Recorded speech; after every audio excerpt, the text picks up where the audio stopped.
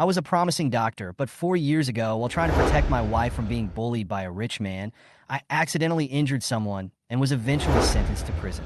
During the days of imprisonment, my only belief was that I would be able to return to my family one day. However, for years later, I finally walked out of the prison, but what I received was a divorce agreement and my wife's cold eyes. I'll leave my daughter to you. I won't be a burden. She said this coldly, got into the luxury car without looking back, and left without any emotion. At that moment, the little hand held me tightly, and the tender but trembling voice came, "Dad, doesn't Mom want us anymore?" Looking at my daughter's tearful face, my heart seemed to be torn apart. I was unwilling. Hi everyone, thanks for watching. Don't forget to subscribe to the channel and share. If you like this story, please let me know in the comment section. I will update the next part. Chapter 1. Yichio had never imagined that the long-awaited reunion would be like this. Let's get a divorce. At the prison gate, his wife Li Hongmei mercilessly handed over the divorce agreement. This cold document stabbed Yichio's heart like a knife. 2 years ago, in order to protect her, he accidentally injured a rich second-generation classmate who molested her and was sentenced to prison. In the past 2 years, he lost everything, his job, his future, and even separated from his young daughter. He endured loneliness and humiliation just to be reunited with his family on this day. But what awaited him was a heartless farewell. Do you know how I've been living these past 2 years? Li Hongmei said coldly, I don't want to live a life of poverty and lack of dignity anymore. Before Yichio could come to his senses, he saw a smug smile in the luxury car. That was the man who had teased her that year. Where's my daughter? Yichio tried to suppress his anger. But Li Hongmei only gave a cold reply. My daughter is yours. I won't bring any more burdens with me. Before she finished speaking, she got into the luxury car and left without looking back. Yichio staggered back home, his heart full of mixed emotions. The moment he opened the door, he saw a little girl wiping the floor carefully. She looked up with confusion and surprise in her eyes. Dad. It was Yi Xiaoyu. She rushed up with surprise and hugged him tightly. Dad, it's really you. Yichio's eyes were filled with tears, and he hugged his daughter tightly. However, when he saw Xiaoyu's tattered clothes and thin body, his heart was filled with guilt and anger. He asked Xiaoyu, Where's your mother? Xiaoyu lowered her head and said that her mother told her that her father was on a business trip, and she had to do housework obediently before her father would come back. As he said that, Xiaoyu ran to the cupboard and took out a bucket of instant noodles. He asked carefully, Dad, can we eat now? Mom said that we can only celebrate happy things. Yichio took the bucket of expired instant noodles and could no longer suppress his anger. He told his daughter, Don't eat this. Dad will make you something delicious. He picked up Xiaoyu, comforted her softly, helped her comb her hair, and secretly made up his mind that no matter how difficult it was, he would give his daughter a warm home in the future. But when he walked into the kitchen, the refrigerator was empty, with only a few pieces of moldy vegetables. Yichio punched the wall angrily, and blood flowed down his fist. At this moment, the ancestral bracelet on his wrist that he had worn for many years flashed with light, and a strong force surged into his body. A deep voice sounded in his mind. Only when you have righteousness in your body can you control the righteousness art. My inheritance of heavenly medicine will be passed on to you. Chapter 2. Deliberate. Yichio felt a sharp pain, as if countless information was poured into his brain. He couldn't help but groan. Xiao Yuer heard the sound and immediately ran over, holding Yichio's hand with concern. Dad, what's wrong with you? It's okay. I got my hand stuck in the refrigerator. Yichio forced a smile, but he was confused and puzzled. There seemed to be a lot of things in his mind. What was even more strange was that he saw that the meridians on Xiao Yuer's body were clearly visible. In just a blink of an eye, the sight disappeared. Yichio picked up his daughter and comforted her. Little Yuer, be good. Daddy will take you out to eat fried chicken legs. Okay. Xiao Yuer's eyes were full of surprise. Dad, is it really possible? But I don't have any money. Yichio held her little hand tightly. Daddy has it. Let Xiaoyu eat enough today. At this moment, the door suddenly opened, and Li Hongmei stood at the door with an unnatural look. Xiao Yuer ran over, grabbed her hand, and said excitedly, Mom, Dad will take us to eat. But Li Hongmei pushed her away coldly, saying I'll get something, and left in a hurry. Xiao Yuer was stunned and whispered, Dad, does Mom not like me? Yichio felt a sharp pain in his heart and rubbed her little head gently. Mom is busy. Let's go eat first, okay? He picked up Xiao Yuer and walked towards the hamburger shop on the street. Just as Yi Qiu was queuing, a sarcastic voice came from behind him. Hey Yi Qiu, you're out? I'll pay for this meal. Don't worry, I've taken good care of Hongmei in the past 2 years. Sun Long was sitting in the Mercedes-Benz at the door, waving at Yi Qiu proudly. Yi Qiu suppressed his anger, turned around, and prepared to leave with Xiao Yuer. Suddenly, a cry broke the silence. A middle-aged man was holding his throat in pain. His face was blue and purple, and his breathing was rapid. Yi Qiu glanced at the chicken bone on the table and immediately realized that he was choking.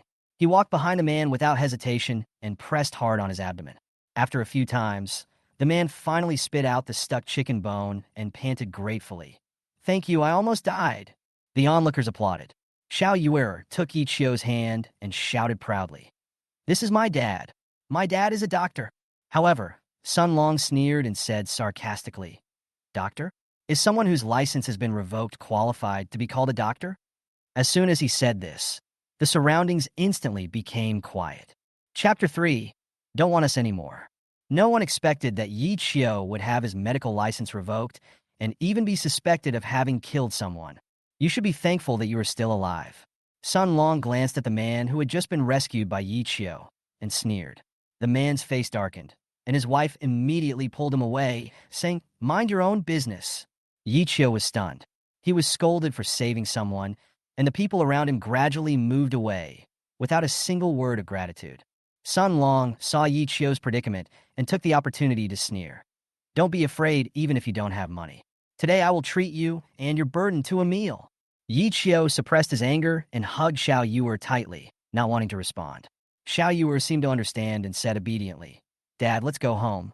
Just as the two men walked to the vegetable market, there was a sudden commotion in the alley. A man came running towards them, and a man behind him shouted, Stop! Suddenly, two helpers jumped out, covered the pursuer with a basket, and started hitting him with their fists. They also pulled out a dagger and stabbed the pursuer in the chest. Seeing the critical situation, Yi Qiu pushed Xiao Yuer to the crowd without thinking, and rushed forward, punching the knife-wielding man with an inexplicable force, knocking him away with one punch, and the dagger fell. The pursuer broke free from the shackles, quickly subdued the two men, and took out handcuffs to lock them up. The pursuer looked at Yi Qiu in amazement and panted, Brother, thank you for saving my life. Yi Qiu looked at his hands in disbelief.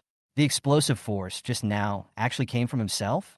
When the pursuer thanked him, Yi Qiu inadvertently saw a black spot on his chest, faintly spreading outwards. Your old injury is very serious, Yi Qiu said coldly. The pursuer was stunned, but Yi Qiu did not explain much, only left the address and phone number, and left with Xiao Yuer. Looking at the note, the pursuer stroked the dull pain in his chest, his eyes deep. This guy is not simple. Along the way, Xiao Yuer proudly held Yi Qiu's hand and asked excitedly, Dad, are you Superman? Yi Qiu smiled and pinched her nose. Dad is not Superman, but Dad will always protect Xiao Yuer. After returning home, Yi Qiu cleaned up and cooked carefully. Xiao Yuer's mouth was covered with rice grains, and his eyes were curved with happiness. Yi Qiu looked distressed and couldn't help asking, Don't you usually cook at home? Xiao Yuer shook his head and carefully put down the spoon, his eyes slightly red. Dad, does Mom not want us anymore? Yi Qiu's heart tightened, and he hugged Xiao Yuer, comforting him softly. No, Xiao Yuer, Daddy will always be here. Chapter 4. Help. Yi Qiu didn't know how to answer her daughter's question. She could only stroke her little head and said softly, Mom has her choice, but she is still your mom, and she loves you. Xiao Yuer wiped away the tears from the corners of her eyes, with a hint of strength on her tender little face. Mom said that as long as I am good, Dad will come back. Now I can clean the table, wash clothes, and do many other things. As long as I am better, will Mom come back too? Listening to his daughter's words, Yi Qiu's nose felt sore. He gently hugged Xiao Yuer and secretly decided in his heart that no matter how difficult the future would be, he would stay with his daughter. The early morning knock on the door interrupted Yi Qiu's thoughts. He opened the door and saw two policemen with nervous expressions. Are you Yi Qiu? Captain Zhao suddenly fell ill and fell into a coma. The hospital was helpless. Before he fell into a coma, he told me that only you could save him. Yi Qiu was stunned. Zhao Jianlin's condition had deteriorated so quickly. He woke up Xiao Yuer and took her into the car. The car drove all the way to the hospital. At this moment, The emergency room was crowded with anxious colleagues and family members. The electrocardiogram gradually stabilized, and everyone almost collapsed. Just when the doctor was about to give up, Yi Qiu rushed into the emergency room without waiting for any explanation, and lifted the white cloth covering Zhao Jinlin. "What are you doing?" The elderly expert Gao Qiao angrily stopped him. "Captain Zhao is beyond saving. He can still be saved." Yi Qiu confidently inserted needles into Zhao Jinlin's acupuncture points without even looking up. His technique was as steady as a rock, and a faint stream of air flowed through his fingertips. Gao Qiao's eyes widened in shock, and he exclaimed in disbelief, "Xuanqi needle? How is this possible?" The whole audience fell silent. Chapter 5, Recruitment. Yi Qiu never thought that he would be able to perform the legendary Xuanqi needle here. Even Gao Qiao, who was standing beside him, was so excited that his beard was shaking. "It's actually true. The sword points to control the air, to form a needle." Before he finished speaking, Yi Qiu shouted indifferently, "Quiet, don't disturb me." Gao Qiao shut up instantly and looked at Yi Qiu in amazement. Who on earth was this young man that he could scold him like this? And he was not angry at all. Yi Qiu concentrated his energy, condensed the airflow into a needle, and accurately pierced Zhao Jinlin's chest to clear the blocked blood vessels. A trace of black blood flowed out of Zhao Jinlin's chest, and the electrocardiogram monitor made a beeping sound again. "Alive!" someone shouted. Yi Qiu retracted the qi needle and watched Zhao Jinlin's vitality recover. He exhaled softly and couldn't help but secretly marvel at the pair of eyes with the ability to see through things. He was successful the first time he used the qi needle, and even he himself was a little bit unbelievable. Yi Qiu bowed slightly to Gao Qiao and said apologetically, "The situation was urgent just now, and I apologize for any offense. I hope you can forgive me, senior."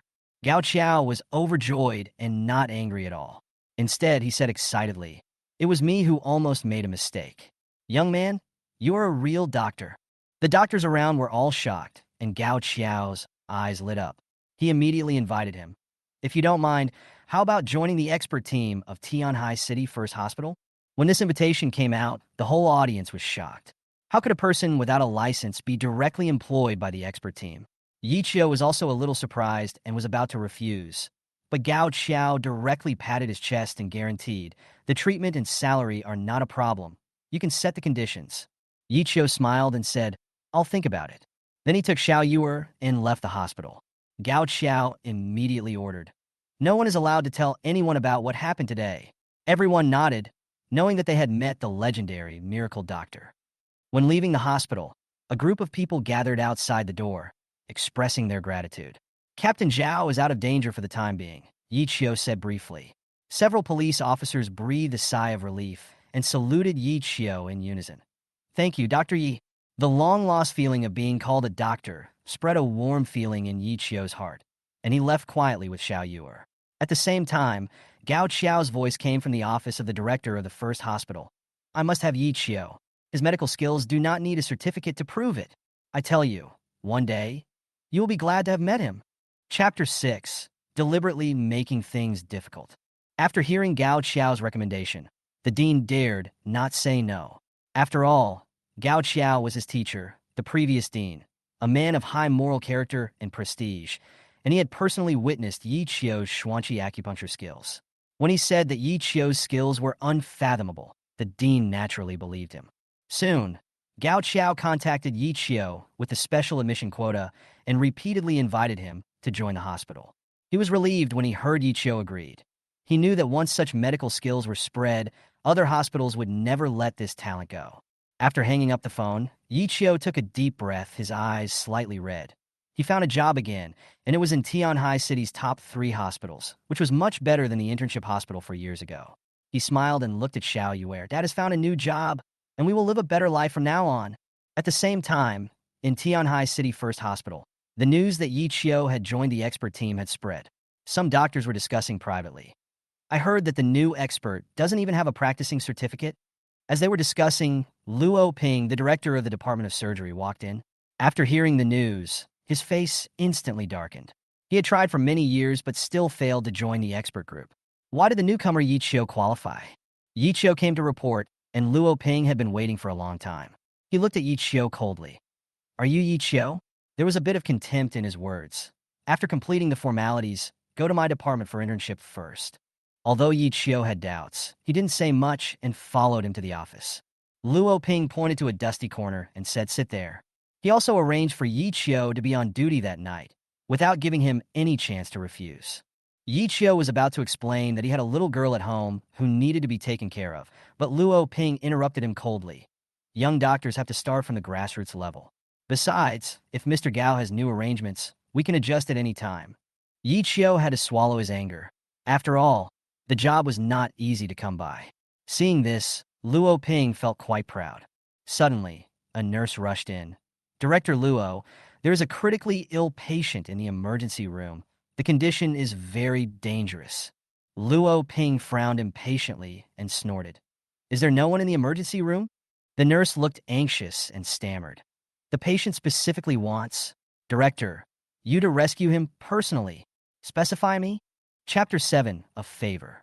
Luo Ping looked at the scene in front of him, his face so gloomy that water could almost drip out. He had tried for many years but failed to get close to the Chu family, but now he was easily won over by Yi Qiu. This unwillingness almost burned him to ashes. Chu Tiangang excitedly held Yi Qiu's hand, as if he had grabbed a life-saving straw, and said repeatedly, Dr. Yi, our Chu family will remember this kindness. If you need anything in the future, just ask. Yi Qiu smiled indifferently and nodded slightly. It is my duty to save the dying and the wounded. These humble words made Chu Tiangang admire him even more.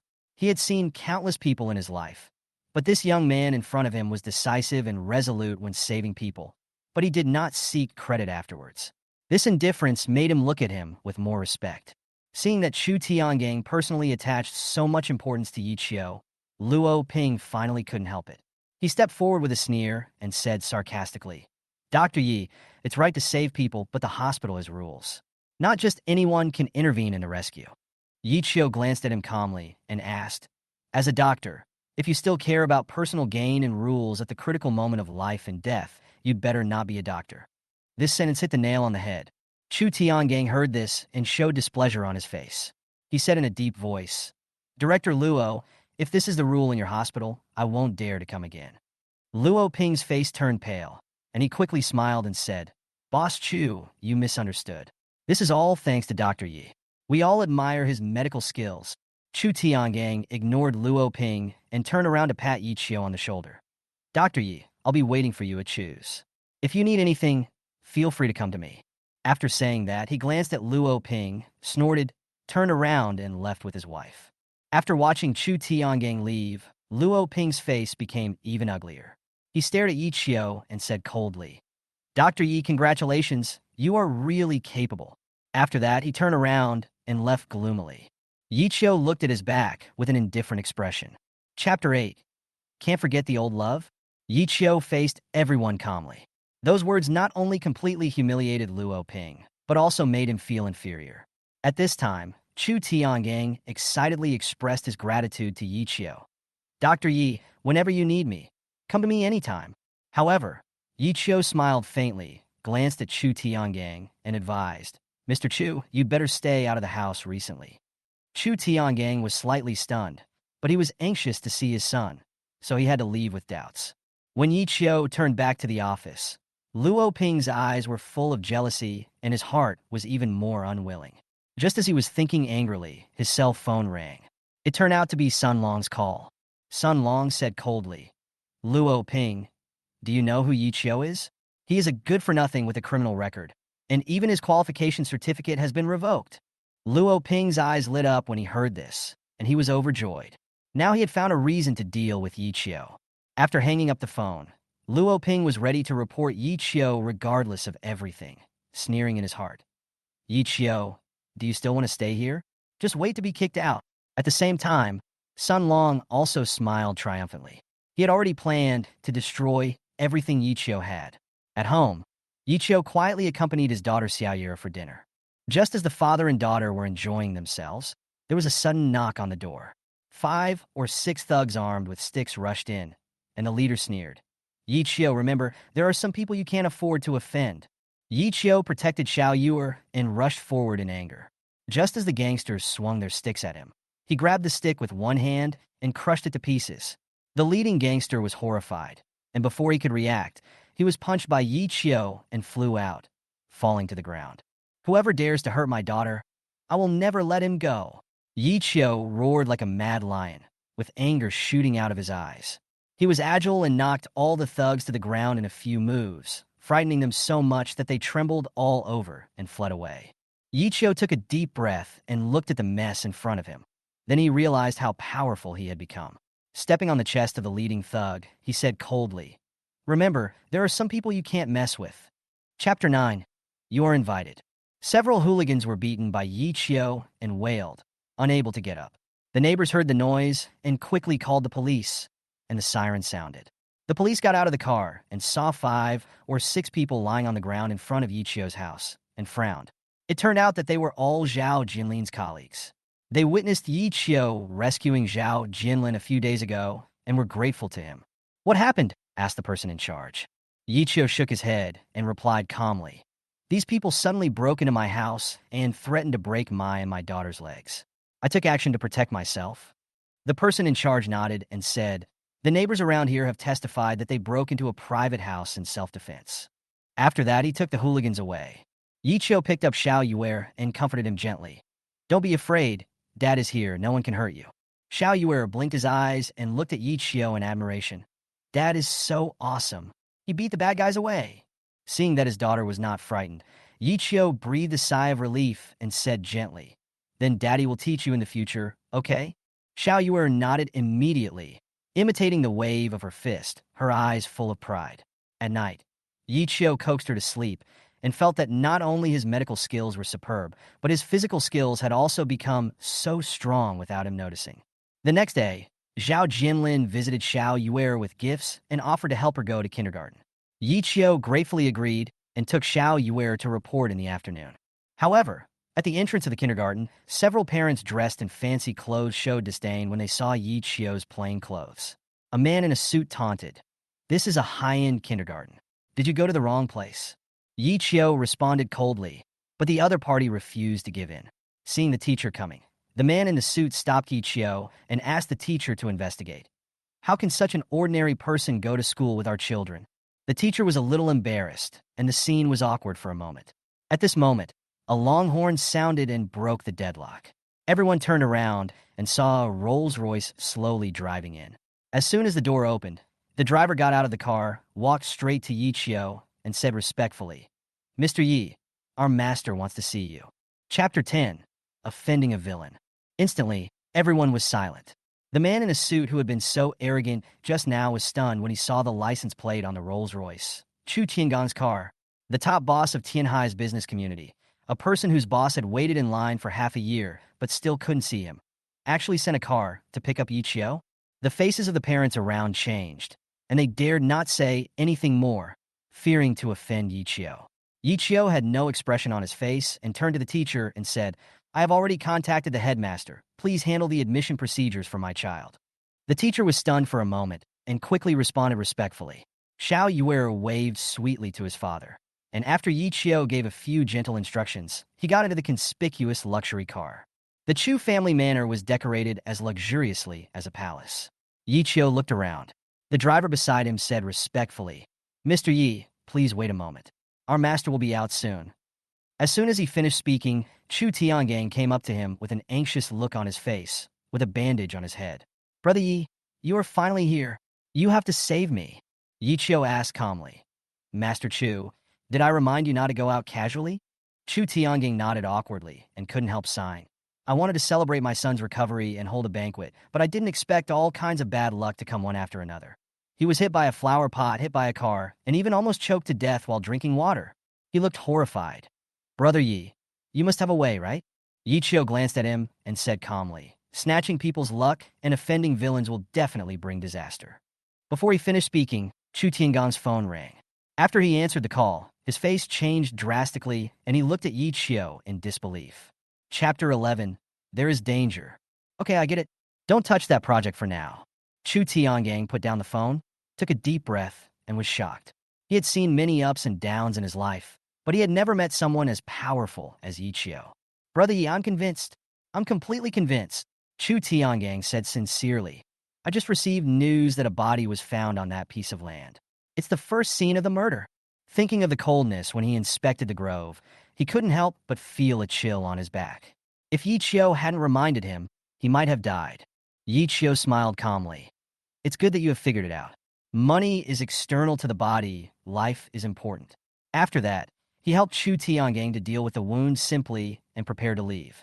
At the same time, a Mercedes-Benz slowly stopped at the entrance of the kindergarten. Sun Long stared at Yi Xiaoyu playing on the playground with a vicious look in his eyes, unable to hide his hatred. Li Hongmei, who was sitting in the passenger seat, looked at her daughter's smiling face with a complicated expression. If you miss your daughter, take her back to stay with you for a few days. Sun Long said lightly. Is it okay? A hint of anticipation appeared in Li Hongmei's eyes. Sun Long smiled and said, Of course, take her back. Li Hongmei struggled internally, but finally got off the car and walked towards the kindergarten. Hello, I'm Yi Xiaoyu's mother. I'm here to take her home. Hearing her mother's voice, Yi Xiaoyu excitedly jumped into her arms. However, when Li Hongmei took Xiaoyu to the car, Xiaoyu's smile froze instantly. Looking at Sun Long sitting in the driver's seat, her little face was full of vigilance. I want to get off the car. My dad won't let me get close to him. As he was talking, the car door locked with a muffled sound. Sun Long smiled evilly, started the engine, and drove away. Yi Qiu returned to the kindergarten to pick up Xiaoyu, but was told by the teacher that the child had already been picked up. When he heard the license plate number, he was struck by lightning. It was Sun Long's car. Realizing that something was wrong, Yi Qiu roared, Sun Long, if you dare to touch my daughter, I will never forgive you. He ran over and called Zhao Jianlin. Brother Zhao, help me find that car, quickly. Chapter 12. You're looking for death. Sun Long's private manor was filled with a chilly atmosphere. Yi Xiaoyu timidly held Li Hongmei's hand and whispered, Mom, I'm scared. Li Hongmei comforted her softly, but she also felt uneasy. In the hall, Sun Long sneered, and the blue potion in the syringe gradually became transparent in his hand. He injected the potion into another bottle with a weird smile on his face. Li Hongmei saw this. Her face suddenly changed, and she asked tremblingly, What are you going to do? Sun Long sneered. I said that I would make Yi Qiu lose everything, including you and this little bastard. Do you really think I love you? Idiot. I was just playing with you. Before he finished speaking, Sun Long suddenly stabbed the needle into Li Hongmei's neck, and the venom was quickly injected into her body. Li Hongmei's eyes were full of fear. She collapsed to the ground, and her consciousness gradually faded. Sun Long walked towards Yi Xiaoyu with a syringe in his hand, with a cold smile on his face. Little bastard, Uncle brought some good stuff. Do you want to try it? Yi Xiaoyu stepped back in fear, shouting in horror. Don't come over. Mom, save me. Sun Long sneered and raised his phone to take a picture of Yi Xiaoyu's fear. He wanted Yi Qiu to see his daughter despair. At this moment, the door was kicked open and a roar resounded throughout the hall. At the door, Yi Qiu's face was filled with murderous intent, his eyes staring at Sun Long like knives. Beast, you're looking for death. Chapter 13. The crime deserved. Sun Long turned around and saw that several of his bodyguards had fallen to the ground. His face suddenly changed, and a fierce look flashed in his eyes. He clenched the needle in his hand and glared at Yi Qiu with gritted teeth. Very good. It's just right that you are here, so you can witness your wife and daughter disappear in front of you. Before he finished speaking, Sun Long went crazy. The needle in his hand flashed with cold light, pointing directly at Yi Xiaoyu. Yi Qiu instantly became furious. The blood in his body seemed to burn. He quickly rushed to Sun Long and kicked him hard. Bah! Sun Long's body was kicked away like a rag and fell heavily to the ground. But Yi Qiu did not give up. He rushed forward and slapped Sun Long one after another, making Sun Long's teeth fly everywhere and blood flow from his mouth. You dare to hurt my daughter? You're courting death. Yi Qiu growled and twisted Sun Long's arm violently. The sound of the bones breaking was so deafening that it made people's scalps numb. Sun Long screamed and tried to struggle, but Yi Qiu broke his limbs one by one and threw him to the ground like a piece of trash. Yi Qiu picked up the needle and coldly stabbed the potion into Sun Long's thigh, saying coldly, You prepared it yourself, enjoy it slowly. Sun Long watched the potion being injected into his body, his face filled with fear. His pleading voice suddenly stopped, and he gradually fell to the ground. Yi Qiu picked up Xiao Yuer and gently covered her eyes. Don't be afraid, Daddy is here. Xiao Yuer buried herself in his arms and asked softly, Where's Mom? Yi Qiu carried her into the house and saw Li Hongmei lying on the ground, barely breathing. Without thinking too much, he quickly used the Xuanqi needle to treat her and expel the toxins from her body bit by bit. Soon, Zhao Jinlin arrived and saw what happened to Sun Long. He coldly ordered, Take these beasts away and interrogate them thoroughly. He then turned to Yi Qiu and said, Xiao Yuer is safe. You take her back first. Leave this to me. Yi Qiu nodded and left with Xiao Yuer in his arms. When he got home, he gently coaxed Xiao Yuer to sleep. At this moment, the phone rang. It was Luo Ping's sarcastic voice. Yi Qiu, you dare to come to the hospital without reason when you are absent from work? The supervision department has started to investigate you. Get out now. Yi Qiu sneered, not wanting to argue with this villain anymore, and angrily said, If you don't want to go, then don't go. Don't come and beg me when the time comes. Chapter 14. Go and ask him to come back immediately. Yi Qiu hung up the phone angrily, sneering in his heart. Over the years, he had honed his amazing medical skills and strong physical strength. Could it be that he couldn't find a job to support himself and his daughter? He was too lazy to endure Luo Ping's anger. At this time, Luo Ping on the other end of the phone was so angry that he gritted his teeth. He didn't expect Yi Qiu to dare to hang up on him. He snorted coldly. Yi Qiu, do you really think you can fly to the sky? You will be kicked out even if you don't resign. Luo Ping was jealous and crazy when he thought of Yi Qiu easily entering the expert group by backdoor. At the same time, on the other side of the hospital, Gao Qiao was happily drinking tea with an old friend with gray hair. Guess what I discovered? The Xuanqi needle. There are actually people who know this lost acupuncture technique, he said excitedly. The old friend was shocked and immediately couldn't sit still. What did you say? Lao Gao, don't make fun of me like this. Gao Qiao laughed proudly. Who is kidding you? I saw it with my own eyes. He is a young man with superb medical skills.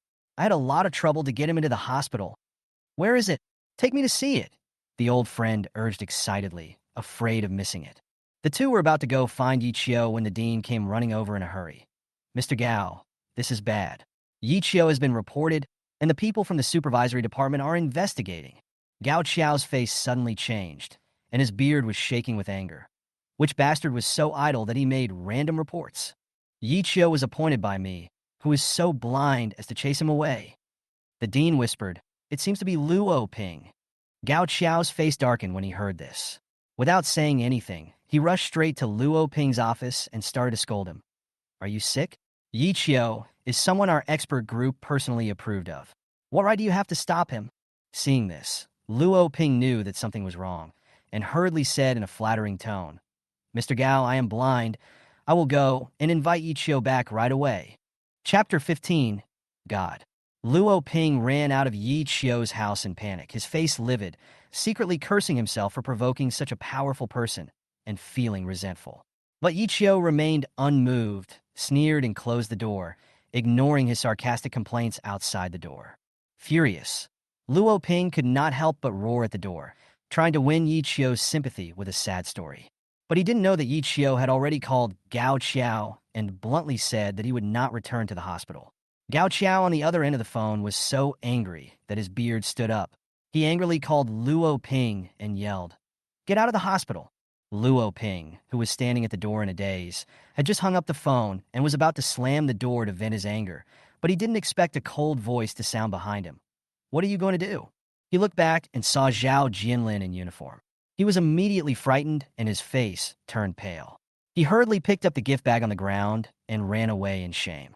Inside the house, Zhao Jinlin said to Yi Qiu with a serious face, Sun Long's case has come to a conclusion. Your actions have been determined to be legitimate defense, but the Sun family may take retaliatory measures. I suggest that you take Xiao Yuer and temporarily leave Tianhai to avoid the limelight. Yi Qiu sneered and shook his head firmly. If the Sun family dares to cause trouble, I will make them regret it. Zhao Jinlin nodded and handed over a ring. Li Hongmei asked me to pass it on. She left Tianhai and asked me to apologize to you. Yi Qiu took the ring, and the past came flooding back to his mind. With mixed feelings, he put the ring away and said softly, She will have a new life, and so will we. At the same time, in the Chu family manor, Chu Tiangang excitedly slammed the table and said excitedly, Brother Yi is really a miracle doctor. It's amazing. Chapter 16. Doing Good Deeds. Chu Tiangang was still a little hesitant in his heart, as this project had repeatedly caused him a lot of losses. However, within just a few days, the situation had completely turned around. The person on the other end of the phone reported, Boss, the transfer price of that piece of land is now more than 1 billion lower than before. Do you want to take it back? Chu Tiangang replied calmly. Wait a little longer, wait for my call. After hanging up the phone, he excitedly went to find Yi Qiu in person. When he arrived at the kindergarten, he happened to see Yi Qiu picking up Xiao Yuer from school. As soon as Chu Tiangang appeared, all the parents around were stunned. Chu Tiangang, the business tycoon of Tianai, actually came to pick up this Brother Yi in person. Brother Yi! Chu Tiangang called out loudly, with a respectful look like a little follower. Yi Qiu glanced at him indifferently, and took Xiao Yuer to bid farewell to the teacher and classmates gently. Xiao Yuer shouted sweetly, Dad, I want to eat your fried eggs. Seeing this, Chu Tiangang hurriedly stepped forward and said with a smile, Brother Yi, take Xiao Yuer to my house for a big meal today. I prepared a big lobster for her. Xiao Yuer looked at Yi Qiu, and Yi Qiu nodded gently. Xiao Yuer then said politely, Thank you, Uncle Chu. When they arrived at the Chu family, Chu Tiangang prepared a sumptuous seafood feast, and Xiao Yuer ate it with gusto. Chu Tiangang took Yi Qiu to the living room to drink tea and said excitedly, Brother Yi, it's really amazing. The project you asked me to give up actually went wrong, and the opponents suffered heavy losses.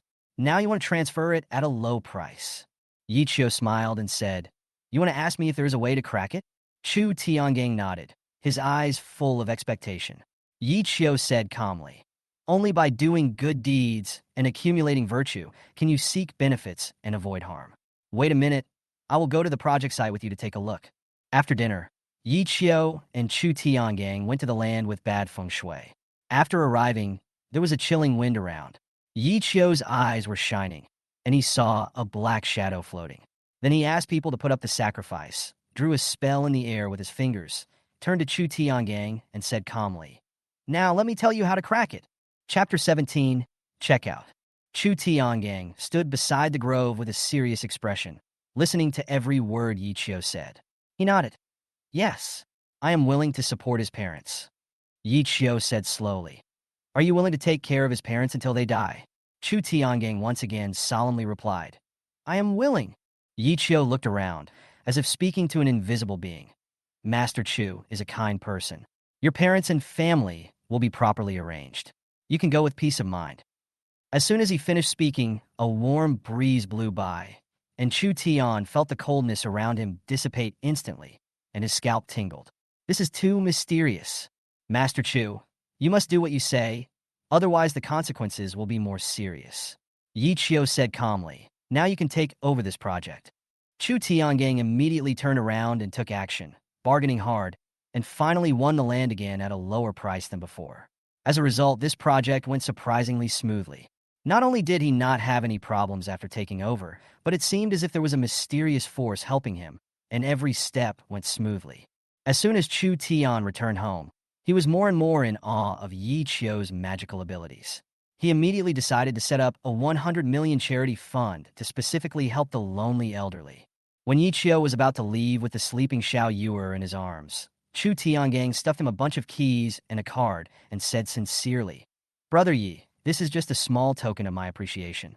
You are a noble person and don't care about these things, but the child must have better living conditions. Yi Qiu looked at the little fish in his arms and finally nodded. Okay, then I'll take it, thank you. The next morning, Yi Xiaoyu ran around in her spacious home, her eyes shining like stars. In the mall, Yi Qiu saw a beautiful skirt and planned to buy it for Xiaoyu, but the clerk looked contemptuous and said, Pay first and try it later. This is not a place for you to touch casually. Yi Qiu sneered, took out his card, and slapped it on the counter. Check out. Chapter 18. Stolen? When the bank manager heard that the head of the Chu family came in person, his face suddenly became serious, and his originally arrogant attitude instantly restrained. He hurriedly ordered everyone to stand at attention and wait. The store manager and the waiter also looked at each other, feeling uneasy, and dared not to look down on him anymore. At this moment, a luxury car stopped steadily at the door. Chu Tiangang got out of the car with a stern expression and walked directly towards Ichio. He glanced at the scene, and his cold eyes fell on the bank manager. I heard that my Chu Tiangong's card was stolen by someone. The head of the bank was sweating profusely and bowed repeatedly. Master Chu, I never thought that this would happen. We will deal with it immediately. Chu Tiangang sneered. Deal with it? Then who is this Mr. Yi? Do you know? The scene suddenly fell into a dead silence. The head of the bank was dumbfounded, looking at Ichio with a pale face, and muttered in disbelief. Chu, Master Chu, he is my Chu Tiangong's benefactor. Not only did you frame him, you also humiliated his daughter. Where are your eyes? Chu Tiangang spoke every word, his voice like thunder, and the whole audience was silent. Yichio looked at the stunned store manager and the bank manager with disdain, and said coldly, I'm not leaving today. I want to see who should apologize to whom. Chu Tiangang immediately said, Brother Yi, I will apologize to you on their behalf for what happened today. Later, I will close this store and have all the relevant personnel review their actions one by one. The store manager and the person in charge of the bank turned pale and begged for mercy, but Yichio glanced at them coldly and said indifferently, Xiao Yuer, let's go. He picked up his daughter and walked out of the store without looking back, leaving behind only Chu Tiangong's furious voice. All responsibilities will be investigated to the end. Chapter 19, Dreaming. Chu Tiangong's cold questioning made the mall manager sweat coldly. He felt uneasy and quickly explained in a low voice. Boss Chu, I don't know what happened. If there is anything wrong in the store, I will deal with it immediately. Chu Tiangang sneered. His eyes swept over the children's clothing store manager and the waiter, and his tone was grim. Inappropriate? Not only inappropriate, it's simply insane. My brother brought his child to buy a skirt, but you treated him as a thief, and you dared to insult his daughter? Chu Tiangang pointed at the pale-faced store manager and said, From now on, all contracts of your store will be terminated. Clear out the store immediately, and get out of my mall. When the store manager and the waiter heard the decision, their faces turned pale as paper, and they begged, Master Chu, please give us another chance. We really know we were wrong. Chu Tiangang no longer looked at them, and took Xiaoyu's hand, saying in a gentle but firm tone, Xiaoyu, Uncle promises that he will never let anyone bully you again.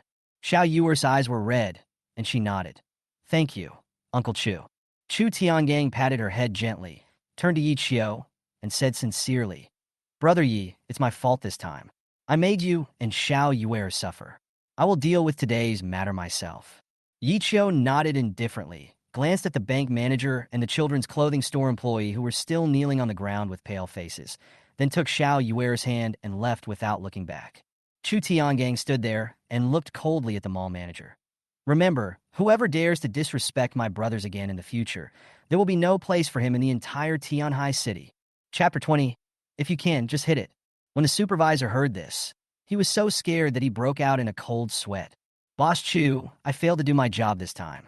I failed to conduct a strict audit and management. I will deal with it immediately.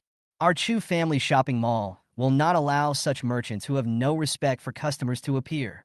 Chu Tiangang pointed at the sign of the children's clothing store. From now on, Tianhai, and even the entire provincial capital, any Chu family business is prohibited from entering this brand. Do you understand? Yes. Terminate the contract immediately and expel them from the mall.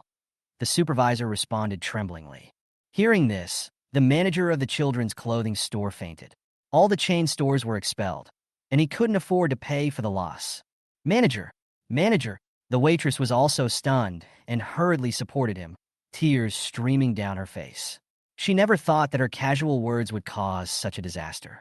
Chu Tiangang turned his gaze towards the security guards, cold as a knife. Who pushed my niece? The security guard who took action was so frightened that he was trembling with fear and couldn't even speak. Which hand? Chu Tiangang roared. Do you want to do it yourself? Or do you want me to do it? The security guard turned pale with fright. Forget it. Yi Qiu waved his hand, unwilling to pursue the matter further. These people were just following orders. He picked up Xiao Yuer and comforted him softly. I'm sorry, it's Dad's fault that you have been wronged. Let's go. He said no more and left with Xiao Yuer. Chu Tiangang followed closely and said apologetically, Brother Yi, it was my negligence this time. Don't be angry. It's okay with me. I just don't want to see Xiao Yuer sad. Yi Qiu said softly. Chu Tian just nodded, and seeing Xiao Yuer crying in grievance, he felt so distressed that he couldn't help asking, Xiao Yuer, are you angry with your uncle? Xiao Yuer shook his head and said obediently, Uncle is very good to me. I am not angry. Hearing this, Chu Tiangong's eyes were filled with tears. If anyone dares to bully you in the future, your uncle will not allow it. He patted his chest and said, Remember, if anyone dares to bully you, tell him that Chu Tiangang is your uncle.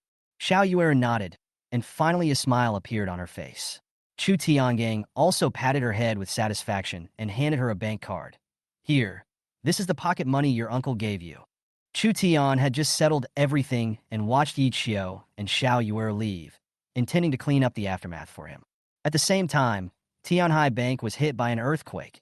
The Chu family withdrew all their funds, causing the bank's stock price to plummet instantly. The branch manager was scolded by the head of the head office. You idiot, you almost ruined the entire bank. Can you mess with Chu Tiangang? The president was so angry that he slammed the table. The Chu family withdrew their investment, and several well-connected companies also withdrew. Do you know how big the loss is? I didn't know he was so powerful. The person in charge looked ashen and muttered. He was dressed so ordinary. How could I know he was Chu Tiangong's friend? Apologize, the head of the head office roared. Go and apologize to Yi Qiu. The person in charge was scolded so badly that he had to apologize in person. On the other side, Yi Qiu took Xiao Yuer back to the old house and picked up some old clothes to take away.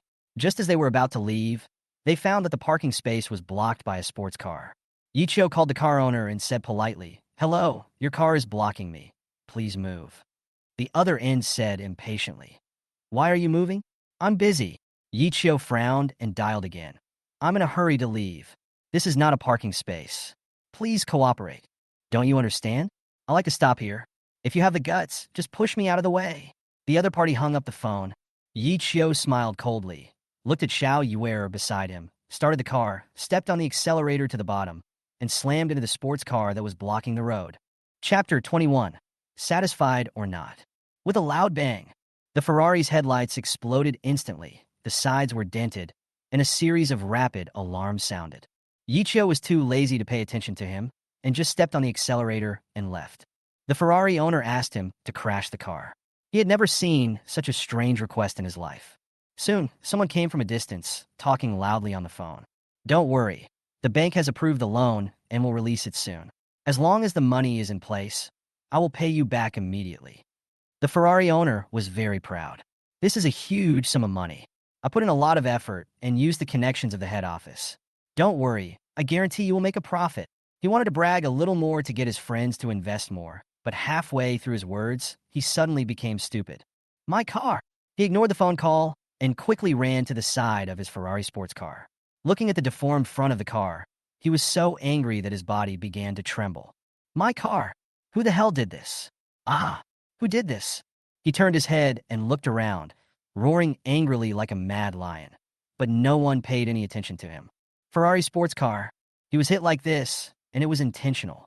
People around him couldn't help but sigh, wondering who this warrior is to be so strong. Seeing the Ferrari owner screaming hysterically, the people around could only stay away and secretly take pictures of this scene with their mobile phones and post them online. This is something that many people want to do but dare not do. Today, someone finally took care of this bastard who relied on his luxury car to park randomly and disturbed others. It's so refreshing.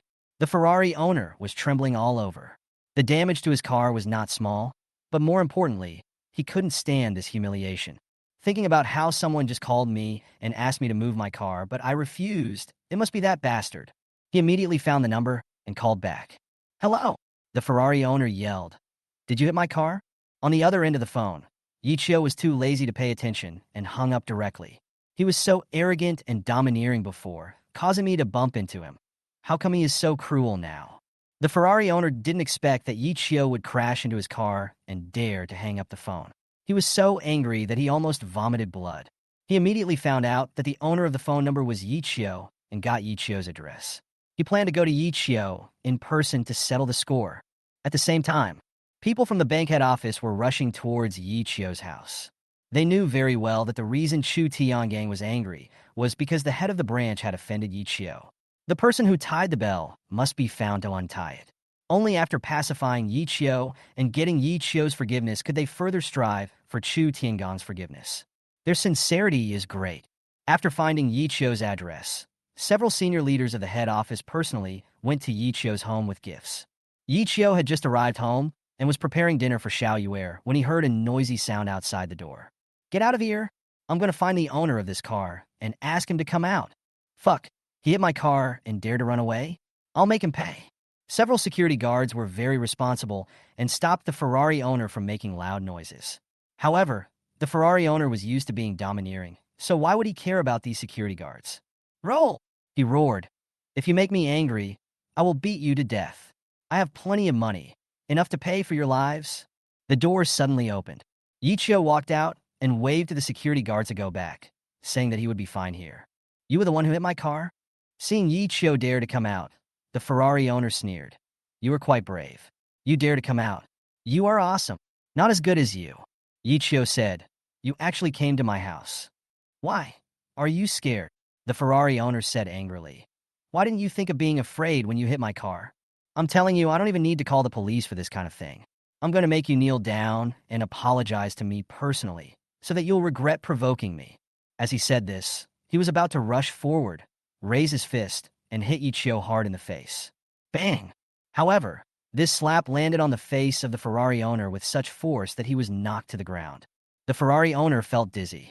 He didn't expect that Yi Qiu would dare to fight back. You dare to hit me? I'm going to hit you," Yi Qiu said bluntly. "You are used to being arrogant and domineering. Do you really think that everyone is your father and will spoil you? You parked your car randomly and blocked my way, so you asked me to hit your car. What? Did I not hit you hard enough and did not satisfy you?" He snorted, not caring at all. What does it matter if a Ferrari owner is rich? Yi Qiu is a man who died once. Now he has a lot of skills in his hands. His state of mind and vision are different from the past. He will not let others bully himself or his daughter. The Ferrari owner was furious. He struggled to get up and was about to rush towards Yi Qiu again. "Stop!" But suddenly, an angry voice came from behind. "Who wants to meddle in other people's business? I'll beat him up too," the Ferrari owner shouted, but he turned around and wilted instantly, his voice trembling. "President Fong, how could it be you?" He hurried over and smiled awkwardly. "President Fong, why are you here? Who are you?" Fong Yang didn't even look at him. He walked straight to Yi Qiu and bowed slightly. "You must be Mr. Yi Qiu. What do you want from me?" Yi Qiu said lightly. He didn't know Fong Yang in front of him and didn't care about Fong Yang's identity. Even if he was the king of heaven, he didn't need to be polite now. "I'm so sorry, Mr. Yi. I'm Fong Yang, the president of Tianhai Bank's head office. I already know that the person in charge of my branch offended you before, and I came here today to apologize." Fong Yang was very polite and didn't dare to show any airs. The Yi Qiu in front of him is Chu Tiangong's brother. It is even possible that he has a hidden identity and a higher status than Chu Tiangang. He must be careful. "I'm busy." Yi Qiu shook his head and glanced at the Ferrari owner. "This guy is causing trouble for me. I have to deal with him first." Hearing this, the Ferrari owner was stunned for a moment. His Adam's apple slid, and he felt his head go blank in an instant. He had never seen the president of Tianhai Bank be so polite to anyone. In fact, he wanted to meet the president, but he never got the chance to meet him even after making an appointment for half a year. But now, Fong Yang actually took the initiative to come to Yi Qiu in person to apologize? Who exactly is Yi Qiu? After hearing what Yi Qiu said, Fong Yang turned his head and glanced at the Ferrari owner. The executives around him immediately stepped forward and whispered a few words in Fong Yang's ear, and Fong Yang nodded. "Mr. Yi, I will help you deal with the trouble here first. Can you give me a chance later and take up 2 minutes of your time to explain it to you?" Yi Qiu glanced at the Ferrari owner and said calmly, "That depends on you, whether you are satisfied with my handling of this matter or not." Chapter 22. Depriving someone of their wealth is like killing their parents. After saying that, Yi Qiu stopped talking. Fong Yang understood immediately. He turned to look at the Ferrari owner. In his eyes, it didn't matter whether he drove a Ferrari or any other sports car. No one knew better than them whether he was rich or poor, and whether he had influence on the bank. The person in front of them is the one who wants something from their bank. President Fong, this is a misunderstanding. When the Ferrari owner heard Yi Qiu's words, he was so anxious that he broke out in a sweat. He never thought that Yi Qiu was such a big shot.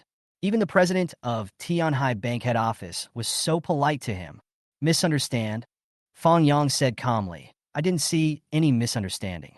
I only saw your arrogance and aggressiveness. I have reasonable reasons to suspect that you have borrowed a huge amount from our bank and would use it in an inappropriate field. Ah, no, no. President Fang, the Ferrari owner was so anxious that he almost cried. He is now waiting for this loan to come through to turn things around. Otherwise, once the capital chain is completely broken, his business will be over. He may even not be able to afford to repair that second-hand Ferrari. Call the credit manager. The head office needs to review his loan again. The loan cannot be issued until the risk report is passed. Fang Yang gave the order directly. Yes. Upon hearing this, the Ferrari owner's face suddenly turned pale, as if his soul had been sucked out of him in an instant. Almost crying, he regrets it. He was used to being arrogant and always thought he was very powerful, but he never expected that he would hit a wall today. At this moment, he no longer had any thoughts of revenge. How could he take revenge on someone who even the president of Tianhai Bank treated politely? Like an egg hitting a rock? Why, you still don't want to leave? You want me to reject your loan right here and now, right? Seeing that the Ferrari owner was still standing, Fang Yang frowned. No, I'll leave right away. Right away. The Ferrari owner was panicked. Etc. Fang Yang called out to him. Did you just ask Mr. Yi to help you fix your car? No, that's not the case. I bumped into him by accident. It has nothing to do with him. It has nothing to do with him at all. The Ferrari owner hurriedly explained. I'll fix it myself. I'll fix it myself. I don't dare to trouble Mr. Yi. After saying that, he immediately ran away in shame. To deal with people like him, a bank executive like Fang Yang is the most suitable person. After all, these people's houses and cars were almost all bought with loans, and even to do some unconventional business, they had to borrow money from the bank. How could they dare to offend Fang Yang and others?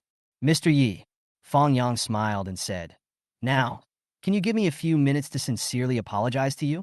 Yi Qiu could definitely solve this kind of small trouble even without his help. But for ordinary people, there was no need for Yi Qiu to do it himself. No need to apologize. Yi Qiu waved his hand and said, People who do wrong should pay the price they deserve. I remind you that as a service industry, you should have the minimum respect for others. Don't judge people by their appearance, and don't be arrogant and bully others at will. Yes, Fang Yang nodded. Mr. Yi is right. I feel deeply ashamed and will definitely take this as a warning. Thank you, Mr. Yi, for helping us discover the serious loopholes in management. I am deeply grateful. He picked up a gift box and handed it to Yi Qiu with both hands. Mr. Yi, this is a small gift from me. I hope you can accept it. I really want to make friends with Mr. Yi. He did not say that it was a gift from the bank, but said it was from himself, which was quite smart of him. Yi Qiu didn't want to accept it, but Fang Yang insisted. It's not a valuable thing, but I think your daughter will like it. Hearing this, Yi Qiu did not refuse anymore. Thanks. You're welcome, Mr. Yi. Fang Yang was relieved when he saw Yi Qiu didn't pursue the matter any further. It's nothing. I won't bother you, Mr. Yi. I'll visit you another day. Yi Qiu nodded. He had to say that Fang Yang was really flawless in his work. He was indeed the president of a big bank. His way of dealing with people and things was not comparable to that of ordinary people. After Fang Yang and others left, Yi Qiu returned to the house. Dad, who is it? Yi Xiaoyu looked up and asked. A few friends. Yi Qiu smiled. Seeing that Yi Qiu had a gift box in his hand, Yi Xiaoyu immediately climbed down from the sofa and ran over with his feet clacking. What is this? She looked at Yi Qiu and asked if she could open it. Yi Qiu knew that Xiao Yuer was curious, so he opened the gift box and found several very beautiful skirts inside. Wow! Xiao Yuer's eyes lit up and she jumped up and down. What a beautiful skirt! This one is even prettier than the one she saw in the mall. It's sparkling like a princess dress. Do you like it? Yi Qiu knew that he was asking a question even though he knew the answer. Ah! Yi Xiaoyu nodded quickly. Dad, is this a gift from your friend? Yes. Yi Qiu handed the skirt to Xiao Yuer and said, Put it on and see if it fits you. Xiao Yuer immediately ran back to her room to change her skirt. After a while, she walked out of the room like a beautiful princess. So cute. Fang Yang really knows how to pick things. Yi Qiu couldn't help but sigh. Does it look good, Dad? Beautiful, my baby girl, the most beautiful girl in the world. Yi Qiu said with a smile. Xiao Yuer was very happy. She danced gracefully, pinching the hem of her skirt and humming a song, like the happiest child in the world. Seeing this, Yichio was also in a good mood. At the same time, a building somewhere in Tianhai City. Chu Tiangang is so lucky that he can encounter such a thing. Damn it, we lost billions on this project. The middle-aged man sitting here, and there was smoking heavily, and the ashtray in front of him was already full. His bloodshot eyes were filled with resentment and anger. He had originally won this project, which would not only have defeated Chu Tiangang, but also brought huge profits to the group company. However, due to constant accidents, the group company asked him to get rid of it and stop the loss in time. But who would have thought that Chu Tiangang would take it back at a very low price? This single transaction saved him over 10 billion yuan. He originally wanted to watch the fun and wait to see Chu Tiangang suffer heavy losses again after reselling the project, but he never expected that the project is now going extremely smoothly, as if God was helping Chu Tiangang. How could he accept it? Boss Lei, this is strange. When we were working on this project, there were accidents every day, and people even died. How come Chu Tiangang didn't have any problems at all? How should I know? Lei Song snorted. He felt it was weird. I heard that Chu Tian just hired a master who is proficient in feng shui. Could it be that this master is interfering and ruining our plan? When Lei Song heard this, his face suddenly darkened. It turns out that someone was secretly harming me. Depriving someone of their money is the same as killing their parents? Have you found out who it is? Chapter 23. Test it out. The loss this time is billions, which is not a small amount and can make people angry. The most important thing is that in Tianhai, everyone knows that their company has always been in competition with Chu Tiangang, and the two bosses take turns to be the top boss. But this project has been started by Chu Tiangang, so it will be difficult for them to make a comeback. We are still investigating, Mr. Lei, don't worry. The man sitting opposite him saw that Lei Song was so concerned and immediately said, we just need to test him a little bit, and that master will naturally reveal his true form. Then, we still have a chance. Lei Song nodded. He immediately called the finance department and said, transfer 1 million to Mr. Chi's account first.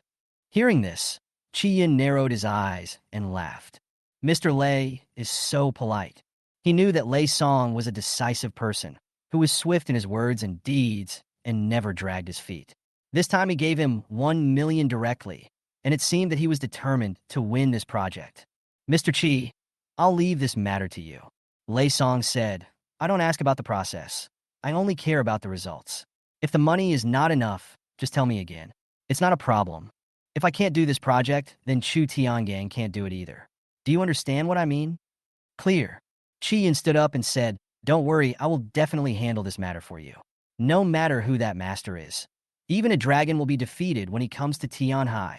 After saying that, he immediately turned around and walked out.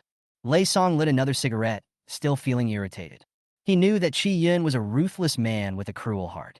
There was nothing he couldn't do when he helped him over the years, and his hands were even stained with a lot of blood. But he always felt that this matter was a bit troublesome. Chu Tiangang has always been difficult to deal with, and he is not someone who can be dealt with by being ruthless. I can't count on Chi Yin to take the project back, but it shouldn't be difficult to destroy the project and make Chu Tiangang unable to do anything, right? Lei Song said secretly, as long as the two companies are at the same level and starting from the same starting line, there will be no big problem. There is no winner in this contest, but there will be plenty of opportunities in the future. Yi Chio's mind is now all on his daughter. To him, Xiao Yu is everything to him, his whole world. After school, Yi Chio lined up at the door, waiting to pick up Yi Xiao Yu from school. Mr. Yi, please go first. Please go first. It's Xiao Yu's father. My child is good friends with Xiao Yu. He always says Xiao Yu is pretty when he comes home every day. Xiao Yu is so cute. Daddy Yi taught him well. Many parents took the initiative to say hello and were very enthusiastic. Yi Chio smiled, responded briefly, and said nothing more. He didn't like this kind of polite scene very much. Dad! The door of the kindergarten opened, and Yi Xiaoyu was the first to run out, opening her arms and rushing towards Yi Chio. I missed you. With a smacking sound, she kissed Yi Chio on the face. Dad, I want to eat hamburgers tonight, can I? Oh, so kissing Daddy has a purpose. Yi Chio picked her up and said, isn't it because you miss your dad? No. Xiao Yuer kissed him again. Look, did I miss you a lot? Yi Chio laughed out loud. Okay, I'll take you to eat. He let Xiao Yuer ride on his neck, and the father and daughter left happily while singing. At the same time, Chu Tiangang didn't expect that something went wrong with the project. But it is obvious that this is not a natural disaster, but a man-made disaster. They have all been sent to the hospital. There are no problems for now, but this is not a small matter. It has affected the progress of the project. How could they all be poisoned? Has the cafeteria investigated? Is there any problem with the food? Chu Tiangang frowned. This project is of vital importance. If we don't do it, then don't do it. But now that we have started, there can't be any problems. We checked it out and there's no problem, so we're also surprised. Mr. Chu, could it be? The subordinate thought that maybe the dirty thing was still there. Brother Yi, please come over. Chu Tiangang now trusts Yi Qiu very much. He believes that there will definitely be a way when Yi Qiu comes. Yes. Soon, Yi Qiu came with Xiao Yuer, who was eating a hamburger happily in his hand. Oh my goodness, do you like to eat this? As soon as Chu Tian saw it, he immediately waved his hand and called the housekeeper over. Ask the chef to cook for Xiao Yuer. Make a few delicious flavors, and let Xiao Yuer try them all. The food outside is so unhygienic. If you want to eat it next time, just come to Uncle's house. Chu Tiangang pinched Xiao Yuer's face and let her go to play in the manor by herself. Brother Yi, I have something to trouble you again. He was not polite and told the story again with a worried look on his face. This project is of vital importance. Once we start, we cannot fail, otherwise the loss will be too great. Are they all poisoned? Yi Qiu was a little surprised. He had been to the cafeteria on the project, and they all followed strict standards, especially in terms of hygiene. Chu Tiangong's requirements were even stricter because he himself was a person with obsessive-compulsive disorder. How could such incidents of mass food poisoning happen one after another? Yes, the hospital found out that it was food poisoning, but we checked, and there was nothing wrong with the ingredients, so we found it strange. Chu Tiangang asked, could it be? Won't. Yi Qiu shook his head. Those things are more trustworthy than people. Chu Tiangang nodded. What could be the reason? Well, I'll go to the hospital with you. Thank you so much. Yi Qiu and Chu Tiangang, along with several responsible persons, immediately rushed to Tianhai First Hospital. Upon learning that Yi Qiu had arrived, Gao Qiao, who was supposed to be taking a day off, immediately rushed to the hospital from home, wanted to have a good chat with Yi Qiu in person. In the ward, Yi Qiu examined several patients and frowned slightly. It's poisoning, but it's not food poisoning. His words made the accompanying doctor startled, and then he frowned, as if he thought Yi Qiu was a bit arbitrary. He didn't look at the biochemical test report, nor did he do vomit analysis. How could he know it just by taking the pulse and taking a look? Mr. Yi, you have to be responsible for what you said. The doctor couldn't help but say. Yi Qiu glanced at him and said, Are you new here? The doctor was startled. Is he new here? What does this have to do with him? Yi Qiu. Without waiting for the doctor to speak, Gao Qiao walked in quickly, pointed at the doctor and said, Don't mind, he is the new one. Mr. Gao. When the doctor saw Gao Qiao coming and that he knew Yi Qiu, he couldn't help but feel a pang in his heart. Could it be that the person in front of him was the miracle doctor? The expert with such amazing medical skills that even Mr. Gao and other experts are trying their best to invite him to the hospital? You can question anyone, even me, but don't question Yi Qiu. Gao Qiao said seriously, Do you understand? Yes, Mr. Gao. I was rude. The doctor quickly apologized. Mr. Yi, I'm so sorry. I shouldn't have questioned you. He said this, but he was very unwilling in his heart. Chapter 24. I also know who he is. But since Gao Qiao was here, he didn't dare to say anything. Wasn't it because Luo Ping, the chief surgeon who was fired before, offended Yi Qiu? Yi Qiu didn't want to bother with this newcomer. It's not food poisoning, this is metal poisoning. After reading it carefully, Gao Qiao came to the same conclusion. Hearing this, Chu Tiangong's heart skipped a beat. What does this mean? He was a little confused. They are all poisoning. Is there any difference between food poisoning and metal poisoning? Yi Qiu and Gao Qiao looked at each other. People who get food poisoning are most likely accidental, because of the ingredients, but metal poisoning. Gao Qiao paused and asked, Do you want to call the police? When Chu Tiangang heard the words call the police, he understood immediately. Someone poisoned this intentionally. What a cruel heart. He quickly thought of something in his mind. It must be his competitors. They felt uncomfortable that he had taken back the project again, and it was so smooth. How could they accept it if we don't cause some damage? But using such a despicable and shameless method as poisoning is a bit too much. Brother Yi, how do you think we should deal with this? Chu Tiangang didn't make a decision on his own, but looked at Yi Qiu. Let me handle this matter. Yi Qiu thought about it and decided not to tell Zhao Jianlin for the time being. This was just a small matter. After catching the person, he would notify Zhao Jinlin and send someone to take him away. Mr. Gao, please take care of these people, he said to Gao Qiao. Don't worry, I will pay more attention to what you tell me. Gao Qiao nodded. He was so happy that Yi Qiu was willing to ask him for help. After saying that, Yi Qiu and Chu Tiangang left. In the car, Chu Tiangang looked a little angry. How shameless. They actually poison people. Aren't they afraid of poisoning people to death? Chu Tiangang was really angry that someone did this for business.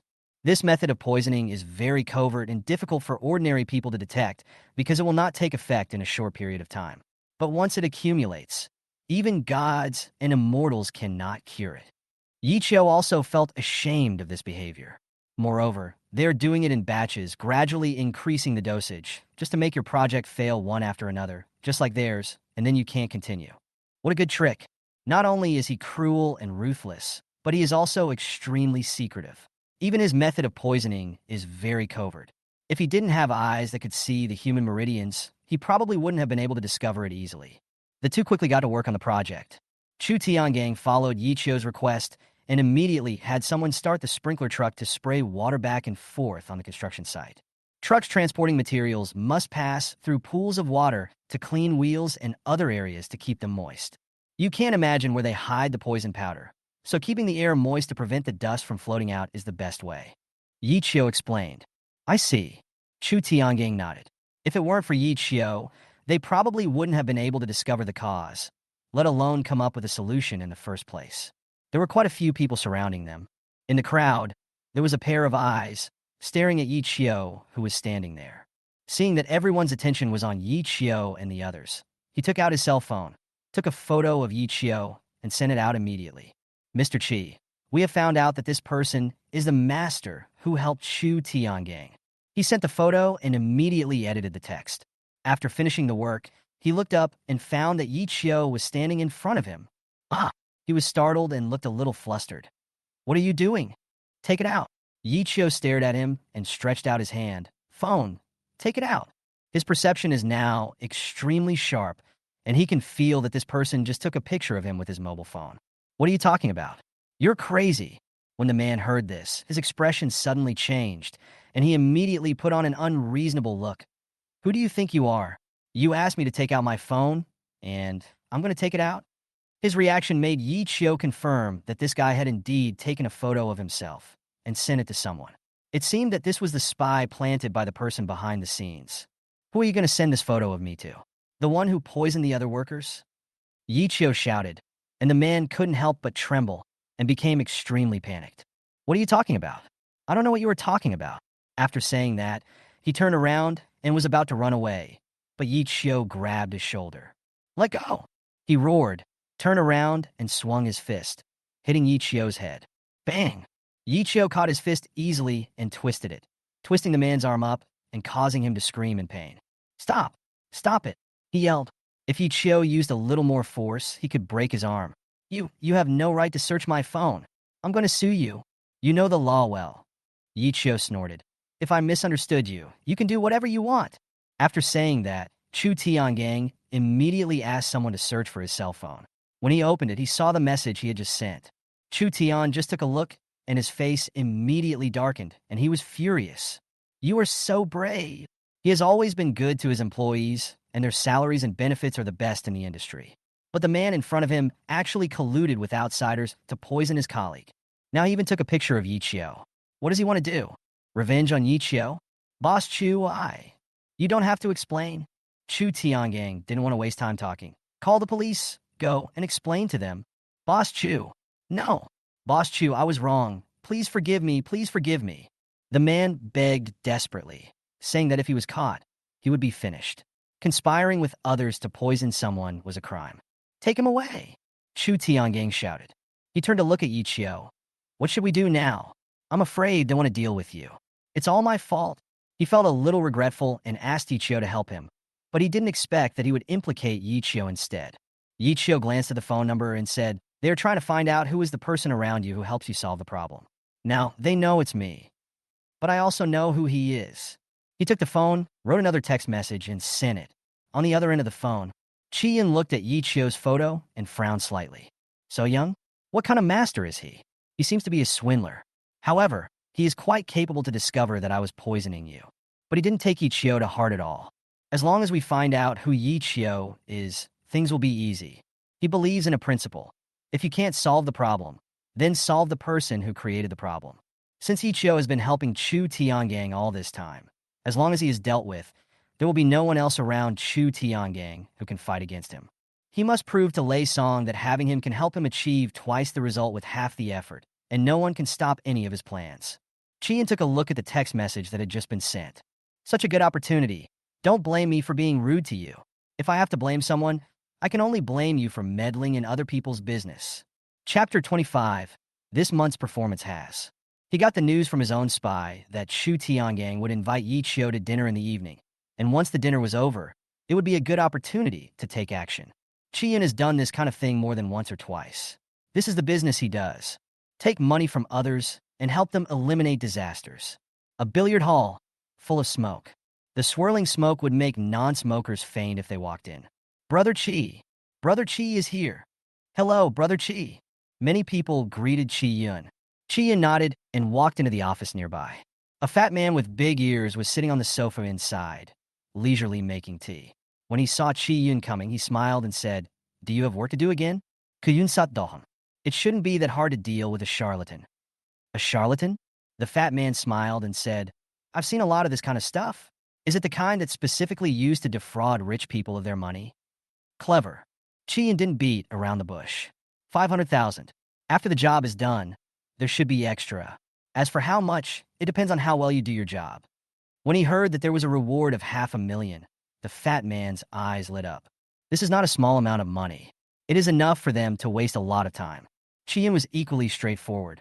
He opened the bag he brought, which was filled with red banknotes. Without money, these people would have no motivation to do anything. Only when they saw money could they be more ruthless than anyone else. The time, place, and photos of the people are all given to you. Do it well and don't leave any loose ends. Kuyun Site, don't worry. This isn't the first time we've worked together. Do you still not trust me? The fat man took a look at the photo. This young boy is quite capable. He actually dares to cheat a rich man like Chu Tiangang. He really has some skills. Qi Yun didn't say anything else. He just gave a few instructions and left. He never does this kind of thing himself, leaving the dirty work to Fatty and the others. He only needs to make the deployment and arrangements. In the Tianhai Underground Circle, there are not many people doing their business. Other big guys have gradually entered the business world to whitewash themselves, but Qi Yun always feels that this old business is the easiest to do. There are fewer people doing this, so the competition is relatively small. Hey. The fat man walked out of the door and clapped his hands. Stop playing around. Let's get down to business. In the evening, Chu Tiangang arranged dinner as planned. He was going to invite Yi Qiu to dinner, but the family dinner originally scheduled at home was changed to a random restaurant near the project. Do you want me to arrange a few more people to follow?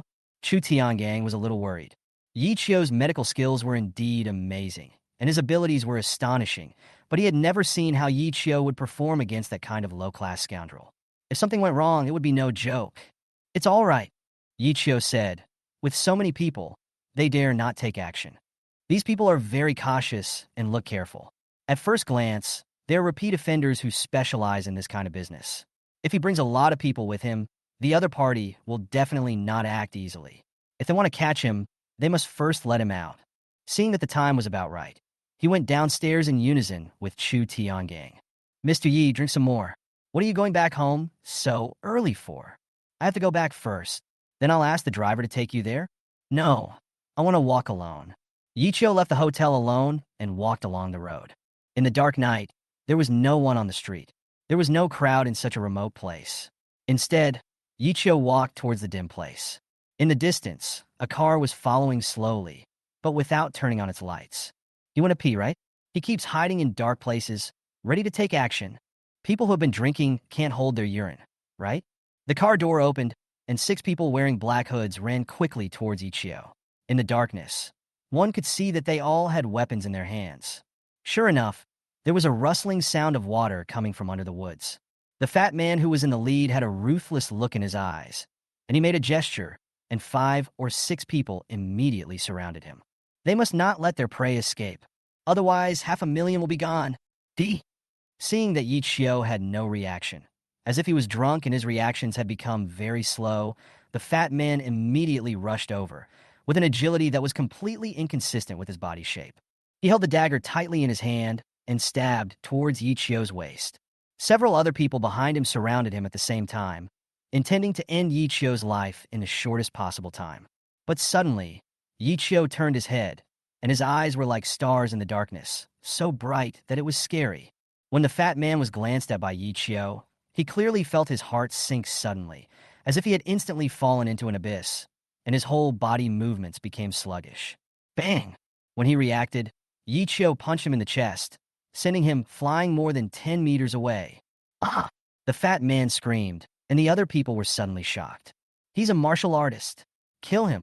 Someone shouted, and 5 or 6 people rushed forward at the same time, all pointing the daggers in their hands at Yi Xiao. Bang! Bang! Bang! However, following a few muffled sounds, the 6 people flew out again, fell heavily to the ground, and screamed miserably. Their arms were broken by Yi Xiao, and they curled up on the ground, wailing in pain. Ah! My hand! My hand is broken! Go! Go! Ah!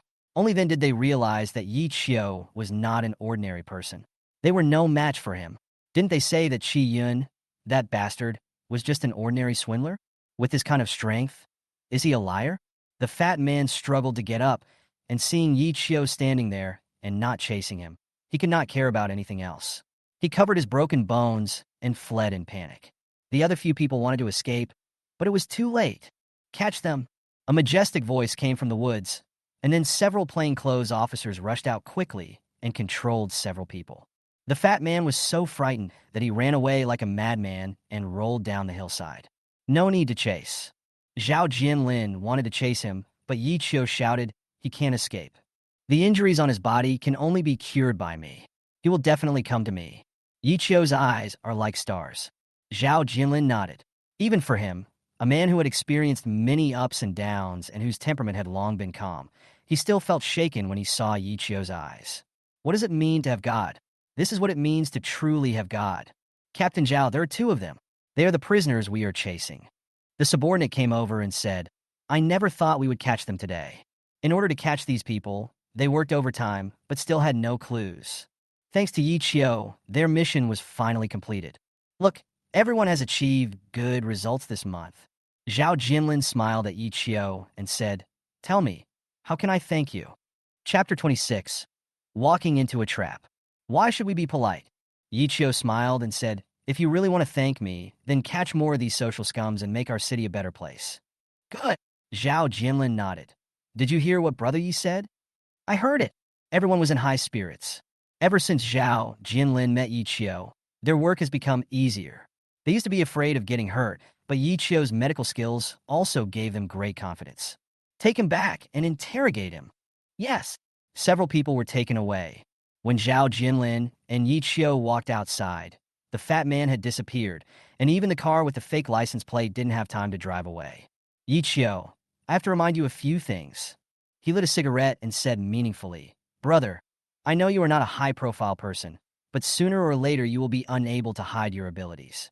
People are like this. If you have great abilities, you can gain a lot of things for yourself, but at the same time, you are also likely to attract jealousy and resentment. You have to be mentally prepared." Yi Xiao nodded. Of course he knew this, especially since his life had undergone tremendous changes during this period of time. It is because he now has mastered amazing medical skills and powerful physical abilities. Thank you, Brother Zhao, for reminding me. I will pay attention to it. Well, I'm not reminding you. Zhao Jinlin laughed and scolded. What do you have to worry about? I'm worried about Xiao Yuer's safety. This is indeed a problem. Yi Xiao cannot stay with Xiao Yuer all the time. She is just a child. She needs to live a normal life, make friends, and have fun. She cannot live in danger all day long. Yi Xiao frowned slightly, and suddenly a light flashed in his mind, as if something flashed by. Yes, I understand. He nodded. I know what to do. Okay, that's all you need to know. If you need any help from me, don't hesitate to ask me. Well, I won't be polite with you. Yi Xiao has saved Zhao Jinlin twice, and now he has helped him several times. To Zhao Jinlin, Yi Xiao is a man of great ability and good character. He would look up to such a person even if he has never saved him. Zhao Jinlin went to work first. Yi Qiu also called Gao Qiao and told him to notify him immediately if anyone came with strange injuries. The fat guy was really scared to death. How could he know that this was a trap? People from the reconnaissance team were actually there. Now that several of his brothers were caught, they were afraid that they would have no chance to get out. If he hadn't reacted quickly, he would have died today. Bang! The fat man slammed his fist on the table, his whole body trembling with pain. Lao Chi, how are you going to explain this to me? It hurts. He didn't know how many bones he broke, but he had never experienced such pain before. Even when he had suffered more serious injuries before, they were never as painful as this. He called Qi Yun, and Qi Yun was also shocked. How so? You asked me? The fat man said angrily. Who the hell am I going to ask? That guy's already called the police. This is a trap. Are you trying to trick me on purpose? We are in the same boat.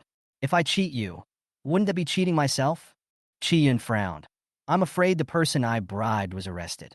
He deliberately used that person's phone to deceive me. Damn it. I've been catching eagles for decades, but I didn't expect that today I would be pecked in the eyes by an eagle. The fat man leaned on the sofa, his body twitching and the pain becoming more and more intense. The painkillers he took were of no use. Call Lao Lu here quickly. He gritted his teeth, his voice trembling. My injury seems to be quite serious. Qian didn't care about anything else and immediately called the private doctor they were working with. But after examining him for a long time, old Lu just kept shaking his head. This injury is very strange. I can't treat it. You can only go to the hospital. How the hell am I going to get to the hospital? Someone must be catching me outside now. The fat man said angrily. If you don't go to the hospital, you might die. Old Lu had no other options. Your bones are broken in a strange way. I've never seen this before. You'd better hurry up, or even the gods can't save you. After saying that, he left. The fat man had no choice but to turn and look at Qi Yun. I'll take you there. Qi Yun was not afraid, because he had a legitimate identity and could move freely outside. It was late at night, and the fat man was wearing a hood before he took action. How could Yi Qiu and his men see his face? He immediately helped the fat man into the car and headed for the best hospital. The two people rushed to the hospital quickly and found nothing abnormal. There was only a young doctor on duty in the emergency department at night. How did you get this injury? It's so strange. After examining the wound, the young doctor shook his head and said, I can't treat it. The fat guy was almost crying in anxiety. He was just hit by Yi Qiu. How strange could the injury be? Why do all these doctors say they can't handle it? Who can handle it then? Qi Yun frowned. It was just two broken bones. He could just connect them. It wasn't that difficult to deal with. I'm afraid we'll have to ask our experts to do it. The young doctor said, but at this late hour, is the patient's life not important? Qi Yun immediately shouted angrily. Send your experts here. Hurry up. Money is not a problem. Okay, I'll make the call. Two people sat in the emergency room. The fat man almost fainted from the pain. His face turned pale and his whole body was shaking. He felt as if there was something rubbing against the wound where his bone was broken. He didn't know how to describe the pain. Are you here yet? The fat man asked weakly. Have the experts arrived yet? Qi Yun yelled, very annoyed. He couldn't understand why he was deceived by Yi Qiu. He didn't think he would be discovered. After dealing with the fat guy, he will definitely fight back. I will make Yi Qiu pay the price for provoking me. Yeti Kome. There was a voice in the corridor. The fat man trembled. This voice seemed a little familiar. He struggled to raise his head slightly and took a look. When he saw Yi Qiu coming towards him, his whole body instantly went numb. He opened his mouth, but couldn't even speak clearly. You, why is it you? Qian also saw Yi Qiu's face. His expression suddenly changed, and he immediately realized that this was still a trap. Escape. His first reaction was to escape. Without caring about anything else, he pushed the fat man to the ground and turned around to escape through the back door. Don't move! But there was already someone blocking the door. Qi Yun was shocked and gritted his teeth and wanted to rush over, but when he saw the black muzzle of the gun pointing at him, he lost all his temper. Don't do it! Don't do it! He shouted hurriedly, then squatted down obediently with his head in his hands, his movements very skillful. He turned his head and looked at Yi Qiu, gritting his teeth in hatred. He never thought that he would be tricked by Yi Qiu twice in a row. Now he has walked into a trap. We have made this feud. Qi Yun stared at Yi Qiu and said viciously. Chapter 27, Runes. He had a fierce look in his eyes, like a madman. You have a daughter, right? She seems very cute. There must be a time when you're not with her, right? Wait till I come out, and then you'll see how I. Before Chi Yun could finish his words, he was punched by a plainclothes officer. Get down. Be quiet. It's already this hour, and you still dare to threaten me? He lay down obediently with a grim smile, but his eyes were still staring at Yi Chio fiercely. Yi Chio glanced at him and ignored him. He walked up to the fat man and scared him so much that he tried to step back but couldn't move because of the pain. Don't move. Yi Chio took action and placed his palm on the fat man's broken bone. In an instant, a warm current covered the wound. The fat man was stunned for a moment. Yi Chio was helping him heal his injuries, but after a moment, the pain disappeared for the most part. The fat man recovered his breath and felt that he had finally survived. He looked at Yi Chio with some surprise. Why did you save me? He went there to kill Yi Chio, but he didn't expect that Yi Chio would actually be willing to save him. I study medicine not to hurt people, but to save people. Yi Chio said calmly, saving you is my duty as a doctor, and judging you will be left to the law. The fat man opened his mouth, wanting to say something, but nothing came out. He really didn't expect that Yi Chio would be willing to save him even though he was dead, and didn't care at all that he was the murderer who wanted to kill him not long ago. He suddenly felt that he was such a scumbag. Take it away. Several plainclothes officers came forward and saw that the fat man's injuries had been treated, so they immediately took him away. Brother Yi, please be careful. We are worried that this guy has accomplices. They reminded.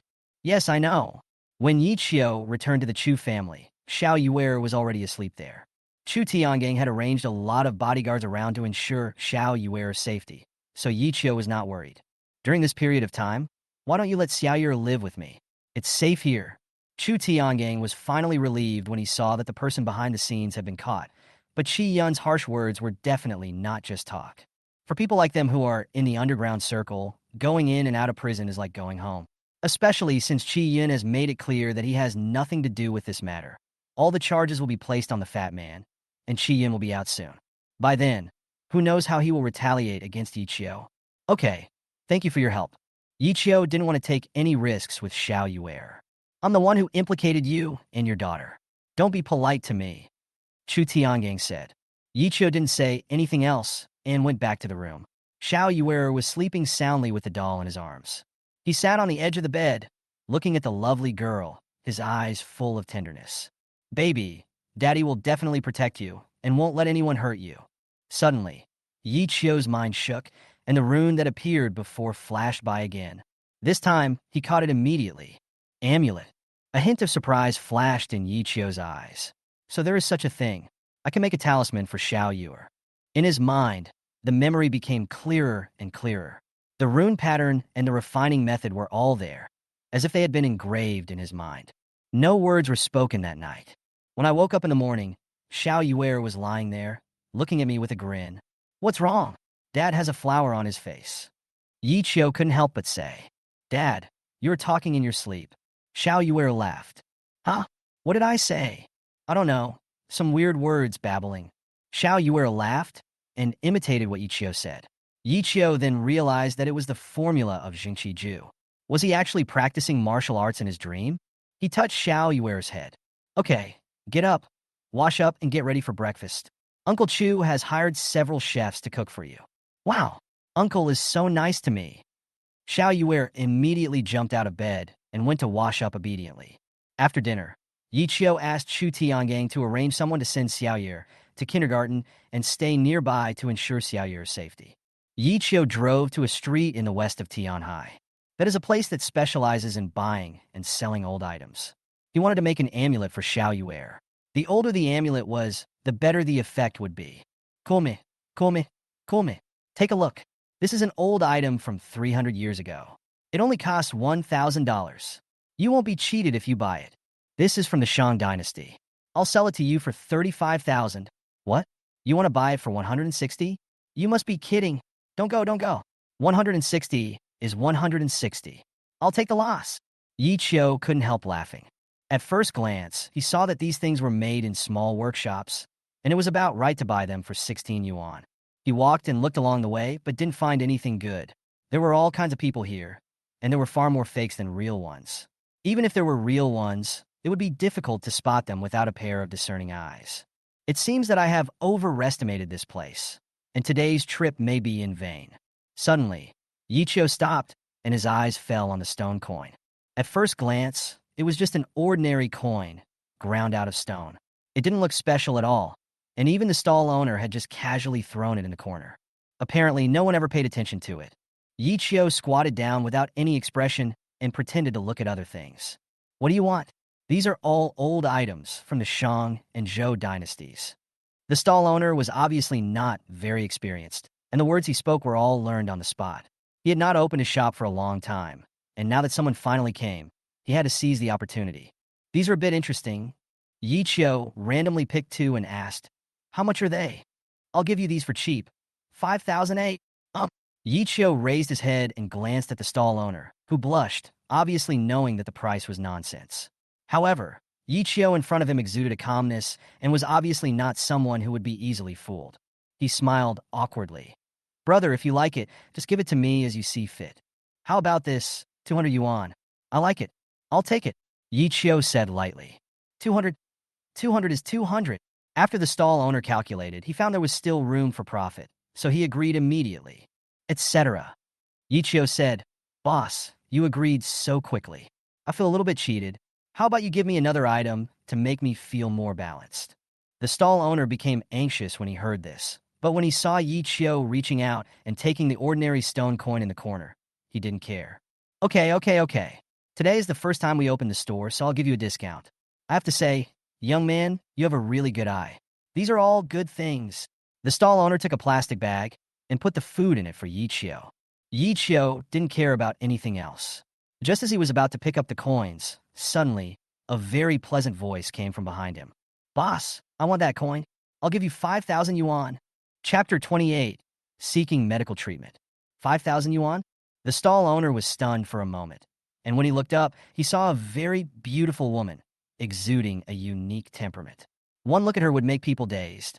"What?" The stall owner glanced at Yichio, but Yichio seemed not to hear anything. He picked up the coins and put them in his pocket. "Little brother, why don't you change something? You can pick any one here. I'll give it to you." "No, I want this one." Yichio stood up and was about to leave, and the stall owner stood up anxiously. "This is 5,000 yuan. He never thought that Yichio would take away 5,000 yuan from him as a bonus. "I won't sell it anymore," the stall owner said anxiously. "Little brother, I won't sell those things of yours anymore. Give me back the coins." He stepped forward to stop Yichio, but Yichio was not in a hurry at all. "You want this coin?" He turned his head and looked at the beautiful woman, wondering why she was staring at the coin. Lin Wanchio looked at Yichio and nodded slightly. It wasn't that she had a hobby for old things, but she had no choice but to follow the advice of an expert to look for some old things. She already had quite a few in her bag. She bought them all from various stall owners.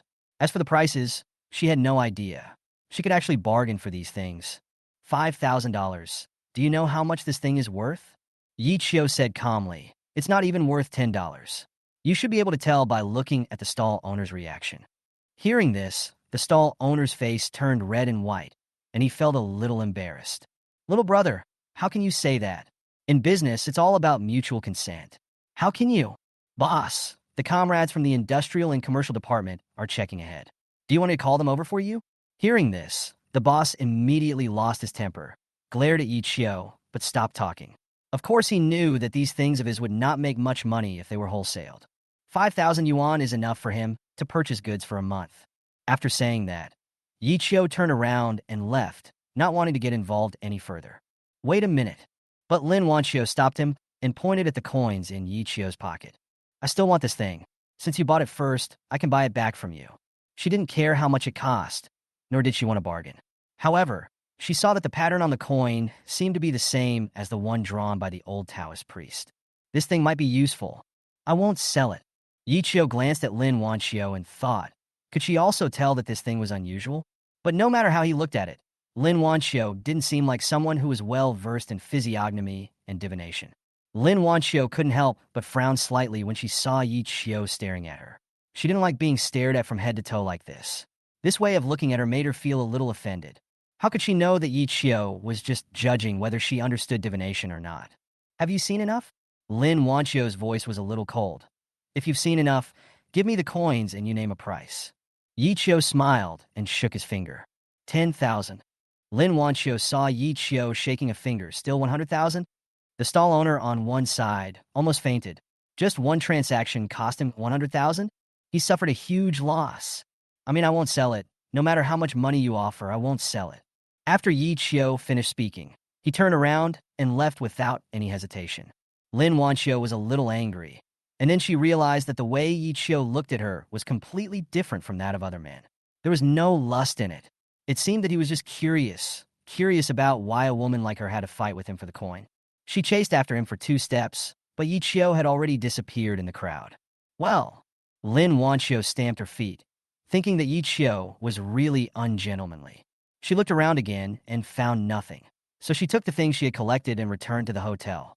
When they arrived at the hotel, Lin Wanqiu took photos of the items one by one and sent them to the old Taoist priest far away in Kyoto, but the old Taoist priest kept shaking his head, and none of them was what he wanted. These are useless? Lin Wanqiu sighed. You said Tianhai might have it, but after looking around, I only found these things. But I did find a coin. She gestured and said, It's the one you drew last time. Hearing this, the old Taoist priest immediately asked, Where's the money? Someone else bought it. The old Taoist priest slapped his thigh and said, Oh my. Hearing this, Lin Wanqiu couldn't help but be startled. Is that thing useful? It works. It works. The old Taoist priest was anxious. That thing is most suitable for making amulets. At least it can make your father's health better. Go and find it quickly to see if you can buy it.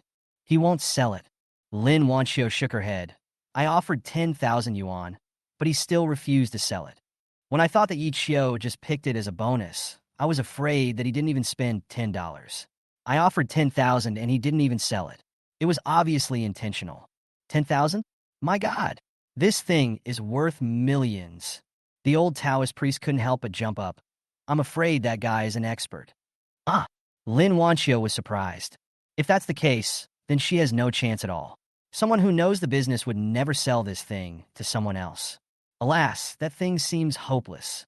The old Taoist priest was somewhat helpless and regretted not following him. You should go find that miracle doctor first. Maybe he will have a solution. Lin Wanqiu nodded. She thought that if she could see Yi Qiu again, she would buy the coin back no matter what the cost. Now, I can only go find the legendary miracle doctor. She had heard people say that a miracle doctor appeared in Tianhai with superb medical skills that could bring the dead back to life. So she rushed here from Kyoto and bought some old items to make amulets. I didn't expect to miss a useful coin. I hope the doctor won't let me down. If the miracle doctor has a way to cure his father's illness, then it doesn't matter whether he has the amulet or not. Lin Wanqiu did not dare to delay and immediately took a taxi to Tianhai First Hospital. He went straight to the dean and stated his identity and purpose of visit, saying that he wanted to find the miracle doctor of the first hospital. Upon hearing Lin Wanqiu's identity, the dean dared not delay and immediately called Gao Qiao and asked him to come over. Ms. Lin, Mr. Gao, is the miracle doctor of our hospital. He is the treasure of our hospital. The dean introduced. You can talk to Elder Gao about your father's condition. Gao Qiao nodded slightly. He didn't expect that someone would come all the way from Kyoto to see him. He couldn't help but feel relieved that his efforts over the years were not in vain. However, after listening to Lin Wanqiu's introduction of her father's condition, Gao Qiao's brows were furrowed so tightly that they almost formed a Chan shape. You should have looked for someone from the Kyoto National Medical Hall, right? Gao Qiao asked. They looked for it, but they couldn't find a way. Lin Wanqiu nodded. Sure enough, this disease is very difficult. I'm sorry, I can't help you. Gao Qiao sighed, and Lin Wanqiu couldn't help but feel disappointed. Was even the last glimmer of hope shattered? But there is someone who can definitely cure it. Chapter 29. How do you know? But after hearing Gao Qiao's words, Lin Wanqiu hurriedly asked, Is there anyone who can cure it? Yes, if he can't cure it, I'm afraid no one in this world can cure it. Gao Qiao nodded and said seriously. Lin Wanqiu was a little surprised. Gao Qiao is an expert at Tianhai First Hospital and the treasure of the hospital.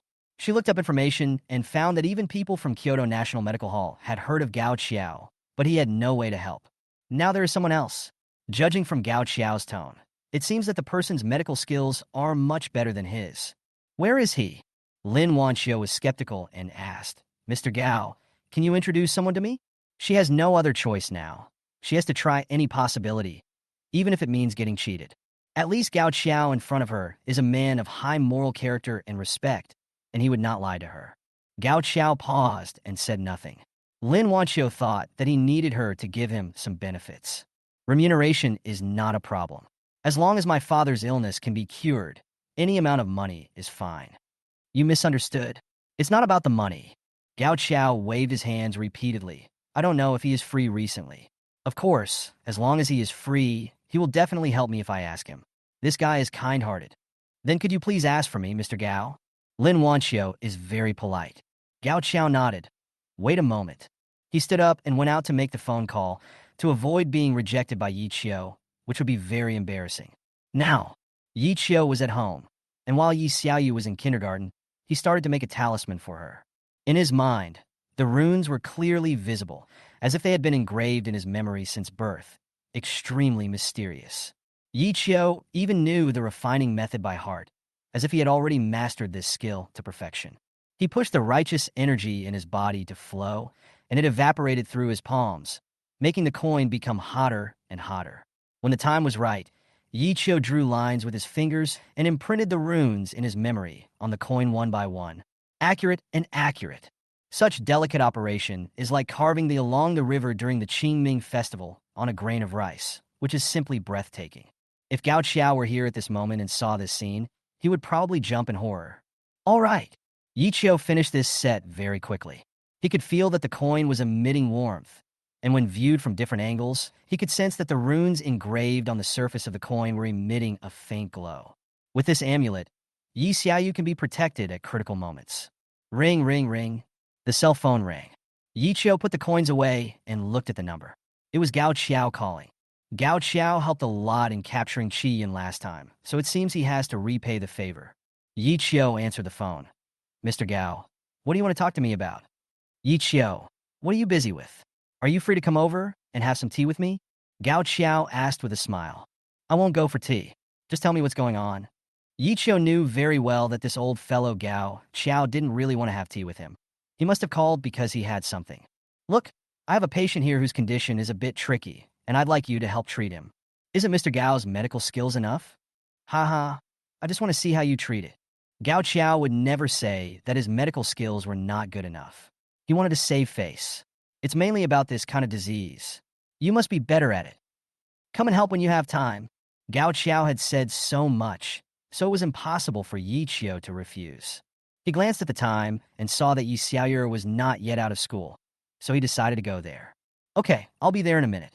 After hanging up the phone, Yi Qiu got up and drove towards the first hospital. Gao Xiao was delighted to get Yi Qiu's consent.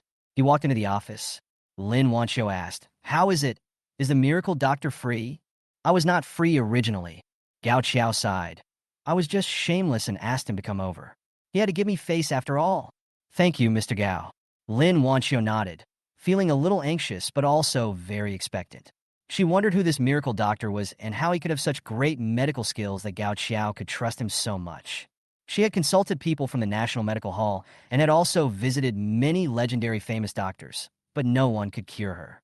Even many people just shake their heads when they hear about such symptoms, saying that there is no way. At most, they will prescribe a prescription and ask the patient to try taking the medicine. No one dares to say that they can cure it. The two of them chatted while drinking tea, while waiting for Yi Qiu to arrive. Not long after, footsteps were heard outside. Gao Xiao pricked up his ears and listened. Haha, if you mention the devil, here he comes, here he comes. He quickly stood up and said, Let me introduce you. Lin Wanqiu stood up as well, and the office door just happened to open. She looked up and was startled when she saw the person walking in. Yi Qiu was also stunned when he saw her. Why is it you? The two people said in unison. Now it was Gao Xiao's turn to be stunned.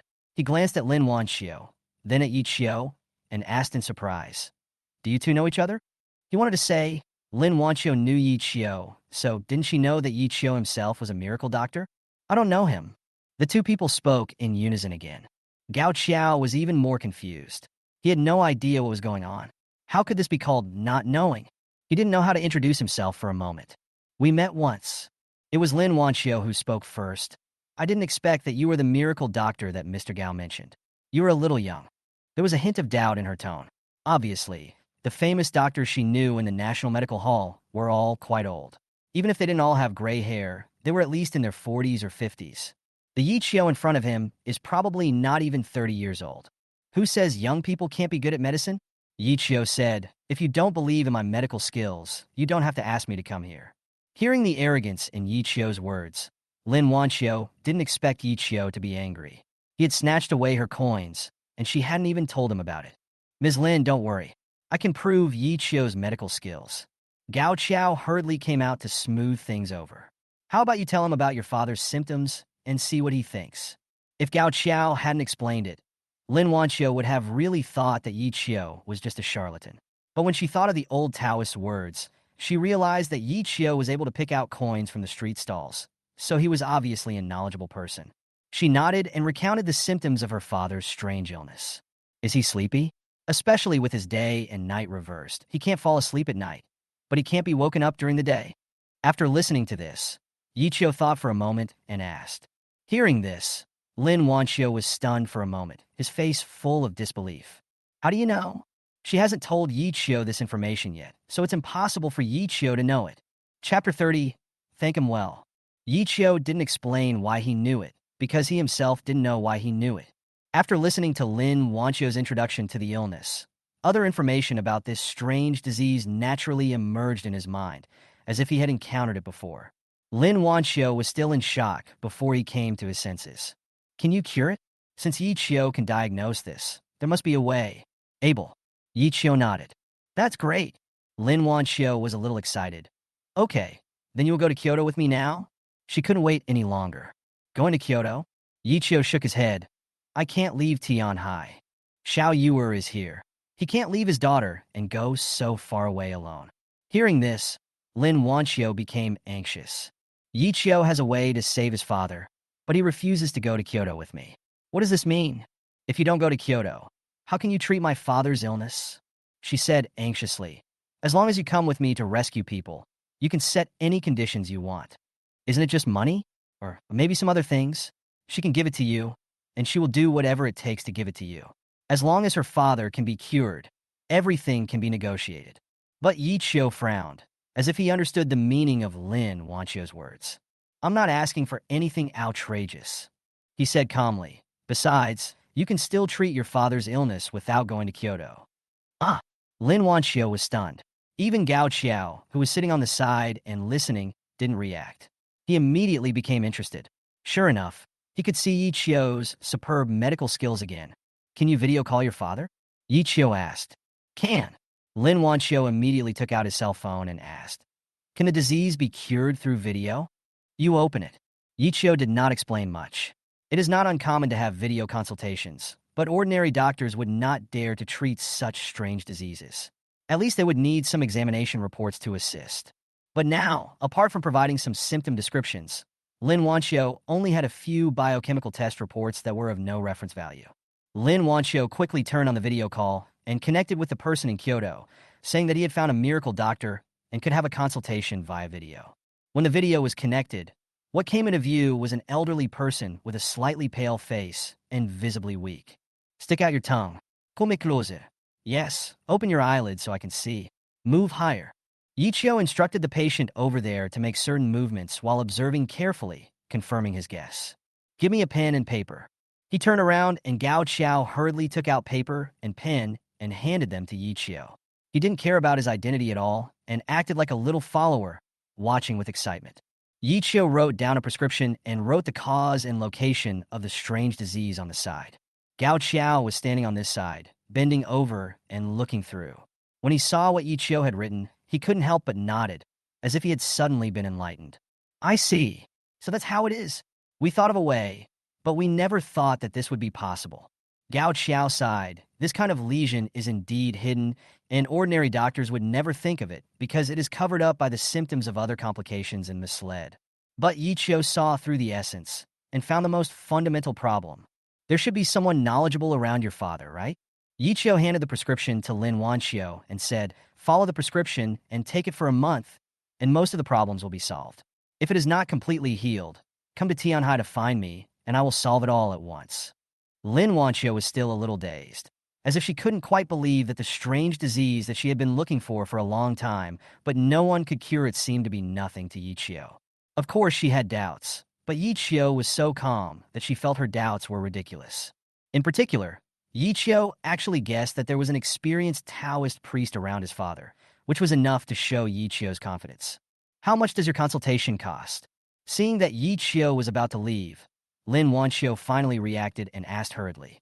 This kind of exquisite and mysterious medical skill would probably have a sky-high price. Little did she know that Yichio didn't even look at her and hurried away, saying casually, "No need, it's just a small favor. I'm just helping Mr. Gao." After he finished speaking, the door was closed, and Yichio's hurried footsteps soon disappeared outside the door. Gao Qiao was very happy. Yichio's words were to help him, which made him feel really proud. Why is he like this? Lin Wanxiu frowned slightly. Yichio came and left in a hurry, but he didn't even give her a chance to say thank you. Was it because she wanted to buy his coins before? He didn't sell it either. She could feel Yichio's arrogance and stubbornness, and his attitude towards her was lukewarm. People of her status, around her, were always eager to please her. This is indeed the first time I have met someone like Yichio. It's okay, Miss Lin, don't take it to heart. It's not that he doesn't want to talk to you, he just doesn't have time. Gao Qiao glanced at the clock hanging on the wall. Yichio has to pick up the children from school and cook for his daughter. Yichio? Only at this moment did Lin Wanxiu realize that his name was Yichio, which sounded quite nice. Is he married and has children? She asked. Why do you ask a grown man to cook? Doesn't his wife cook? Gao Qiao's expression changed slightly, and he gave a dry laugh. It's not easy for him to raise a child alone. His words made Lin Wanxiu blush. She knew she had said something wrong and felt a little embarrassed. She didn't expect that Yichio was actually a single father. A man with such mysterious and superb medical skills is actually a single father. With Yichio's conditions, it should not be difficult for him to find a woman to marry. I'm sorry. I shouldn't have asked. It's okay, it's okay. Now that you have the prescription, Miss Lin can go back and try it as soon as possible. When the situation gets better, you can bring your father to Tianhai again, and there will be no problem. Gao Qiao smiled and said, if you need anything, feel free to contact me. Okay, then I won't be polite to you, Mr. Gao. After thanking Gao Qiao, Lin Wanxiu hurriedly left Tianhai, thinking that next time she came, she would ask Yichio to help completely cure her father's illness and then thank him properly. At the same time, Tianhai Detention Center. The door opened with a loud noise. Brother Qi is out. Qiyin came out with a smile on his face. The stubble on his face made him look even more ferocious. Nothing happened to him. Everything was taken care of by the fat guy. He cleared himself of all blame and was released after being detained for a few days. The subordinate lit a cigarette for Qiyin. Brother Qi, you've been home for a few days. How do you feel? Good. Qiyin didn't think that being captured and locked up for a few days was a big deal. He was used to it, just like going home. But this time, he was defeated by Yichio, which made him very unhappy. He sneered, took a deep puff of his cigarette, and said fiercely, I have to thank that Yichio. Thank him very much. Chapter 31. Are you sure you don't want to? He has been in the industry for many years and has gained some fame in the underground circle, but he has never suffered a loss like this. If he doesn't settle this account, how will he survive in the future? I'm afraid that others will laugh to death. Qiyin finished smoking, threw the cigarette but into the car and said, let's go. He did not retaliate against Yichio immediately. Having suffered a loss once, Qiyin knew that Yichio still had some ability. If he was to take action again, he had to be absolutely sure of success. He wanted Yichio to regret provoking him and make him feel pain. But what would he have to lose that would be the most painful? Qiyin knew very well that losing the most important person to one would be the most painful thing. Doesn't Yichio have a daughter? He said before that if he wants Yichio to look good, a man should keep his word. He wanted to find Lei Song first. After all, he took other people's money but didn't get the job done, so Qiyin needed an explanation. In the office, Lei Song looked unhappy. He gave the 1 million yuan as soon as he said it would, but until now, Chu Tiangong's project is still going on and is going smoothly, which makes it difficult for him to accept. I was wondering why I couldn't find you these days. Lei Song sneered, so you've been arrested. There was a hint of sarcasm in his tone, but Qi Yun ignored it. People make mistakes, horses stumble, it's normal. Qi Yun smiled and said, that Yichio is quite capable. Otherwise, he would have given you, Mr. Lei, a headache just by helping Chu Tiangang a little bit, right? Lei Song snorted and did not comment. So now, what are you going to do? He lit a cigarette and said, "This guy seems to be difficult to deal with. If you can't handle him, I'll have to ask for help from someone else. His money is not so easy to get." When he gave the money to Chi Yun, he did not hesitate at all. But Chi Yun has not done the job for him yet, so Lei Song is of course unhappy. "Boss Lei, please be patient." Chi Yun smiled and said, "We have worked together so many times that we are old friends. Why don't you trust me? I came here today just to reassure you. I will definitely help you deal with Yi Qiu and make Chu Tiangong's project bankrupt so that he won't be able to continue." His expression suddenly changed, becoming fierce and ferocious. After all, this is no longer just a job, but a personal grudge. Lei Song narrowed his eyes and looked into Chi Yun's eyes. It seemed that Chi Yun had failed this time and had lost all face, so he needed to regain his face. "How long will it take? I don't have that much time for you," Lei Song said. 3 days. Chi Yun held up 3 fingers. "Of course, I still need 2 million. Lei Song's face darkened. "Chi Yun, I am rich, but I am not sick," he snorted. "You haven't done anything yet, and you still have the nerve to ask me for money?" He has already given 1 million. As a human being, you have to have a good reputation. Lei Song immediately ordered them to leave. "All right, if you want money, you should deal with Ichio first. Don't be so obsessed with money when you have nothing to do." The corner of Chi Yun's mouth twitched and a ruthless light flashed in his eyes, but it disappeared in an instant. He nodded and shrugged. "Boss Lei is right. Chi Yun, cannot ruin my reputation. But I have to make it clear that I will help you solve this matter for a total price of 3 million. You must give me the other 2 million after the matter is completed." Of course, he knew that Lei Song would definitely not give him the money today, but he had to ask for it, and not a penny less after the deal was done.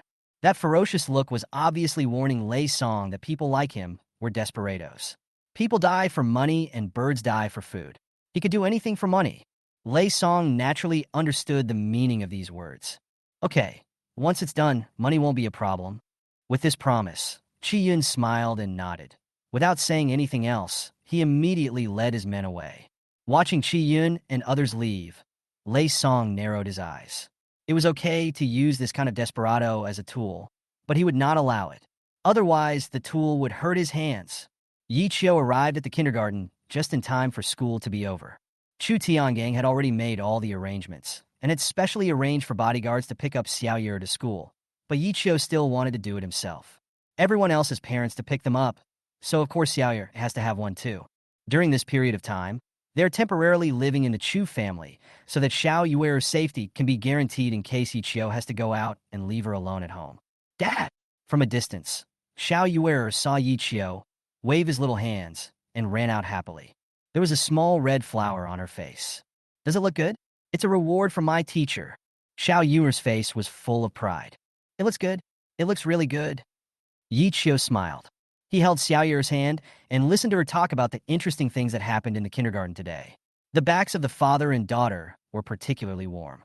In the distance, inside a car that had been parked for a long time, a pair of eyes were staring at the backs of the two people. "Brother Chi, Yi Qiu's daughter is studying at the Clover Kindergarten. Yi Qiu personally picks her up and drops her off every morning and evening. I'm afraid it's difficult to do anything." They had seen how skilled Yi Qiu was. The fat man and his men were knocked down by Yi Qiu in the first encounter. Even if they have more people, they're not sure they can deal with Yi Qiu. If they want to take revenge on Yi Qiu, they have to start with Xiao Yuer and let Yi Qiu know what hurts the most. Why rush? There will always be a chance. Just keep your eyes on it. Chi Yun's lazy voice came from the phone. He didn't believe that Yi Qiu could always be by Xiao Yuer's side. There must be a time when he is not there, right? Chi Yun believed that the feeling of losing his loved ones due to his own negligence would be enough to make Yi Qiu suffer for the rest of his life. "Yes, I'll keep watching." On the other end of the phone, Chi Yun was soaking in a hot spring, accompanied by a slim woman on each side, looking very comfortable. He took a deep breath and slowly opened his eyes, a fierce look in his eyes. "Brother Chi, your expression is so scary. It scares my sister." The woman pretended to be delicate and leaned forward. "Is there anyone who dares to mess with Brother Chi?" Chi Yun enjoyed the gentleness and sneered. "There are always people who don't have long eyes." The face that appeared in his mind was Yi Qiu. He would never be able to swallow his anger until he had avenged himself. Ring, ring, ring. His cell phone rang again. After taking a look at the number, a ruthless light flashed in Chi Yun's eyes. He waved his hand and asked the two women beside him to leave. Brother Chi. The woman was still somewhat reluctant. Go out. Chi Yun doesn't talk nonsense, but what he says cannot be heard by others. He answered the phone only after the two women went out. Have you found a buyer? Chi Yun narrowed his eyes and asked. We don't want the dead body. We don't want the whole body. We can take it apart, whether you want the heart, kidneys, or eyes, we can sell them. If someone heard this, they would probably break out in a cold sweat. But Chi Yun seemed to have gotten used to it. My cargo this time is very good, a very cute little girl. Are you sure you don't want it? Chapter 32. You are a good person. After getting a positive answer, Chi Yun laughed. Don't worry, I will definitely get the goods. Even if I have to rob them, I will just grab them. After hanging up the phone, Chi Yun squinted his eyes, and the light that came through his eyes was a little creepy. Over the years, he was not just hanging out in this underground circle. That was just an identity he hid. Even if he was caught occasionally, most of the time it was intentional. Hiding in it could help him avoid the limelight. His true identity cannot be revealed to the public at all. Once caught, he will surely die. Using a lighter crime to replace a serious crime will keep the suspicion of Zhao Jianlin and others on him at a very low level.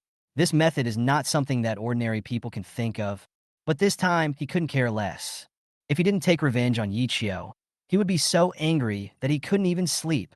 Yi Qiu, when you see your daughter's body with her organs removed, I wonder if you, as a doctor, can save her.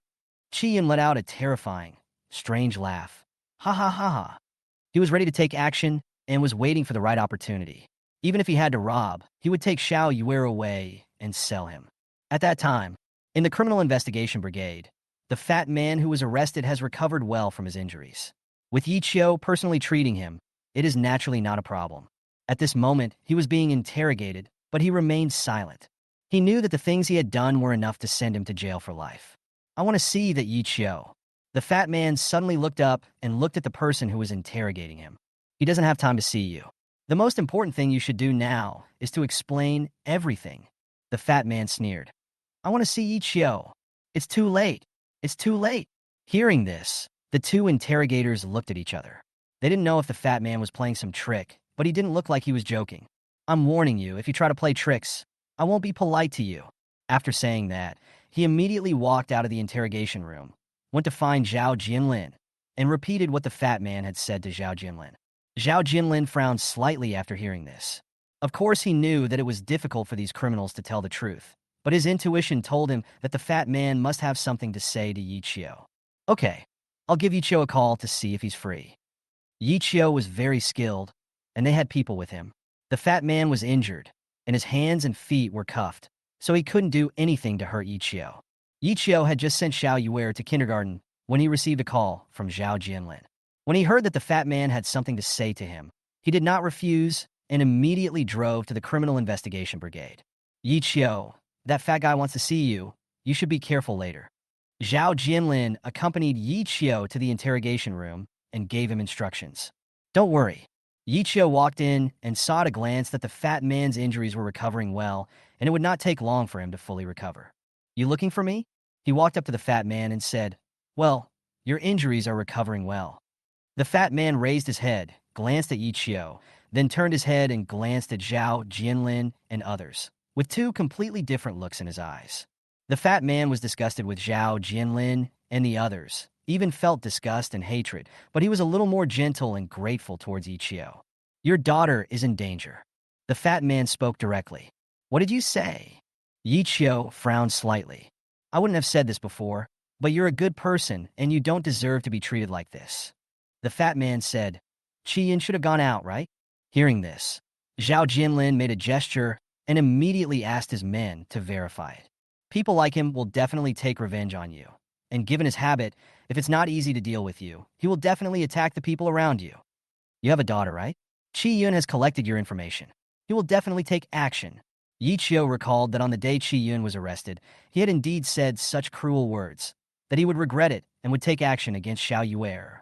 He couldn't help but his expression changed slightly. Let me tell you, Chi Yun is a cruel and ruthless person, far more brutal than you can imagine. The fat man gritted his teeth. He had worked with Chi Yun for many years and knew some of Chi Yun's background. In the past, he would not tell anyone, even if he had to bear everything on his own. Because he is not alone. Since he has betrayed Chi Yun, he will definitely take revenge on his family and friends. Where is Chi Yun now? Zhao Jinlin asked immediately. The fat man glanced at him and snorted. Why should I tell you? He looked at Yi Qiu. Come here, I'll just tell you. Zhao Jinlin reminded Yi Qiu to be careful of traps and that getting too close might be dangerous. But Yi Qiu waved his hand and said it was okay. He walked up to the fat man, squatted down, and looked at the fat man seriously. My daughter is the person I care about the most. I will not let her get hurt. Tell me where Chi Yun is. The fat man took a deep breath and whispered an address into Yi Qiu's ear. There is a high possibility that he will hide here. Thanks. Yi Qiu stood up and ran quickly out of the interrogation room. After the fat man finished speaking, he seemed to be much more relaxed, with a smile on his face. I have never liked owing favors to others in my life. Now we are even. He raised his hand and looked at Zhao Jinlin. Captain Zhao, arrange for someone to interrogate me. I will confess everything. Zhao Jinlin's heart was trembling. He didn't expect the fat man to be willing to speak. This kind of ruthless man had been to the palace several times and was no longer afraid of boiling water. But he didn't expect that he would ask to see Yi Qiu, and after meeting him, he would be willing to speak. He didn't say anything and immediately arranged for someone to interrogate him. He then chased after him, but Yi Qiu had already driven away. Hurry up and follow me. Zhao Jinlin led a team of people and immediately chased after them. If this bastard Chi Yun dares to hurt Yi Xiaoyu, then let alone Yi Qiu, none of them will let him go. Yi Qiu was a little anxious. He called the kindergarten. Xiaoyu was still there, playing games with other children. There was nothing unusual, but he had a very strange feeling. Xiaoyu is in danger. Brother, take them to the kindergarten quickly. Yi Fei called Zhao Jinlin. I'm going to catch Chi Yun. Good. Zhao Jinlin immediately asked someone to turn the car around and rush towards the kindergarten. Chi Yun would have no problem with Yi Qiu going there, but Xiao Yuer was not the only child in the kindergarten. There must be no mistakes. At that time, the children in the kindergarten were all playing the game Eagle Catches Chicken on the playground. The laughter of a group of children makes people feel good. Under a tree not far away, 3 people were staring and searching for their target. I saw that kid. One of them spoke, staring at Yi Xiaoyu who was playing the game. Get ready. As soon as the words fell, the eyes of several people instantly became fierce, and they walked directly towards Xiao Yuer. Chapter 33, Amulet. They looked around and found nothing unusual, so they walked faster and faster. When I reached the door, I was immediately stopped by the security guard. What do you do? The security guard said alertly. Come and pick up the kids from school. One of them answered. It's not time to finish school yet. Wait outside. Who would pick up the children from school now? Don't parents know the school's dismissal time? As the security guard turned around, one of them suddenly rushed up, flipped over the railing, grabbed the security guard's neck, and knocked him unconscious with a palm. Open the door. The man immediately snatched the remote control key from the security guard's waist and opened the iron gate. Hearing the sound, the teacher who was playing with the children on the playground turned around and saw the security guard lying on the ground, and 3 ferocious-looking men were rushing in. Quick, come in, come in. The teacher immediately shouted, Someone come quickly. She didn't expect that someone would dare to break in. When people from other places heard the noise, they immediately rushed out with riot control tools, but the 3 men ignored them and rushed straight toward Xiao Yuer. Their mission today is to take Xiao Yuer away. Xiao Yuer didn't know what was going on. When she saw someone walking towards her, she stood there without reacting. The teacher hurriedly grabbed her. Xiao Yuer, come with me. Get lost. The leader kicked the teacher away and said fiercely, You have nothing to do today. Don't seek death. After saying that, he stared at Xiao Yuer and smiled strangely. Follow uncle obediently. Otherwise, humph. Xiao Yuer was very angry when he saw his favorite teacher was kicked and injured. You're a bad guy. You hit my teacher. You're a bad guy, she said angrily. Stop talking nonsense. The man snorted and gave a look, and the other man walked forward and tried to pick up Xiao Yuer and take her away. They can't waste too much time. Xiao Yuer was picked up and struggled hard, hitting the man's head. Let me go. Let me go. You are a bad guy. The man was a little impatient and raised his hand to slap Xiao Yuer. Suddenly, a ray of light came out from Xiao Yuer's chest. The coins suddenly flashed, and then burst out with a terrible light, which pierced directly into the man's eyes. Ah! The man suddenly screamed in pain, not caring about Xiao Yuer, and hurriedly covered his eyes. I can't see anymore. I can't see anymore. My eyes. The other two were stunned, not knowing what had happened. What was that thing just now? Before they could come to their senses, a loud shout came from not far away. Don't move! Put your hands up! Zhao Jinlin held the weapon in both hands and shouted angrily. If you dare to hurt her, I will kill you. Upon hearing this, they saw a large group of people rushing in, each holding a firearm. The two were stunned. Why did they come? Looking at the black muzzle of the gun, the two men dared not move at all. They immediately squatted down and put their hands on their heads. They knew very well that Zhao Jinlin really dared to pull the trigger. Zhao Jinlin was really scared. If they had arrived a little later, the consequences would have been disastrous. Control it! He roared and kicked the man who was still struggling on the ground with his eyes covered.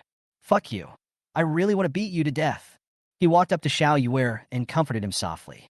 Don't be afraid. Uncle is here. It's okay, kids. Don't be afraid. We are here. 3 people were taken away, and what awaits them is severe punishment by law. It took a while for Xiao Yuer to stop crying. Daddy, I want Daddy. She was crying, her face full of grievance. The coin on her chest had become much dimmer. If it weren't for this amulet, today would have been really troublesome. Your father will be here soon. Don't be afraid. Zhao Jinlin asked someone to send the teacher for a checkup and arranged a few more people. You stay here and ensure the safety of this place. Yes, it's outrageous that they dared to attack a child. Zhao Jinlin was really angry. This was his bottom line, a bottom line that must not be crossed. I will not do this business unless I catch all these people. He turned around and asked, have you located Yi Chio's car? Location found. We'll go there immediately and notify the team to get ready for support. Yes, everyone's anger was ignited, and they wanted to immediately clean up all these law-breaking people. At the same time, Yi Chio had already driven to an abandoned port in Tianhai City. This was the dock that was used decades ago. Now that the new dock has been built, it has been abandoned. According to the clues we got from the fat man, Qi Yun is hiding here. He stopped the car far away and walked closer. Yi Chio's footsteps were very light, like a cat's, without making a single sound. His ears and eyes were extremely sharp, and even his perception ability had improved by leaps and bounds. He was very careful along the way and did not expose himself. There was a surveillance camera in the distance, and Yi Chio discovered it. He used his body skills to hide his whereabouts and sneaked silently towards the abandoned warehouse on the dock. And at this moment, inside the warehouse, the lights were dim and it was very humid. I couldn't tell where the water was leaking, but I could hear a dripping sound. This batch of goods will be shipped together. The buyer has been found. Be careful, otherwise something will go wrong. It was Qi Yun's voice. Yes, Brother Qi. Qi Yun nodded and said, open the door, let me take a look. Clang. The iron door was opened and a dim light was turned on. Qi Yun squinted his eyes and looked over. In the corner of the dark and damp room, several children were huddled together, their faces full of fear and their bodies trembling. Qi Yun frowned slightly, then suddenly turned around and slapped his subordinate hard on the face. Why is there a wound on that little thing's face? You damaged my goods. Do you know how much money I lost? Brother Qi, I'm sorry, he hit the door himself. Stop talking nonsense. Qi Yun said angrily. Keep an eye on it. These are all money. If the buyer is unhappy and doesn't want them, then we can only split them up and sell them. Deal with them. In his eyes, these are just goods. The only difference is whether they are alive or dead. And the price is different. Yes. The subordinate lowered his head and said. Qi Yun didn't say any more words and turned and left. The subordinate was somewhat dissatisfied, but didn't dare to say anything. He brought some medicinal wine and a Band-Aid and glanced at the boy huddled in the corner with a cold expression. Come over. If it weren't for this bastard, I wouldn't have been slapped. The little boy was so scared that he couldn't help crying and didn't dare to go over there at all. Mom, I want to go home. Come here. Otherwise, I'll beat you to death. The subordinate's eyes widened, looking extremely ferocious, and he raised his hand to hit him. He couldn't hurt his face, but he could always hit other parts of his body, right? Swish. Suddenly, he felt as if something flashed by behind him. Chapter 34. All beasts deserve to die. What? He turned his head sharply, but saw nothing. There was no one behind them, not a single person in sight. Who else would come to this place except them? The man turned around and found that the children huddled in the corner had shocked expressions on their faces. What did they see? Before he could react, another gust of wind came. He looked up and saw a face rushing towards him. Bang! The punch was so powerful and violent that it hit him directly in the face, causing him to lose consciousness instantly. He didn't even have a chance to scream before he fell to the ground. Don't be afraid, kids. Uncle is here to save you. Yichio squatted down, and his eyes appeared particularly clear in the dim light, like stars. He reached out his hand and gently touched the wound on the little boy's face. Suddenly, a warm air flow passed by, and the little boy felt much more comfortable. Uncle, are you really here to save us? Well, the police will be here soon. Don't be afraid. I will take you home, okay? Yichio took them in his arms one by one, comforted the children, and told them to wait here quietly, and he would come to take them out soon. After saying this, his figure flashed and disappeared into the darkness again. He didn't expect that Chi-Yin would do such a thing. These beasts deserve to die.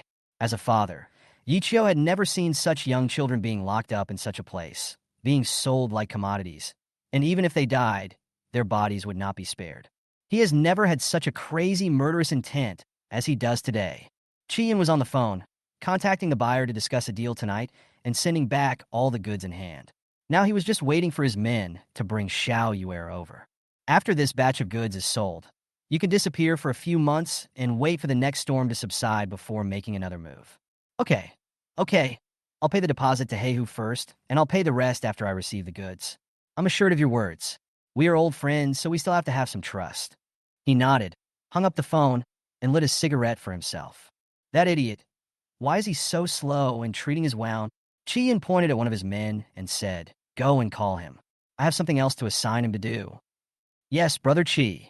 The man immediately turned around and went back into the warehouse. But suddenly, there was a loud bang. Bang! The man flew out again, rolled on the ground for more than 10 meters, his neck twisted, and he died. Chi-Yin was startled and turned around quickly. What happened?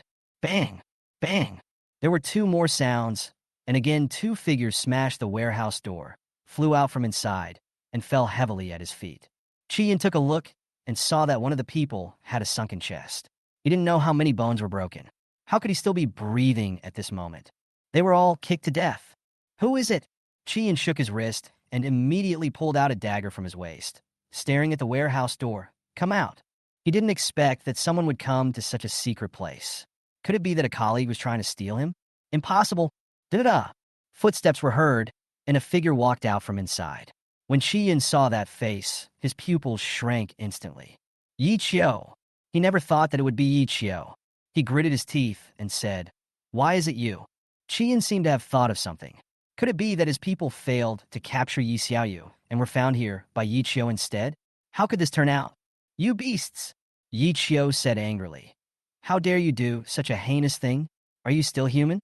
Chi-Yin sneered. Oh, it seems you have discovered it. Since you are here today, don't even think about leaving. He gritted his teeth and roared, and soon, 5 or 6 people rushed out from all directions, each holding a long knife in his hand, and the blade emitted a terrifying cold light. I wanted to kill your daughter first, let you suffer, and then slowly kill you, but I didn't expect you to come to me on your own. As soon as he finished speaking, 5 or 6 people holding machetes rushed towards Ichio. Instead of running away, Ichio came towards them at the same time. His eyes were frighteningly bright, as if there was a ball of fire burning in his eyes. These beasts die. Boom. Ichio threw a punch fiercely, and the energy in his body instantly flowed through his limbs and bones, making his body movements extremely fast, and his punch was even more powerful. Bang! The man in front of him just raised the machete and flew out. The machete slipped out of his hand in midair and fell heavily to the ground. He opened his mouth and blood spurted out. His sternum was broken, and the blood had even seeped through his clothes. Phew! Kill with one punch. Chi-Yin didn't expect that Yichio was so terrifying that he could kill someone with just one punch. At this moment, he couldn't care less. If he didn't kill Yichio today, his secret would be exposed. Yichio is definitely going to die, but the scene before him made him even more frightened. 5 or 6 people wielding machetes surrounded Yichio, but they couldn't even touch Yichio's clothes. Bang! Bang! Yi Qiu was like a madman, showing no mercy at all. He punched and kicked 5 or 6 people, all falling to the ground, killed instantly. Yi Qiu didn't want to give any chance to these harmful beasts to survive. How is this possible? Qian couldn't help but take 2 steps back. All his men were dead? It just happened in the blink of an eye. How could Yi Qiu be so scary? He stared at Yi Qiu, tightly grasped the dagger in his hand, and gritted his teeth. I really underestimated you, but it's not that easy for you to kill me. Yi Qiu didn't say anything. He just stepped forward and like a gust of wind, he was in front of Qi Yun in an instant. D. Qi Yun didn't hesitate at all and stabbed Yi Qiu's heart with the dagger. But the dagger stopped only 5 centimeters away from Yi Qiu's heart. His hands were held by Yi Qiu as if they were clamped by pliers, and he was completely unable to move. Ka! Yi Qiu exerted force suddenly and broke Qi Yun's wrist directly with a crisp sound. Ah! Kuyun Yilit. Without waiting for him to break free, Yi Qiu grabbed his other arm and exerted force again. Snap! Qi Yun's face instantly turned purple. The pain of having his bones broken almost made him faint. You have harmed so many people. You have ruined so many families. You really deserve to die. Yi Qiu was merciless and broke Qi Yun's other 2 legs. He kicked him and sent him flying, slamming heavily against the wall. Blood splattered from his mouth and nose, and he kept twitching. Qi Yun was breathing heavily. He never expected Yi Qiu to be so powerful. If you have the guts, just kill me, just kill me. He stared at Yi Qiu. Yi Qiu walked up to him and tapped Qi Yun's body a few times with his fingers, directly blocking all his meridians. The severe pain doubled instantly. Ah! Qi Yun screamed miserably, but he couldn't die even if he wanted to. You will definitely die, but you must first repent for your sins. Chapter 35. Unfathomable. Yi Qiu had never been so furious as he was today. He couldn't imagine that someone would do such a heinous thing. If he encounters it, he can't just ignore it. Qi Yun fell to the ground, screaming miserably and struggling in pain. But there was nothing he could do. Yi Qiu ignored him, turned around, and went into the warehouse to bring the children out. Zhao Jinlin and his men arrived in time, and immediately ordered people to cordon off the scene and take Qi Yun and others under control. Damn, these beasts! He cursed angrily, unable to vent his anger. If his status did not allow him to do so, he would have wanted to teach Qi Yun a lesson. You will pay a heavy price for your actions. Take away! Qi Yun was dragged away like a dead dog, howling in pain, but no one paid any attention. Anyway, with Yi Qiu around, Qi Yun couldn't die even if he wanted to until they had obtained enough evidence. This beast must have accomplices. I just asked and they will have a deal tonight. We can take this opportunity to catch those bastards in one fell swoop. Yi Qiu said angrily. Zhao Jinlin nodded. Don't worry, I won't let them get away with it. He has been pursuing this case for at least 3 years and never thought that Qi Yun would be the key figure. This guy is hiding too deeply. If it weren't for Yi Qiu, I'm afraid who knows how many more children would have been abducted and sold by him, and how many families would have been plunged into heavy grief. Yi Qiu, on behalf of those families and those parents, thank you. He said sincerely. Yi Qiu waved his hand. I am also a parent. I know too well what it means to lose a child. He encountered it today, and he had to take care of it. He absolutely could not watch these children lose their parents. If you need any help from me, please let me know. Good. Zhao Jinlin naturally wouldn't be polite. Yi Qiu is very capable, but what reassures him most is that Yi Qiu has a clear distinction between love and hate and is full of a sense of justice. He admires such a person. He arranged for people to contact the parents of several children and ask them to come and claim their children. When Zhao Jinlin saw those families reunited and crying with joy, he couldn't help but be moved. He chose this profession because he wanted to protect the peace of the area. Isn't it just because he wanted to see these things? Dad! Xiao Yuer was brought to the team. When he saw Yi Qiu coming back, he couldn't help himself and immediately threw himself into his arms. Don't be afraid, baby. Yi Qiu hugged his child tightly. He couldn't imagine whether he could survive if he lost Xiao Yuer. The child is his whole world. The uncles are so awesome. Xiao Yuer seemed to have forgotten the dangerous incident that happened before. I thought this exercise was real. Exercise? Yi Qiu and Zhao Jinlin looked at each other and understood Zhao Jinlin's good intentions. Yes, it's an exercise. Dad is also participating. How is it? Did you learn anything? Yi Qiu said smoothly. I learned it. Xiao Yuan nodded vigorously. Many of our kids have learned it. That's good. Yi Qiu smiled and gently scratched Xiao Yuer's nose. If you encounter something like this in the future, you must protect yourself, understand? He took a look and found that the coins on Xiao Yuer's chest had dimmed. It seemed that the amulet had indeed worked. He stretched out his hand, pinched the coin, and with a thought, a surge of righteous energy burst out from between his fingers and instantly penetrated into the coin, restoring its luster. Okay, you two, let's eat in the cafeteria later. I have other things to do, so I won't accompany you. Qi Yun has been caught, but his accomplices upstream and downstream have not been arrested yet. Tonight is the best opportunity. Zhao Jinlin must seize this opportunity and catch them all in one fell swoop.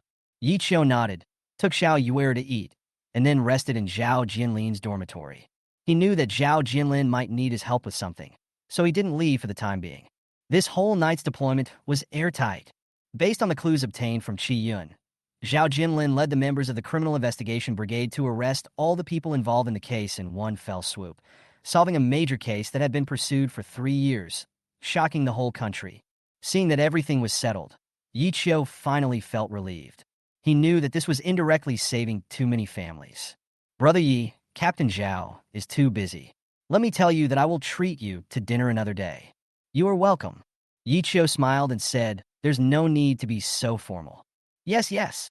Little did they know that several team members said in unison, it's not Captain Zhao who invited us. It's all of us in the team who invited us together. For solving this major case, Zhao Jinlin will definitely be rewarded by his superiors, and promotion and salary increase are a foregone conclusion. The other team members have also made great contributions. To them, bonuses are secondary, but this kind of honor is something they should be proud of throughout their lives. If it weren't for Yi Qiu's help, they didn't know how long these criminals would remain at large. They had to treat Yi Qiu to a meal to express their gratitude. Okay, I won't be shy then, Yi Qiu said. After saying that, he took Xiao Yuer home so as not to disturb everyone's work. At the same time, Kyoto. Lin Wanqiu returned home with a prescription written by Yi Qiu. How about it? She had asked several times, but the old Taoist did not answer. He just stared at the prescription in a daze, and the expression on his face changed from confusion to questioning, to surprise, and finally to amazement. Wonderful. It's really wonderful, he muttered to himself, nodding and shaking his head as if he was crazy. How did you come up with this? It's amazing that it can be done this way. What's going on? Lin Wanqiu was somewhat helpless. Please tell me about it.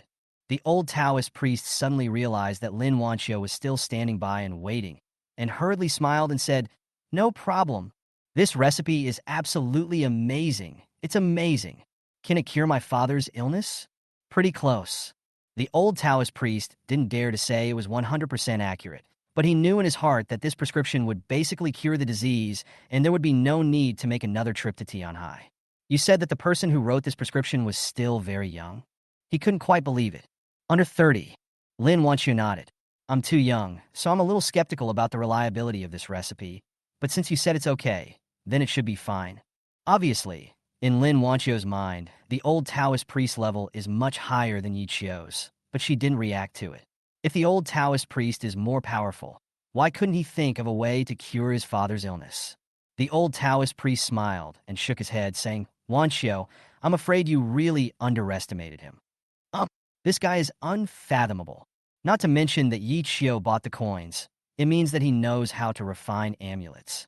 Not many people know this now, not to mention that Yi Qiu is just a young man. And from this prescription, the old Taoist priest can conclude that Yi Qiu's medical skills are definitely better than his own. Even far surpassing myself. Is he that powerful? Lin Wanqiu said in surprise. Chapter 36. Things change. Yi Qiu was so young that she felt that he couldn't be that powerful. It's amazing.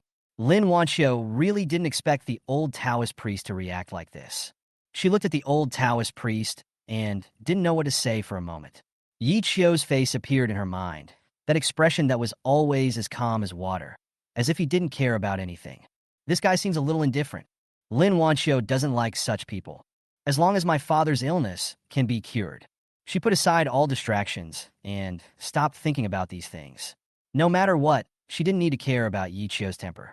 As long as her father's illness could be cured, that would be enough. At worst, when we meet again, I can thank him and give him some money as a reward. Well, don't worry. I'll go get the medicine right away and boil it myself. There won't be any problem." The old Taoist priest stood up and walked away. After a few steps, he turned back and said, "Wanxiu, now that things are done here, take me to Tianhai. I want to see him." After saying this, the old Taoist priest walked out. Lin Wanxiu still couldn't quite believe it. How could an old Taoist priest, a hermit and master with such a high status, actually go to see Yi Qiu in person? Why? She didn't understand how Yi Qiu had the qualifications to make the old Taoist so interested. Ring, ring, ring. Lin Wanxiu was thinking when the phone rang. "Hey, I'm back in Kyoto. Are the results out yet?" She was a little surprised. She didn't expect that things would come to a conclusion so quickly. "Does the leader want me to lead the research?" "Ah, Amami." When Lin Wanxiu heard the city where the mission was located, she was stunned for a moment. She had just returned from Tianhai and did not expect that she would be sent to Tianhai again to participate in a survey. Speaking of Tianhai, she immediately thought of Yi Qiu, the coins that were snatched away by Yi Qiu, and the guy who seemed a little indifferent but was unfathomable in the words of the old Taoist priest. "Okay, I'll obey the organization's arrangements and leave tomorrow." Lin Wanxiu hung up the phone. "Well, at least I have to say thank you." Yi Qiu has become a celebrity in the Tianhai Criminal Investigation Brigade. Yi Qiu had helped solve several cases in succession, and his superb medical skills had enabled many team members to receive effective treatment for their long-standing injuries. This is no ordinary favor. "Brother Yi, I toast you a glass." And me too. It's my turn to toast next. Don't fight over it. If you all want to fight over it, then I'll toast to Xiaoyer. Xiaoyer, let's drink juice." A group of people are having a great time. It was a rare celebration banquet, and everyone's tense nerves were finally able to relax a little. Zhao Jianlin drank a lot tonight. Everyone congratulated him on receiving the award and were also very moved. Zhao Jianlin took the initiative to give up the promotion and chose to continue working in the brigade and perform his duties. "I'm used to it here." After 3 rounds of drinks, Zhao Jinlin's face flushed slightly. He looked at his comrades around him with a gentle look. "I would feel uncomfortable being a leader in another place." He is a doer, not a leader. Yi Qiu smiled, knowing that Zhao Jinlin was worried about these team members, and with him around, he could still protect these bastards. "You are the patron saint of the people of Tianhai. It's good for you to stay here." The two looked at each other and laughed. Zhao Jinlin took a deep breath and leaned back in the chair. "This case has a huge impact and has attracted the attention of the higher-ups. We will invest more efforts in this area in the future." "That's a good thing," Yi Qiu said. Zhao Jinlin nodded. "However, Qi Yun was arrested, and I discovered something." His eyes gradually became sharper. "Do you remember that fat guy?" Yi Qiu nodded. It was the fat man who told him this information, which enabled him to follow the clues and catch Qi Yun and others in one fell swoop. "This fat guy is not just having a change of heart," Zhao Jinlin said. "I was cautious and did some research. Fatty's parents received a pension. This means that someone behind the scenes used us to get rid of Qi Yun." Yi Qiu was surprised. He didn't expect such a thing to happen. "Is it about me?" He reacted. "It may be related." Zhao Jinlin said, "I will continue to investigate secretly. Don't worry too much." He didn't know who was behind the scenes, but the person who could do this was obviously not an ordinary person, and might even be someone who was more hidden than Qi Yun. "Okay, I understand. I will be more careful." Yi Qiu frowned slightly. He didn't expect that he just wanted to live an ordinary life, but was inadvertently involved in so many right and wrongs. But he was not worried. No matter what happened, he would protect his daughter and would never let anyone have the chance to hurt her. The news of Qi Yun's arrest spread throughout Tianhai. Lei Song naturally knew it. In fact, he knew it before anyone else, that Qi Yun would definitely be caught. "No one who threatens me will have a good ending," he said lightly. "Qi Yun is a good knife. If used well, it can help him do a lot of things. But if this knife may hurt himself, Lei Song will never allow it to continue to exist, even if it's just a possibility. It seems that I have to deal with Chu Tiangang and the others by myself." Lei Song felt that Qi Yun's method was too stupid and could easily get himself involved. To deal with someone like Chu Tiangang, relying on brute force would not make much sense. The Chu family is a wealthy and powerful family. The death of 2 people cannot shake its foundation at all. What he wants to do is to destroy the entire Chu family's business system. Boss Lei, Chu Tiangang recently had a conflict with the people at the bank, and he was quite crazy. Is that so? After all, the Chu family has a lot of assets, and the bank doesn't dare to offend them easily. Lei Song sneered, but sometimes the business world is like a battlefield, and the situation will change. If the Chu family is short of money, they will have to bow to the bank and ask for help. He tapped his fingers on the table, thinking about a strategy in his mind, and soon made a decision. Find a way to contain the Chu family's capital flow. As long as there is a problem with the Chu family's funds, the bank will not miss the opportunity to teach them a lesson. Yes, this is what it means that business is like a battlefield. Sometimes, the person who begs you humbly may suddenly become the one who is high above you and needs your help. Given Chu Tiangong's temper, if he offends the bank, the consequences will not be so easy to resolve. Although at the moment, it is the bank that needs to please Chu Tiangang. Fang Yang, the president of Tianhai Bank head office, is visiting Chu Tiangang. No matter what, Chu Tiangang is a big client of the bank. Transferring all the funds at once would be a huge impact on the bank. Although the banks felt very uncomfortable, they still had to bow their heads for the sake of money. After all, no one can go against interests. Boss Chu, we are old friends. You can be angry, but it can't affect our business. Fang Yang joked. I heard that your recent big project requires a lot of funds. Chapter 37. I want a child. For such a large project, the funding required is in the billions. Although the Chu family is wealthy, they dare not use such a large cash flow and always need to cooperate with banks. Chu Tiangang naturally understands this principle. Snort. Chu Tiangang glanced at Fang Yang and poured him tea while saying, Friends are friends, but your people offended my little brother. Can I give him some vent? Yes, of course I should. Now Yi Qiu is not angry anymore. Can you relax a little bit? Fang Yang smiled. The relationship between merchants and banks is very delicate. When merchants are weak, they have to look at the bank's face. But when merchants become strong, the bank will, in turn, be polite to the merchants. Chu Tiangang is a big customer, so Fang Yang will naturally try his best to win him back before his money is snatched away by other banks. We have been working together for many years. Don't you understand me? I have already fired the employee who made the mistake, and I have also explained to Yi Qiu. Now that the matter has been settled, shouldn't we get back on track? Besides, Mr. Chu, do you dare to say that there is a more suitable bank friend than me? Chu Tiangang didn't say anything, but he knew in his heart that he would not let this incident cause a complete fallout. That would be unwise. As an adult, he had to be responsible for the entire Chu family. Manage your employees well in the future and don't always look down on others. Okay, I'll take care of it. Fang Yang knew Chu Tian had just given in when he heard this, so he quickly picked up the teacup and said, Let me offer you a cup of tea instead of wine. The two clinked their glasses and took a sip. Hey, who's that girl? Do you have a granddaughter? Fang Yang saw Xiao Yuer flying a kite in the yard from afar and couldn't help feeling a little surprised, but he knew that Chu Tian just had one son who wasn't married yet, so how could he have a granddaughter? I wish it was my granddaughter. Isn't she cute? Chu Tiangang took a look and said kindly, Yi Qiu's daughter. Speaking of this, he couldn't help but say, President, are you and your wife really planning to be dinks for the rest of your lives? Fang Yang's face changed slightly, and he smiled. Everyone chooses a different way of life. You don't understand the happiness of having children and having children. I don't understand? Chu Qinggong's eyes widened. You are kidding me. It's fine if you fool others, but I don't understand you. Fang Yang knew that he couldn't hide it from Chu Tiangang. Let it be. Some things can't be forced. Chu Tiangang coughed twice and lowered his voice to ask, Is it a psychological reason or a physical reason? What's the meaning? That is, either you don't want to have a baby, or you can't have one. Chu Tiangang is very direct and never speaks politely. Seeing Fang Yang was silent, he slapped his thigh. I tell you, if it's a physical problem, it's not a big deal. He said with some pride, You haven't seen Yi Qiu's medical skills, have you? He can solve any problem for you. Since you already know Yi Qiu, why don't you ask him? Yi Qiu is a doctor? Watch your wording, he's a miracle doctor. Chu Tiangang waved his hand.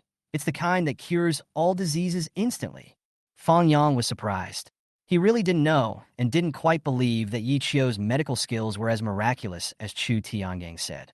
He had consulted many doctors over the years, many of whom were famous doctors, but there was no effect. Yi Qiu is so young. How could he be so powerful? Don't talk about this, don't talk about this. Fang Yang waved his hand, not wanting to talk about this topic. He held the teacup in his hand, but his eyes were looking outside at the little fish playing happily in the yard.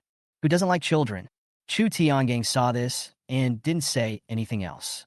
After leaving the Chu family, Fong Yang went straight home with mixed emotions. I'm back. He pushed open the door and saw his wife sitting on the sofa. She had a blank expression on her face and looked completely listless. She was holding a photo of her children in her hand and looked depressed. What's wrong? Fong Yang stepped forward and said gently, You are thinking about this again. Husband, let's get a divorce. The wife burst into tears immediately. Find another one who can have children. I won't blame you. What are you talking about? Fong Yang frowned. Or you could just find someone outside to have a baby. I have no objection. I can't let you down by not leaving an heir for your Fong family. The wife burst into tears. Don't do this. Fong Yang shook his head. I've said it before. You're my only woman. I can't have children with anyone else. If I don't have children, then I don't have children. It doesn't matter. I just have you. But the wife cried even louder and threw herself into Fong Yang's arms, sobbing. I'm sorry for you and the Fong family. She was in great pain. As Fong Yang's wife, she knew how much Fong Yang wanted a child. But they were both in their 40s and the possibility of getting pregnant was almost zero. Fong Yang sighed, feeling sad. Every time he returned home, he felt bad seeing his wife so negative and depressed. He suddenly thought of what Chu Tian had just said. Don't worry. Chu Tian just introduced me to a miracle doctor who can solve this problem. If you want to have a child, there will be no problem. Real? When the wife heard this, she was a little excited, but then she looked disappointed. My body. They have consulted many doctors, but to no avail. What kind of miracle doctor is this? Is there really such a great miracle doctor? Really, it's absolutely true. Don't you know Chu Tiangang? He never tells lies. He won't tell me anything he's not sure about. Fong Yang said, You, just adjust your attitude. I'll ask a doctor to come home and take a look at you, okay? Seeing his wife's mood improve, she seemed to come alive instantly. Fong Yang knew that if they never had a child, his wife would probably be depressed for the rest of her life. But he was unsure whether Yi Qiu really had such miraculous medical skills. Fong Yang didn't dare to delay. He was afraid that if he gave his wife hope and then disappointed her again, she would really be disheartened. He immediately went out to find Yi Qiu. Yi Qiu was at the Chu family. When he saw Fong Yang coming back, Chu Tiangang knew what he was doing without even asking. I'm playing with Xiao Yu in the backyard. He took Fong Yang to the backyard, where Yi Qiu was playing with a kite with Xiao Yue, having a lot of fun. Ha, Xiao Yu, your uncle is here to play with you, okay? Chu Tiangang was like an old child. He took off his suit, rolled up his sleeves, and ran over. Yi Qiu, President Fong wants to talk to you about something. Can you guys chat for a while? Yi Qiu turned around and Fong Yang nodded. Yi Qiu, can I take up a little time? What's up? Yi Qiu walked over and was a little surprised. It was not common for the president of Tianhai Bank to seem a little nervous and embarrassed. That's right. Fong Yang felt it was difficult to speak, and his eyes fell on Xiao Yuer in the distance from time to time. I want a child. Is that okay? Yi Qiu was stunned for a moment and didn't react. My daughter won't sell it. Chapter 38. Getting into trouble. You misunderstood. Fong Yang waved his hands quickly. I want to have a baby myself. Yi Qiu suddenly realized. He glanced at Fong Yang. Fong Yang was already quite old, but he still didn't have a child? Boss Chu told me that your medical skills are very impressive. I would like to ask you for help to resolve this matter that I am worried about. Fong Yang sighed, feeling helpless. Even though he had enough wealth and social status, his wife was always depressed because they had no children, which made him very distressed. Is it your problem or your wife's? Yi Qiu asked directly. Fong Yang hesitated for a moment and lowered his head. Actually, it's my problem. His wife always thought it was her problem, but Fong Yang knew it was his own health that was not good. He blamed himself and felt even more guilty, thinking that he owed his wife too much. Is there any way? He looked at Yi Qiu with anticipation on his face and was afraid that Yi Qiu would drag his feet and say there was nothing he could do. This needs to be diagnosed first. Yi Qiu said, How about this? I'll go to your house tonight. I think it's best for both you and your wife to get checked out. Okay, it's okay. Thank you, Mr. Yi. Fong Yang immediately said. Then I'll pick you up in the evening. Don't be so polite. Just give me your address and I'll go there myself. Yi Qiu said. This is a good deed, and there is no harm in helping others. What's more, he has a daughter and knows very well how much happiness a child can bring to the family. A child's laughter can often magnify the happiness of adults 100 times. Thank you very much. Fong Yang was very grateful. Then I will wait for Mr. Yi at home. Good. After saying that, Fang Yang went back first. For a family, having children in the next generation is not just about hoping that they will become successful or fulfill their unfulfilled dreams. Instead, it is about having the opportunity to accompany your child as he grows up and walk side by side with him on the road of life for a period of time. That kind of beauty cannot be experienced by people without children. Night. Yichio took Xiao Yuer with him and went to Fang Yang's home. Fang Yang and his wife couldn't wait any longer. Seeing Xiao Yuer coming along, Fang Yang's face was full of smiles. This is Xiao Yuer, Mr. Ye's daughter. He introduced it to his wife. So cute. Mrs. Fang's eyes were full of love, and she reached out to hug Xiao Yuer. Annie, you are so beautiful. Xiao Yuer was very sweet. He reached out and hugged Mrs. Fang, whispering in her ear, I want to be as pretty as you when I grow up. Xiao Yuer will be more beautiful than Andy. Mrs. Fang was very happy. She took Xiao Yuer to the living room to play. Then let me check you out first. Yichio didn't waste any words and got straight to the point. Fang Yang was still a little embarrassed. Do you want to take off your clothes? He thought, why not go into the room? Need not. Yichio waved his hand and said it was not that troublesome. He asked Fang Yang to sit down and immediately felt his pulse. His eyes flickered with brilliance, making his eyes bright. He could see through Fang Yang's meridians at a glance. Really? Yichio thought, it's Fang Yang's problem. It's just that it's still possible for him to have a child with these problems. But if there hasn't been any, there must be something wrong with Mrs. Fang as well. This is not a personal issue. How about it? Fang Yang asked cautiously, a little nervous. He didn't know what the situation was. Could Yichio find out the problem just by taking his pulse? You do have a problem, but it's not a big problem. The meridians are blocked, causing the essence to flow backwards and unable to condense. This is easy to deal with. Yichio said, I'm afraid there are some problems with Mrs. Fang as well. When Fang Yang heard this, his heart skipped a beat. Are there problems with both of them as a couple? Then my wife. Rest assured. Yichio looked over and checked carefully. Your wife is suffering from a heart disease. Mrs. Fang didn't have any major health problems, but she had a problem with her mentality, which affected her chances of getting pregnant. Coupled with Fang Yang's health problems, the two of them had difficulty getting pregnant for so many years. What should we do then? This was the first time Fang Yang heard this explanation. Is there a solution? He was a little anxious. Yichio motioned Fang Yang to stretch out his hand. He stretched out his fingers and lightly touched several acupuncture points on Fang Yang. Instantly, a stream of warm air was injected, which flowed along the meridians and directly into Fang Yang's body. Puff! Fang Yang seemed to hear a slight noise, and his whole body started to stir, as if he had been electrocuted. What a strange feeling. Your problem is solved. Ah, so fast. Fang Yang was stunned. Is it so simple? He didn't even feel much, but Yichio solved the problem. What kind of wonderful medical skill is this? But he could clearly feel that there were some subtle changes in his body, as if his energy and spirit had suddenly improved. Mr. Yi is indeed a miracle doctor. He is really amazing. Fang Yang asked, what about my wife? Heart disease needs to be treated with heart medicine. I don't know how Yichio will deal with it. Yichio smiled and looked at Xiao Yuer, who was having fun with Mrs. Fang and laughing from time to time. Mrs. Fang is suffering from a heart disease. My daughter is helping her cure it. Fang Yang turned his head and looked over. Seeing his wife smiling and in a good mood, he couldn't help but be moved. It seemed like he hadn't seen his wife smile like this for a long, long time. That kind of relaxed and happy smile cannot be faked. The laughter of children at home is like sunshine, dispelling all the haze. I'll prescribe you another prescription to strengthen your body and help you recuperate. Of course, you have to focus on exercise since you are not young anymore. Yichio took a pen and quickly wrote down a prescription. You two will take the medicine together this week. Remember to hold back and don't be impatient. Starting next week, you can calculate the day to have sex. It works well, and it works in one go, of course.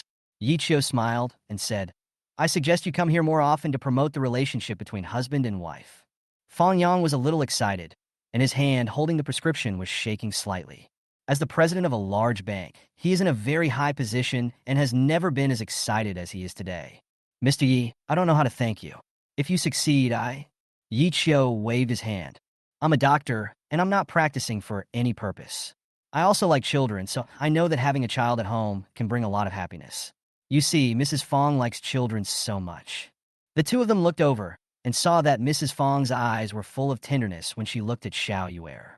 She longed to be a mother so much, and fortunately, she would be able to realize her wish soon. Yi Qiu and his daughter finished their meal at Fong's house before saying goodbye and leaving. Mrs. Fong made an appointment with Xiao Yuer and asked her to come to her house often. She liked this lovely girl so much. At the same time, the Chu family is in trouble. Chapter 39. Taking advantage of the situation. Chu Tiangang never thought that his opponent could be so shameless. He would stop at nothing, even if it meant losing 800 lives to contain the Chu family. Mr. Chu, our cash flow is sufficient, but if we invest all the cash into this project, it will be very troublesome. The financial director has become alert. The Chu family has ample funds, but they have many industries under their control, not just this one project. Once they invest too much and fail to control the risks, it will become difficult to extricate themselves, and they will be directly dragged down. If other industries need funds, the Chu family will be in a passive position. The key point is that it is now obvious that the opponent dug a pit for the Chu family to jump into. How many points is the safety line? Chu Tiangang asked. 30%. The financial director frowned and said, "This is already a critical value. I suggest keeping it at 25%. What did the bank say? Most of the money used by businessmen is borrowed from banks. Even if there is interest, they can still make money by circulating it through banks. They want to take advantage of the situation." The financial director was somewhat helpless and smiled bitterly. Lei Song must have talked to several bank executives and wanted to join forces to suppress us. Chu Tiangong's withdrawal of capital from Tianhai Bank some time ago caused quite a stir. This is not just about Tianhai Bank. Other banks know about this. Although they don't say it, they will feel uncomfortable to some extent. They are banks and have always been high and mighty. When will they be led by the nose by others? Even if it was Chu Tiangang, the wealthy man in Tianhai, they had to act politely, but once they had the chance, how could they miss the opportunity to give Chu Tiangang a warning? The current situation of the Chu family is that the funds have just been withdrawn from Tianhai Bank not long ago. Although they have already negotiated with Fong Yang, it is hard to say what Tianhai Bank's attitude will be in light of such a sudden incident. The other banks had already secretly agreed that they could lend money to the Chu family, but the conditions were much more stringent than before. The interest rate alone had increased by 40%. Chu Tiangang frowned, looking a little ugly. He has been working in the business world for decades and has experienced this kind of thing before, but even with his current status, it is still the same, which makes him somewhat annoyed. We will advance the funds ourselves first. Don't worry until we reach the safety line. I will take care of the funding issue. Chu Tian just made a decision. Yes. The financial director nodded. This matter could only be handed over to the big boss. He had already been to the bank, but to no avail. Seeing the financial director leave, Chu Tiangang took out his cell phone and called several bank executives. Just as he guessed, they were still polite, but when talking about funding, they either laughed it off or beat around the bush, saying it was difficult and full of pressure, without giving him any face at all. Chu Tiangong's mind was as clear as a mirror, but he did not show his anger. After hanging up the phone, he roughly calculated that even if he really asked them for a loan to ensure the Chu family's cash flow, would Lei Song have no backup plan for what he did? The confrontation in the business world is not that simple. Now that the war has begun, only one person will fall. Chu Tian was just hesitating whether to call Fong Yang. He had just withdrawn funds from Tianhai Bank, and the next thing he knew, he had to ask Tianhai Bank for help. This was really a reversal of fortune. If Fong Yang refuses again, the Chu family will be in real trouble. When the time comes, Lei Dong will see the opportunity and launch a massive attack. Just as he was about to hesitate, Xiao Yuer's cheerful voice came from outside the door. "Annie's cooking is so delicious, Dad. Can I still go?" Xiao Yuer asked expectantly. "Of course you can. Annie really wants you to go. She would love for you to live in her house." Yi Qiu smiled. He looked up and saw Chu Tiangang pacing back and forth with his hands behind his back and a frown on his brow. He wondered what trouble he had run into. The trouble that can make a big shot like Chu Tiangang frown is obviously not a small trouble. "What happened?" Yi Qiu asked. Xiao Yuer jumped up and down and threw himself directly into Chu Tiangong's arms, wanting to share with him what delicious food he had eaten at Fong Yang's house. Something about business. Chu Tiangang smiled and stretched out his hand to scratch Xiao Yuer's nose. "What did Uncle Fong eat?" Xiao Yuer counted them one by one on his fingers. As she was talking, she noticed that Chu Tiangang was a little absent-minded and wrinkled her nose in dissatisfaction. You didn't even listen to me. Listen. Chu Tiangang laughed. Okay, Xiaoyer, stop making trouble. Yi Qiu said, if I can help, you're welcome. Chu Tiangang nodded. There are some problems with the funds. It's okay. I'll think of a solution. When it comes to money, Yi Qiu really can't help much. All his assets added up are less than Chu Tiangong's one-day interest. Even if he wanted to help, he doesn't have the ability to do so. Yi Qiu knew that Chu Tian had just gotten angry with Tianhai Bank to vent his anger last time. Now that there was a sudden problem with the funds, the bank might not be so polite. You didn't look for President Fong? Yi Qiu asked. Chu Tiangang shook his head. He didn't say it, but Yi Qiu knew why. Yi Qiu nodded and said nothing. He took Xiao Yuero away to prevent him from affecting Chu Tiangang. The Chu family must need a large sum of money, which is not a small amount for anyone. He wanted to help, but Yi Qiu seemed to have no way to deal with this kind of thing. At the same time, Lei Song was in a good mood. Things were going according to his plan step by step. How much money has Chu Tiangang already advanced? It's estimated to be 15% of their cash flow. What is their safety line? 30%, but as long as it reaches 25%, it will be the last straw that breaks the camel's back. I've already made a backup plan. Hearing this, Lei Song narrowed his eyes. Chu Tiangang, no matter how crazy you are, don't go against the bank. If you offend the people in the bank, will they let you off easily? For business people, the two people they should not offend the most are government departments and banks. Chu Tiangang must be aware of this simple truth, but he still made such a mistake. Only then will you give yourself the opportunity to make such a plan. Keep putting pressure on them and force them to break through the financial safety line. If the Chu family has any problems, many people will want him dead. Lei Song said, 3 days? Is that enough? Enough. No matter what he chooses, the more he gets involved, the harder it will be for him to extricate himself. That project might even kill the Chu family. Now that several banks are taking advantage of the situation, who else can help Chu Tiangang? Tianhai Bank? It was Chu Tiangong's partner, but he actually withdrew his investment and completely offended Fang Yang. Isn't this God helping me? Lei Song was so happy. Just for this one large project, after several changes of hands, they lost billions, but Chu Tiangang might not make any profit either, and might even lose more.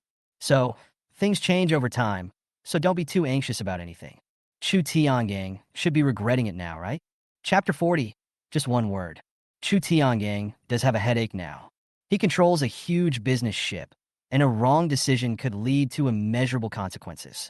2 days later, he still didn't call Fang Yang, because he knew that was his last choice, and if Fang Yang also refused, things would be troublesome. Lei Song should be more eager for him to make this call than he is, right? As they got closer to the safety line, Chu Tiangang felt more and more pressure, but he still persisted and sought other solutions. When facing provocations, he was stubborn in his bones. During these 2 days, Yi Qiu could clearly feel that the atmosphere in the Chu family was somewhat serious. Chu Tiangang has not had the leisure to play with Xiaoyer these past few days. He has hardly ever been home. Instead, he has been busy with various things outside. Uncle seems to be very busy recently. Xiao Yu held his chin up and said, he said he would take me to the water world. Uncle is busy recently. I'll take you there when he is free. Yi Qiu said. Ring, ring, ring. The cell phone rang. Yi Qiu took it out and saw that it was Fang Yang calling. Is Xiaoyer free today? Fang Yang asked. Last time she said she wanted to go to Waterworld. My wife doesn't have anything to do, so can I let her take her there? He asked expectantly. Sure. Yi Qiu naturally would not refuse. He knew that Mrs. Fang liked Xiaoyer very much, and that Xiaoyer could bring her joy and naturally heal her heart disease. Okay, I'll pick her up in a minute. Fang Yang hung up the phone and turned to look at his expectant wife. I told you, Xiaoyer likes you too. Listen, she's so happy. Mrs. Fang snorted softly, and her whole body lightened up. She hurried into the room, picked out several pieces of clothing, and ran to Fang Yang again. Which one looks good? They all look good. No, you pick one. Which one will Xiaoyer like? Fang Yang even wanted to laugh. We are just taking Xiaoyer to the water world. There is no need to be so grand. Just that one. He knew that his wife really liked children, and Xiaoyer was a great help. The two of them changed their clothes quickly. Fang Yang was also asked by his wife to dress nicely, and they went out together. They drove to the Chu family, and Yi Qiu and Xiao Yuer were already waiting at the door. Little fish. Mrs. Fang got out of the car and picked up Xiaoyer.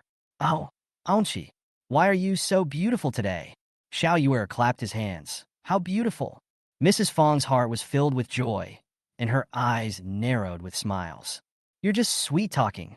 She turned her head and looked at Yichio. Then let's go. Yichio got in the car and sat in the passenger seat. Fong Yang drove the car, while Mrs. Fong and Xiao Yue sat in the back seat, talking and laughing, eating snacks and singing. If you didn't know better, you would have thought they were a mother and daughter. Seeing that his wife had changed her previous gloomy and pessimistic mentality, Fong Yang finally breathed a sigh of relief. When they arrived at the water world, Mrs. Fong took Xiao Yue around to eat and stroll around, while Yi Qiu and Fong Yang walked behind. The medicine you prescribed is really amazing. In the past 2 days, I feel like my body has returned to the state of my youth. Fong Yang said. Hold it. Yi Qiu smiled and said, it will be done in 2 days. Fong Yang nodded, knowing that a lack of patience could ruin a great plan. Recently, he even stopped going to work and focused on exercising and accompanying his wife. He regarded this matter as the most important thing and dared not delay it in the slightest. He now has enough confidence that he will succeed and fulfill his wife's dream of becoming a mother. By the way, I want to ask you a question. Yichio thought of something and asked, what's the problem? It may sound a little abrupt, but I would like to ask, is it true that Tianhai Bank and the Chu family can no longer cooperate? Yichio knew that Chu Tiangong's hair was almost falling out due to worry in the past few days, so he wanted to take the opportunity to ask more questions. Why do you ask? Fong Yang laughed. In fact, the relationship between enterprises and banks is really that of both enemies and friends. The basis of our cooperation is all for the sake of profit. He looked at Yichio. Is there a problem with the Chu family's funds? He was very perceptive, and when he heard Yichio talk about this, he immediately thought of it. Yichio nodded without hiding anything. I don't understand business matters, but the last time Brother Chu had a conflict with your bank, it was all because of me. He sighed. If the Chu family's business is greatly affected because of me, I will feel very sorry. Fong Yang heard it. Yichio, wait for me for a moment. He immediately took out his phone and made a call to inquire about the Chu family situation. I see. After hanging up the phone, Fong Yang suddenly realized that the Chu family was suddenly in such a big trouble. He hadn't been to the bank for a few days and didn't know that the situation changed so quickly. Even so, Chu Tiangang had asked several banks, but none of them approached him. Before I knew it, I had become a pawn in someone else's hands. Fong Yang is not an ordinary person. He can see that he has become Chu Tiangong's last choice. Chu Tiangang definitely doesn't dare to speak to him easily. You don't have to worry about this. He smiled and said, Chu Tiangang and I are business partners, so naturally our interests come first, but you are different. Yichio didn't understand. I owe you too much. This cannot be measured by money. Fong Yang looked at the distance, where Xiao Yue was holding hands with his wife and jumping up and down. It's not just you. I owe Xiao Yue a lot. He hasn't seen his wife so happy in many years. How can this be measured by money? Not to mention, Yichio helped me a lot, and it won't be long before I will have a child. This is a favor that I can never repay. Are you willing to help the Chu family? Yichio reacted. It's just a matter of your words. Fong Yang smiled, reached out, and patted Yichio on the shoulder. Okay, don't worry about this matter. Let's just have fun with them today. Yichio nodded. He had never thought that just asking this question casually could actually solve Chu Tiangong's urgent problem. When did he become so prestigious? Not only him, Chu Tiangang was also a little surprised. When he received the call from the senior executives of Tianhai Bank, he still didn't dare to believe it. It was not until the bank staff came to talk to him in person that Chu Tian realized that this was true. President Fong has explained that the Chu family is our important partner and friend. If a friend gets into trouble, we should do our utmost to help them. Chu Tiangang took a deep breath. This was not something Fong Yang would say. What is Lao Fong doing now? Without seeing Fong Yang, Chu Tiangang always felt a little uneasy. President Fong hasn't come to the bank these past few days.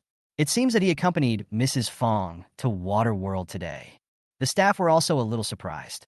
They all knew that Mrs. Fong usually stayed at home, never went out, and did not participate in any activities. But recently, I can often see Mrs. Fong sharing her good mood from time to time. Waterworld. Chu Tiangong's eyes widened.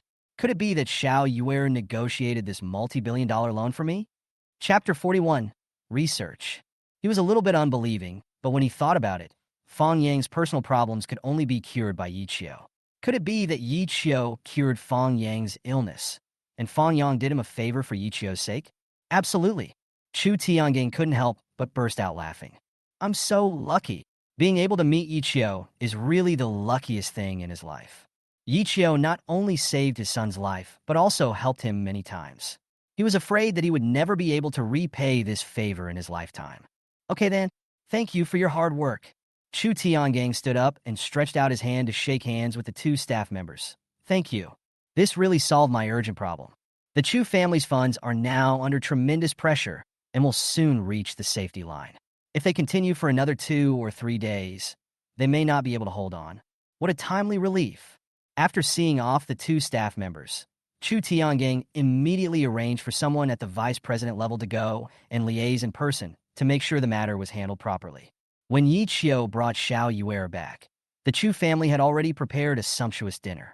Wow! Xiao Yuer's eyes lit up. She is just a greedy little cat. Uncle Chu, is it New Year's Day today? In my impression, only during the Chinese New Year can one eat a lot of delicious food. Of course, Xiao Yuer has never seen such a scene before. Ha, today, it's Chubbard who thanks you. Chu Tiangang picked up Xiao Yuer and let her sit in the main seat. Because Xiao Yuer is Uncle Chu's lucky star, Uncle Chu is so happy to meet Xiao Yuer. He turned around and said, Yi Qiu, would you like to drink something today? Yi Qiu knew that the bank must have responded to Chu Tiangang, solving his urgent problem. Okay, drink some. He smiled and sat next to Xiao Yuer. It had been a long time since he had a drink. After 3 rounds of drinks, Chu Tiangong's face began to look a little drunk. He looked at Yi Qiu. I want to discuss something with you. Go ahead. You two, father and daughter, should just live here forever. I really like Xiao Yuer, and I wish she was my child. Chu Tiangong's eyes were full of tenderness. He was not so kind even to his own son. There is no need to explain the friendship between us brothers, right? I still owe you a favor. There is no such thing as human feelings. This is all fate. Yi Qiu said, you are very capable, and you will definitely be busy in the future. You won't be able to accompany Xiao Yuer every day to protect and take care of her. She can stay in the Chu family to ensure her safety. Chu Tiangang patted his chest and said seriously, don't worry, I will protect her as if she were my own child and will never let anyone hurt her. Believe me, of course I do. Yi Qiu knew that Chu Tiangang truly loved Xiao Yuer, and his eyes would not be wrong. Xiao Yuer will live in Uncle Chu's house. Are you willing? He looked at Xiao Yuer and asked. Xiao Yuer was concentrating on eating, with his mouth full. When he heard Yi Qiu calling him, he raised his head and blinked his big eyes. Then can I eat these delicious foods every day? Yi Qiu and Chu Tiangang looked at each other and couldn't help laughing. You little greedy cat. Of course there is food. Uncle will have someone make whatever Xiao Yu likes to eat for you. I guarantee you will enjoy your meal. Yeah. When Xiao Yue heard this, he jumped off the chair, ran to Chu Tiangang, hugged his neck, and kissed him.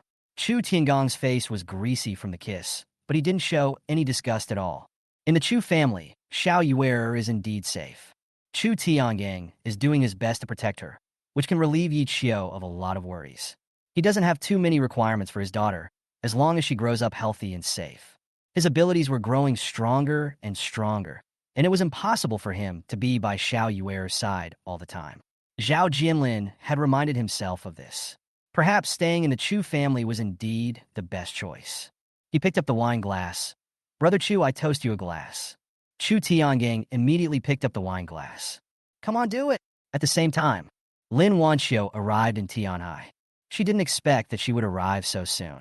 Of course, I was here for personal matters a few days ago, but today I'm here for business matters. Her status was not ordinary.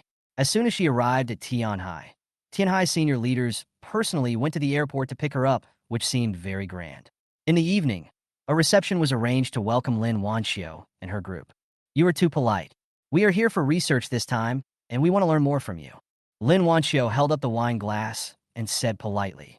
She doesn't like drinking very much. She just drinks for the sake of her feelings, but no one dares to urge her to drink.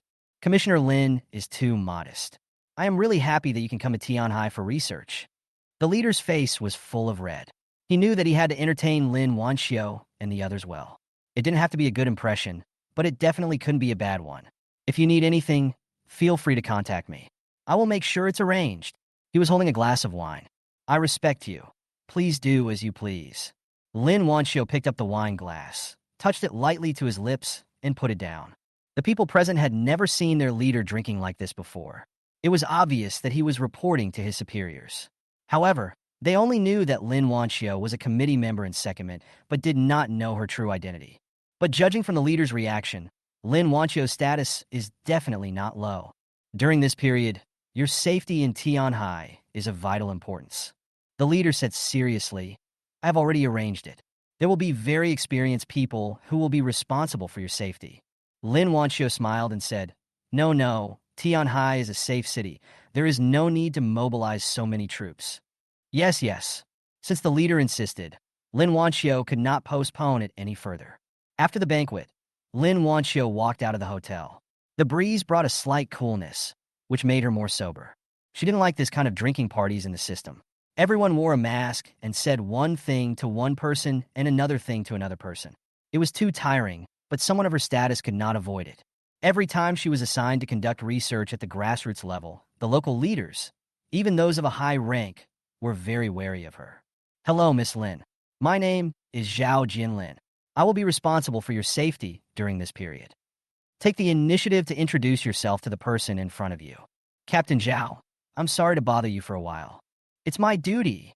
Zhao Jinlin didn't know who Lin Wanxiu was, but since the top leader personally asked him to protect her, she was obviously no small figure. It's not that he didn't take on this kind of task, but he has been very busy with work recently. Now he is asked to provide 24-hour protection, which makes him feel helpless. Lin Wanxiu got in the car, and Zhao Jinlin sat in the passenger seat. Captain Zhao, please go to the mall first. I have something to buy. She suddenly remembered that she had forgotten to bring something and had to go to the mall to buy some. Zhao Jinlin glanced at the time and frowned slightly. Ms. Lin, it's peak shopping season now. Would it be inappropriate for you to go there with your status? Chapter 42, I Need a Doctor. They were responsible for protecting Lin Wanxiu closely. There were more than a dozen of them in the group. If they went to the mall like this, it might cause unnecessary trouble. It's okay. You don't have to follow me. Lin Wanxiu knew what Zhao Jinlin meant. I can go in by myself and come out after I finish shopping. What she wanted to buy were some private things, and it was not convenient for Zhao Jinlin and others to follow her.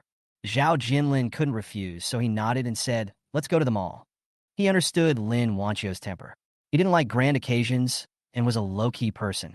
Zhao Jinlin suddenly turned his head and glanced at the rearview mirror. There was a car behind them that seemed to have been traveling with them for a long time. He was a little alert, but the car behind him turned at the intersection. It's just a side trip. The car quickly arrived at the mall. Ms. Lin, I will keep a certain distance from you. You'd better not leave my sight. The others will wait here. Yes. Lin Wanxiu had no objection. This is Zhao Jinlin's job, and she doesn't want to cause trouble for others. She walked into the mall. It was the busiest time of the day with people coming and going everywhere. Lin Wanxiu looked at the sign and went straight to her destination. Zhao Jinlin followed her a few meters behind her, always on guard. He must ensure Lin Wanxiu's safety. Otherwise, if something happens, he will be held responsible too much. He did not dare to be careless and remained highly alert, but Lin Wanxiu did not think too much. The city of Tianhai was very safe. She had the same feeling the last time she came here. There was no way any accidents would happen. What's more, she is walking on the street now, just like an ordinary passerby, who would take a second look at her. She didn't know that there was indeed a pair of eyes staring at her through the crowd. God is helping me. Those cold eyes were like those of a poisonous snake. He followed all the way from Kyoto to Tianhai, always looking for the best opportunity. He knew very well that it was difficult for Lin Wanxiu to travel alone, so if he wanted to kidnap her, he could only take her away by force. He stared at Lin Wanxiu, then turned around and looked around. Not finding anything special or unusual, he slowly followed. There are many people in the mall now, which is a good opportunity. As long as he creates chaos, he can take Lin Wanxiu away by force. Lin Wanxiu walked to the skincare products counter and picked out what she wanted. She didn't notice that someone was approaching her from behind. The cold and gloomy aura was extremely creepy. Zhao Jinlin's eyes were always on Lin Wanxiu, and he was also paying attention to the people coming and going around her. Suddenly, he felt something was wrong. A man was approaching Lin Wanxiu. That was a counter for women's products. What was he doing there as a man? Zhao Jinlin's professional sensitivity made him tense, and he immediately walked over quickly. Suddenly, he saw the man pull out a dagger from his waist, and his face changed drastically. Ms. Lin, be careful. Zhao Jinlin shouted loudly, widened his eyes, and rushed forward regardless of everything. The man didn't expect that Zhao Jianlin was hiding in the crowd. When he saw him rushing towards him, his face suddenly became ferocious. He suddenly pulled out the dagger and stared at Lin Wanxiu, who was turning around with a look of surprise on his face. Lin Wanxiu, I've been looking for you for a long time. This shrill cry made Lin Wanxiu's scalp numb. Seeing the dagger about to fall on her, she lost her reaction instantly and was completely stunned. Bang! Zhao Jianlin arrived in time, kicked the dagger out of the man's hand, and then raised his hand to grab the man. Stop it! You are so brave. The man felt pain and loosened his hand, and the dagger immediately fell to the ground. He raised his hand to block Zhao Jinlin's attack and counterattacked with a sweeping kick. Get lost! When the two men fought, the people around them were frightened and fled in all directions. Lin Wanxiu never thought that someone would come to arrest her. Without waiting for her to react, the man kicked Zhao Jinlin away again, turned around, and ran towards Lin Wanxiu. But he was only 3 steps away. Bang! Without any hesitation, Zhao Jinlin immediately drew his weapon and pulled the trigger. With a crisp sound, blood splattered on the man's shoulder. Ah! He yelled, but didn't care about his injuries. He rushed to Lin Wanxiu, blocked her in front of him, picked up the dagger on the ground with one hand, and put it across Lin Wanxiu's neck. Come on! Come on! He roared. If you pull the trigger, I'll slit her throat. Oh no! Lin Wanxiu was kidnapped. Things are getting complicated. Zhao Jinlin cursed in his heart. Damn it. Stop. Stop it. He shouted immediately. He didn't expect that this man was actually such a ruthless guy and had great skills. He didn't have the upper hand at all when fighting with him. Lin Wanxiu had been held hostage. Her face turned pale and her body trembled with fear. Lin Wanxiu, you made it so hard for me to find you. The man sneered and thought carefully about his escape plan. Who are you? Lin Wanxiu asked cautiously. Shut up. I didn't tell you to speak, the man said viciously. If you dare to say another word, I will slit your throat. Lin Wanxiu didn't dare to say anything. His eyes were full of fear. Zhao Jianlin took a deep breath and quickly called other team members to clear out the consumers from the mall. Such a serious incident had already caused him a headache. Relax, relax, Zhao Jianlin said. Don't hurt the hostages. Don't try that on me. The man did not look very well. The wound on his shoulder had caused him to lose too much blood. If this continued, he might not survive. Seeing more and more police coming, if this continues, we will be in trouble. Don't come near. The man held Lin Wanxiu hostage while retreating to a store and immediately hid inside. Through the glass, he could see the defense situation outside. His dagger was always on Lin Wanxiu's neck, and it was obvious that he was very experienced. Zhao Jianlin was extremely anxious. The leader who had just learned the news was not asleep yet. He was so scared that he sobered up and ordered Zhao Jianlin to protect Lin Wanxiu's safety. Lin Wanxiu's status is not low. If something happens to her, everyone will be doomed. What do you want? He negotiated with the man. You want money? Or something else? Just ask. Ha, don't try this on me. Do you think I'll be fooled? The man hid behind Lin Wanxiu, not giving them a chance to aim. He felt that his strength was weakening. If he continued bleeding like this, he would die without Zhao Jianlin having to do anything. Give me a doctor. He shouted that he had to get someone to treat his injuries as soon as possible. I'm warning you, don't play any tricks. I want a doctor, an ordinary doctor. Seeing that Lin Wanxiu was in imminent danger, Zhao Jinlin did not dare to hesitate at all. Okay, I'll find a doctor for you right away. Don't hurt the hostages. He immediately called Yi Qiu. At this moment, the only one who could save Lin Wanxiu was Yi Qiu. Chapter 43, One Thing at a Time.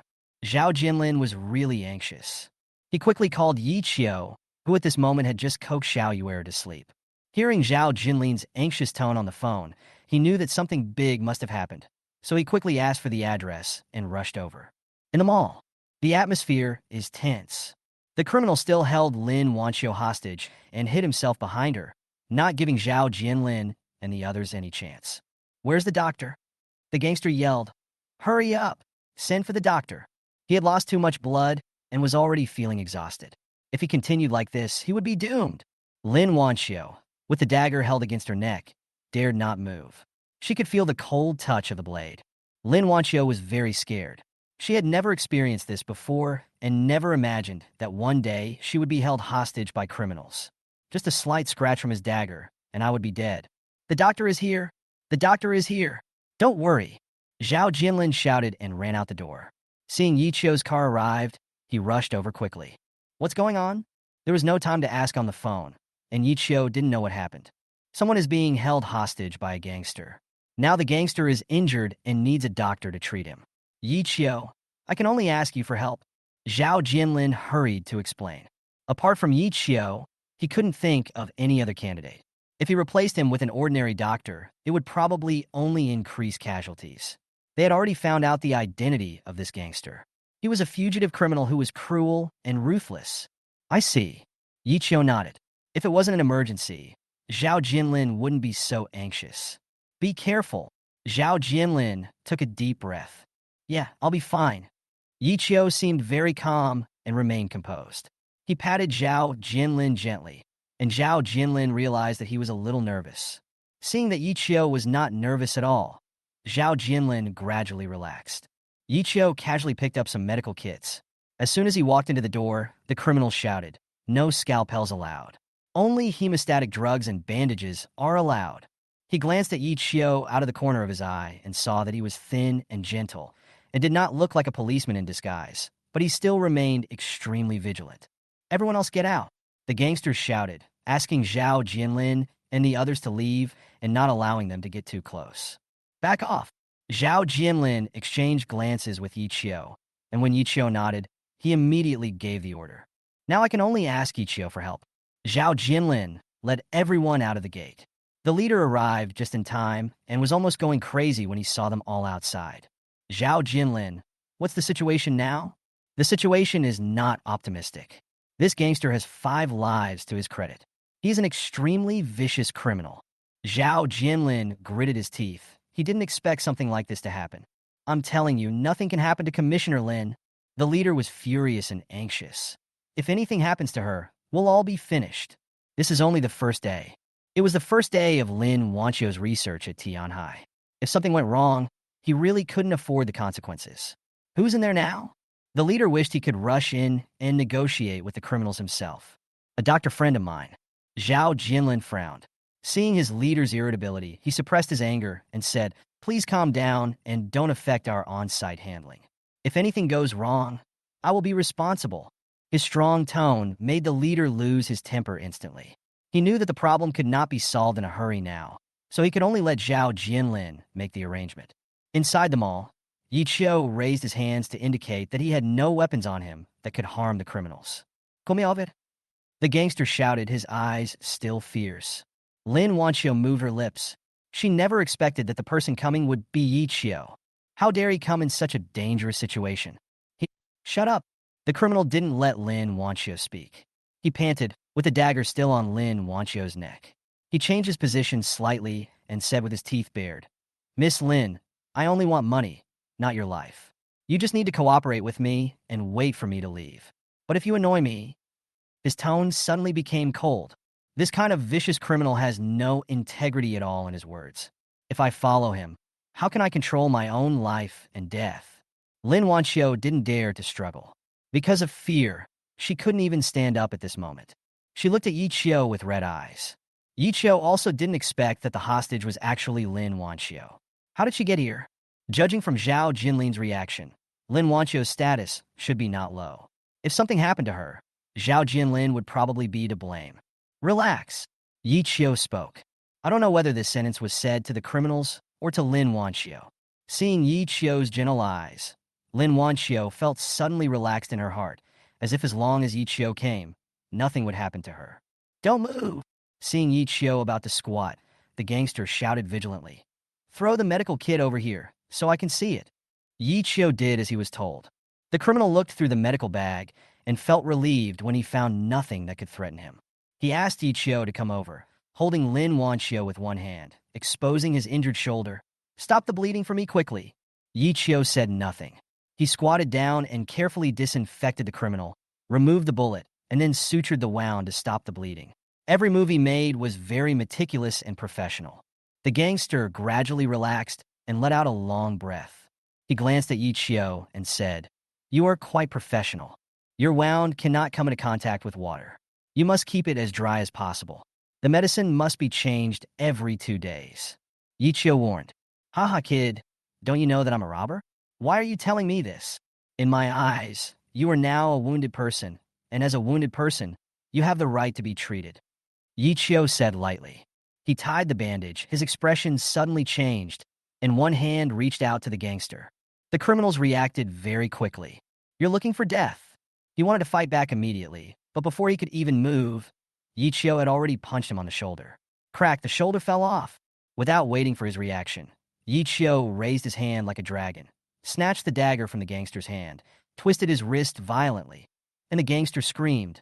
Snap! His arm was directly broken by Yichio. Ah! The gangster was yelling. His eyes were fierce, and he became crazy, but Yichio would never give him a chance. He used several moves in succession with amazing speed and broke all the gangster's limbs. He pulled Lin Wanchio up, hit her in his arms, and looked down at the criminal who was unable to move. But now, let's be fair. You are a criminal, and you should be punished by law. Lin Wanchio looked at Yichio and never thought that this seemingly gentle and weak doctor was so powerful. In the blink of an eye, he subdued such a powerful gangster. Outside the door, seeing the criminal had fallen, Zhao Jinlin felt his scalp tingling and immediately gave an order. Quick, catch him. Chapter 44. I want a bodyguard. Dozens of people rushed in immediately and completely controlled the criminals. Let me go. Let me go. The gangster yelled, but he couldn't move at all. His limbs were broken by Yichio, and the pain almost drove him crazy. He stared at Yichio. I'm going to kill you. Kill you. Yichio ignored it completely. Such a vicious criminal must pay the price, and he will not be afraid at all. Zhao Jinlin finally breathed a sigh of relief. Seeing that Lin Wanchio was safe and sound, he finally let go of his worries. Take away. He had the criminals taken away and immediately went out to report the situation to his superiors. Lin Wanchio was still in Yichio's arms. She was still scared when she heard the gangster's hysterical screams. She didn't relax until the gangster was taken away. She looked up, looked at Yichio's face, and her lips moved. It's all right. Yichio let go of his hand. You are safe now. But Lin Wanchio did not let go. She still held Yichio's neck tightly, as if she was afraid that if she let go, she would fall into danger again.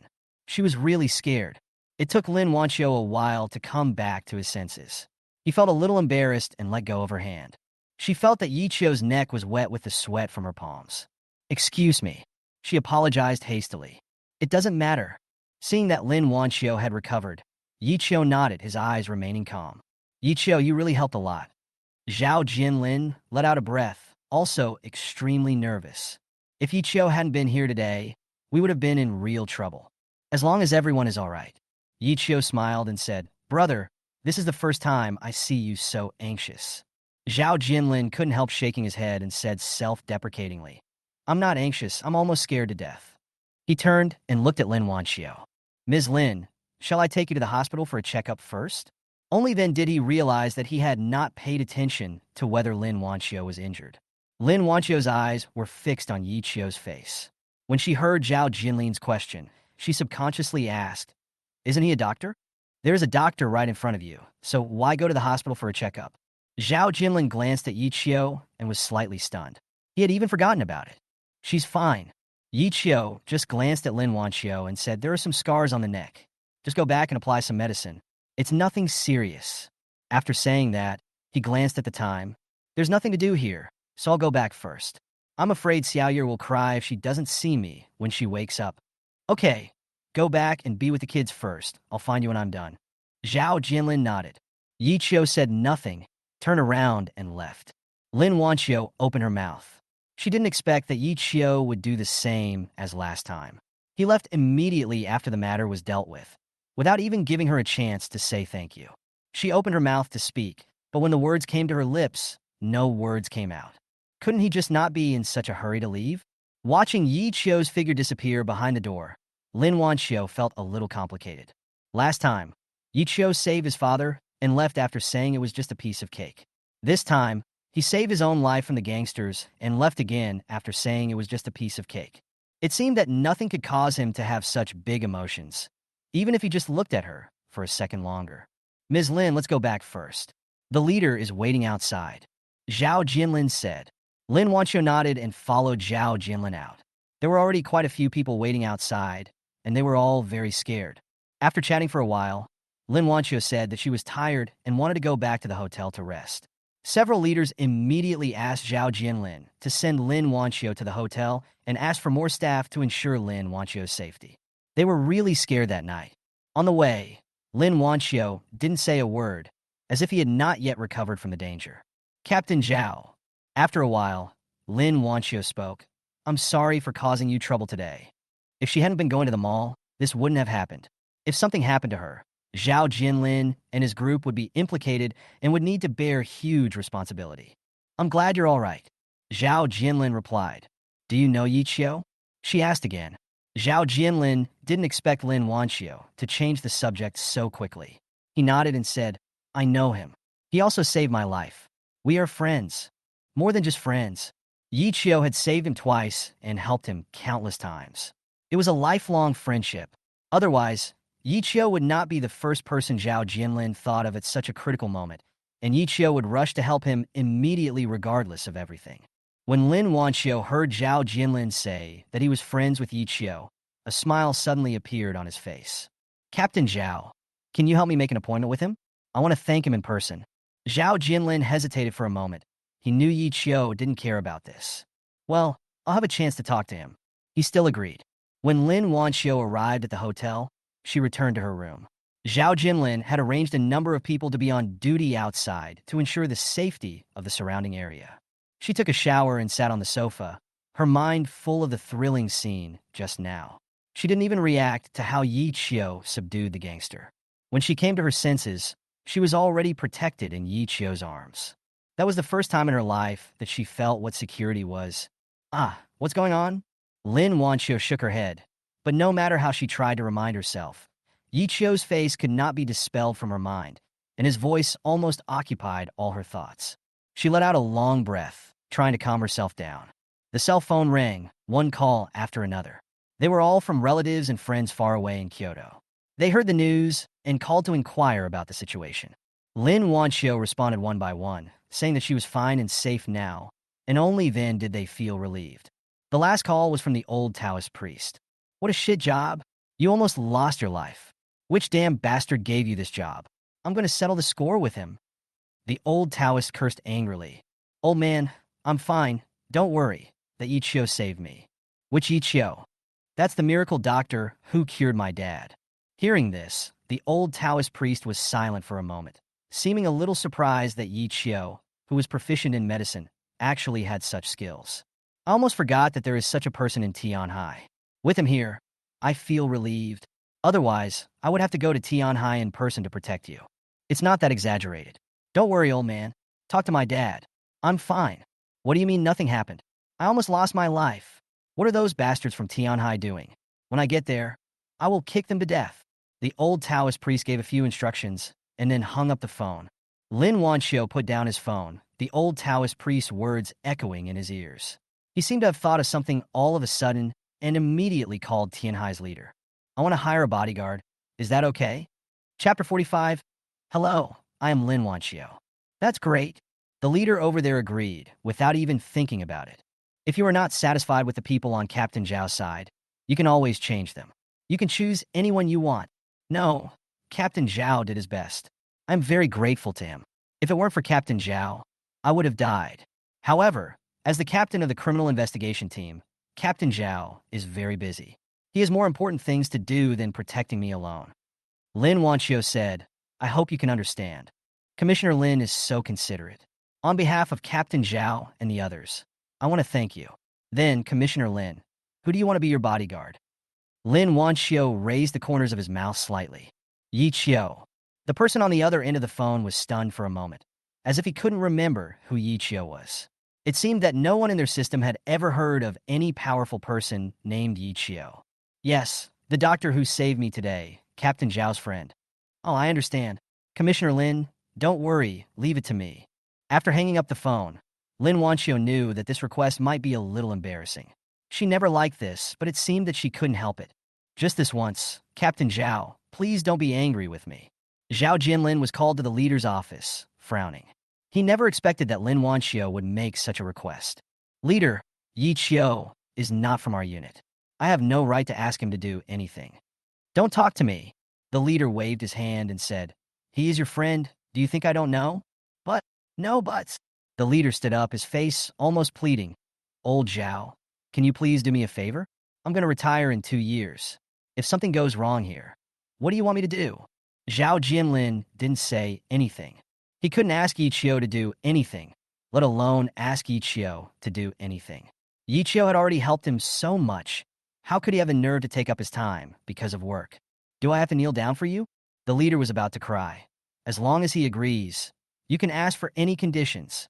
I will absolutely, definitely, 100% satisfy him. Hearing this, Zhao Jinlin's heart moved. Are you serious? Can I still lie to you? The leader laughed angrily. You are waiting for me here, right? Zhao Jinlin waved his hand. I really can't promise you this. I can only say that I have to ask Yi Qiu. It's useless even if you force me. Although he held a lower position, he remained firm and said, at worst, I can just write a letter of resignation and leave. The leader was really about to cry. Zhao Jinlin was the patron saint of Tianhai, so he really didn't dare to be rude. Okay. I can't afford to offend you all. What I did as a leader is really unfair. Please be kind and ask Yi Qiu for me. As long as he agrees, he can ask for any conditions. Only after hearing these words did Zhao Jinlin nod. Let me try. The next day, Zhao Jinlin went to find Yi Qiu early in the morning. When Yi Qiu learned that Lin Wanqiu wanted to hire him as her bodyguard, he directly refused. My doctor, he smiled, not a bodyguard. Besides, I don't have the time. Not only does he have to pick up Xiaoyue from school every day, he also has to practice martial arts. How can he have the time to be a bodyguard and follow Lin Wanqiu all the time? Your skills are much better than those of ordinary bodyguards. Zhao Jinlin said, of course, I won't force you to do this. At worst, I can just refuse it to my boss. Yi Qiu thought for a moment and said, then you won't be embarrassed, right? He doesn't dare to embarrass me. Zhao Jinlin is now a well-known figure in Tianhai. He has solved several major cases and has become famous in the province. If he wants to leave, it will be a loss for Tianhai.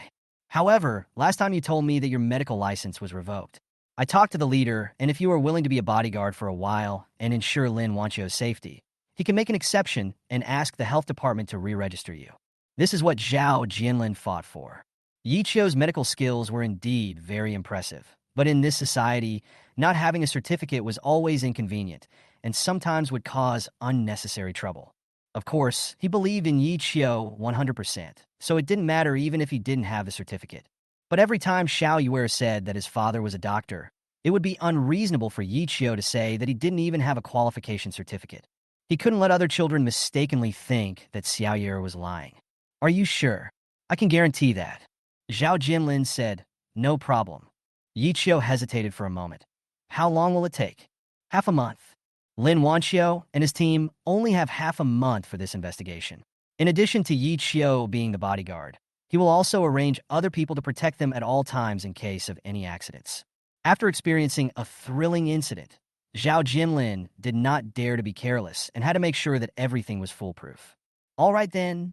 Yi Qiu agreed, not only for the qualification certificate, but also because he knew that Lin Wanqiu's status should be not low, and her safety was directly related to Zhao Jinlin's responsibility. It's okay for him to help out. I won't say thank you. Zhao Jinlin patted Yi Qiu on the shoulder and said, come over to my house later and let's have a few drinks. Yi Qiu smiled and nodded in agreement. He drove to the hotel, where Lin Wanqiu stayed in room 1024. Boom, boom, boom. Yi Qiu knocked on the door. Ms. Lin, I'm Yi Qiu. Bang. As soon as the words fell, the door opened. Lin Wanqiu had already changed her clothes and was standing at the door. When she saw Yi Qiu, she nodded slightly. Hello, I'm Lin Wanqiu. Come in. Yi Qiu looked up and saw that Lin Wanqiu was the only one in the huge suite. He felt it was not appropriate to go in. Captain Zhao asked me to protect you for half a month. I hope everything goes well. He whispered, I won't go in. I'll wait for you at the door. If you're ready, we'll set off. Lin Wanqiu frowned slightly. Yi Qiu is a really stubborn person. He is too serious. What I asked Captain Zhao for was close protection. You are behind the door. What if there are bad guys hiding in this room? Can you save me in time? Lin Wanqiu said, there's no one inside. You can rest assured. A light flashed in Yi Chio's eyes, and he saw everything clearly. After saying that, he turned and walked to the door, waiting quietly. Lin Wanchio took a deep breath and felt a little crazy. Yi Chio didn't give her any face at all and didn't listen to her, just like when he robbed the coin. Yi Chio did whatever he wanted and didn't care what Lin Wanchio said. She glanced at Yi Chio, said nothing, picked up the information, changed in her high heels, and walked out. Yi Chio followed behind her, less than 2 meters away, to ensure his safety. Looking at his meticulous appearance, Lin Wanchio couldn't help but laugh. This guy, does he really think that I want him here just to be my bodyguard? Chapter 46, Too Late. Lin Wanchio didn't say anything. Actually, she and Yi Chio were not that familiar with each other. Although the two of them could be said to have a life-and-death friendship, she did not know Yi Chio well. Apart from Yi Chio's stubborn bad temper, there were only a few words of conversation between the two. Seeing that Yi Chio was still serious, Lin Wanchio ignored him and went downstairs to meet up with the team. Yi Chio followed behind her. Sister Lin, everything has been arranged. The first project to be inspected today will be randomly selected. The assistant glanced at Yi Chio and didn't dare to ask any more questions. Are we leaving now? I'm going to do the research in a different way. Lin Wanchio spoke. She is the team leader, so naturally she is the one who arranges the work. It is very common for them to temporarily change the working methods. After all, their mission was nominally an investigation, but in reality, it was a secret investigation, which should be more precise, especially when investigating some important projects. This was a very serious matter for Tianhai's senior leaders. So when Lin Wanchio arrived, they had to treat her with caution. If we inspect them one by one, they might have time to prepare in advance. Although it is random, there is no guarantee that the news has already spread. Lin Wanchio said, we must improve efficiency. How about this? We divide our team into 3 teams, and we'll act separately in patrol at the same time to catch them off guard. I think Sister Lin's decision is a good one. I support it. Yes, this will be more unexpected. Okay, that's settled then. Lin Wanchio immediately made arrangements and asked 2 experienced team members to serve as team leaders and lead the others to act separately. Yi Chio was watching from the side and could feel that Lin Wanchio was decisive and efficient in her actions, which was very different from her appearance. She was even a little strong-willed, and no one dared to oppose the decision she made. This woman is really not simple. Yi Chio did not try to guess what Lin Wanchio's identity was. Even if she was a royal relative, it had nothing to do with him. He just focused on completing his task, and then he would be able to regain his medical qualification certificate. That's enough. Then you drive. Master Yi? Lin Wanchio only brought 2 team members with him. He turned to look at Yi Chio and smiled. She addressed Yi Chio as Master Yi, which made Yi Chio slightly stunned. It was the first time he heard someone call him Master. Considering his age, it seemed a bit inconsistent, didn't it? Okay. Yi Chio did not refuse. It was only half a month anyway. According to the new method set by Lin Wanchio, the task could probably be completed in a week. He got into the car, and the assistant immediately opened the back door and asked Lin Wanchio to sit in. Unexpectedly, Lin Wanchio actually took the initiative to open the passenger door. The 2 assistants looked at each other, seemingly unable to react. You 2 sit in the back and continue to organize the information. Lin Wanchio said, I didn't sleep well last night, so I need to take a rest. Yes. The assistant nodded, and the 2 of them sat in the back row. Lin Wanchio fastened his seatbelt and turned to look at Yi Chio. Master Yi, you can go now. Yi Chio didn't say anything, started the car and drove towards the place they had chosen. Along the way, the carriage was very quiet. The 2 assistants in the back row were indeed preparing materials seriously, while Lin Wanchio leaned back in his chair. He did not close his eyes to rest, but looked straight ahead. However, he used his peripheral vision to observe Yi Chio from time to time. Gradually, she simply turned her head and stared at Yi Chio without any hesitation. How? Yi Chio's perception was very sharp. He found that Lin Wanchio had been looking at him, and now she was even more unscrupulous, as if she wanted to see through him with those eyes. I'm a little curious, Lin Wanchio asked. You are such a good doctor. Why don't you have a qualification certificate? Yi Chio didn't say anything. Also, your skills are amazing, but they don't seem to match your personality at all. I'm really curious, Lin Wanchio said. Yi Chio still didn't speak. He didn't know what to say. In fact, his medical skills and powerful physical abilities were all acquired recently. Not only was Lin Wanchio curious, but he himself was also curious. But How can I tell others about this kind of thing? Master Yi? Um, aren't you going to satisfy my curiosity and answer me? I don't know how to answer that. Yi Chio drove the car seriously. This is not within my mission. He was only here to be Lin Wanchio's bodyguard, but he had no obligation to tell Lin Wanchio all his details. That's right. Lin Wanchio nodded, as if she was not surprised. She gradually came to understand Yi Chio's temper. The carriage fell silent again. The two people in the back row didn't interrupt at all, as if they couldn't hear anything. Soon, the car arrived at a factory producing chemical products. From a long distance away, Yi Chio could see a huge chimney in the factory building, emitting yellow smoke. When the car window opened, a pungent smell immediately hit me. Lin Wanchio couldn't help but frown. There must be something wrong with this emission. The assistant said, the Environmental Protection Department has repeatedly requested that direct emissions of harmful gases be eliminated. Hasn't this factory ever implemented harmless emissions? To implement harmless emissions, the cost will increase a lot, and many people are unwilling to do this. But the pollution problem is very serious. If we don't take it seriously, the pollution to the environment will be extremely terrible. They must be responsible to the society. Let's go in and take a look. Lin Wanchio came this time under the pretext of conducting research and would not reveal her true purpose. Even if Tianhai's top leaders knew about it, they would not dare to disclose it. Because once it is leaked, Lin Wanchio can directly hold them accountable. Yi Chio followed Lin Wanchio and the others to the factory gate, and the stench became stronger. Who is it? The security guards at the door were all wearing masks. When they saw someone trying to enter the factory, they immediately waved their hands and said, "This is a restricted area of the factory. Outsiders are not allowed to enter. Get out of here." The assistant immediately stepped forward and said, "We are from the city's Environmental Protection Unit and are here to do a safety inspection." When the security guard heard that it was someone from the city's Environmental Protection Unit, his face changed slightly. "We didn't receive any notification. We want to investigate. Do we need to notify you first?"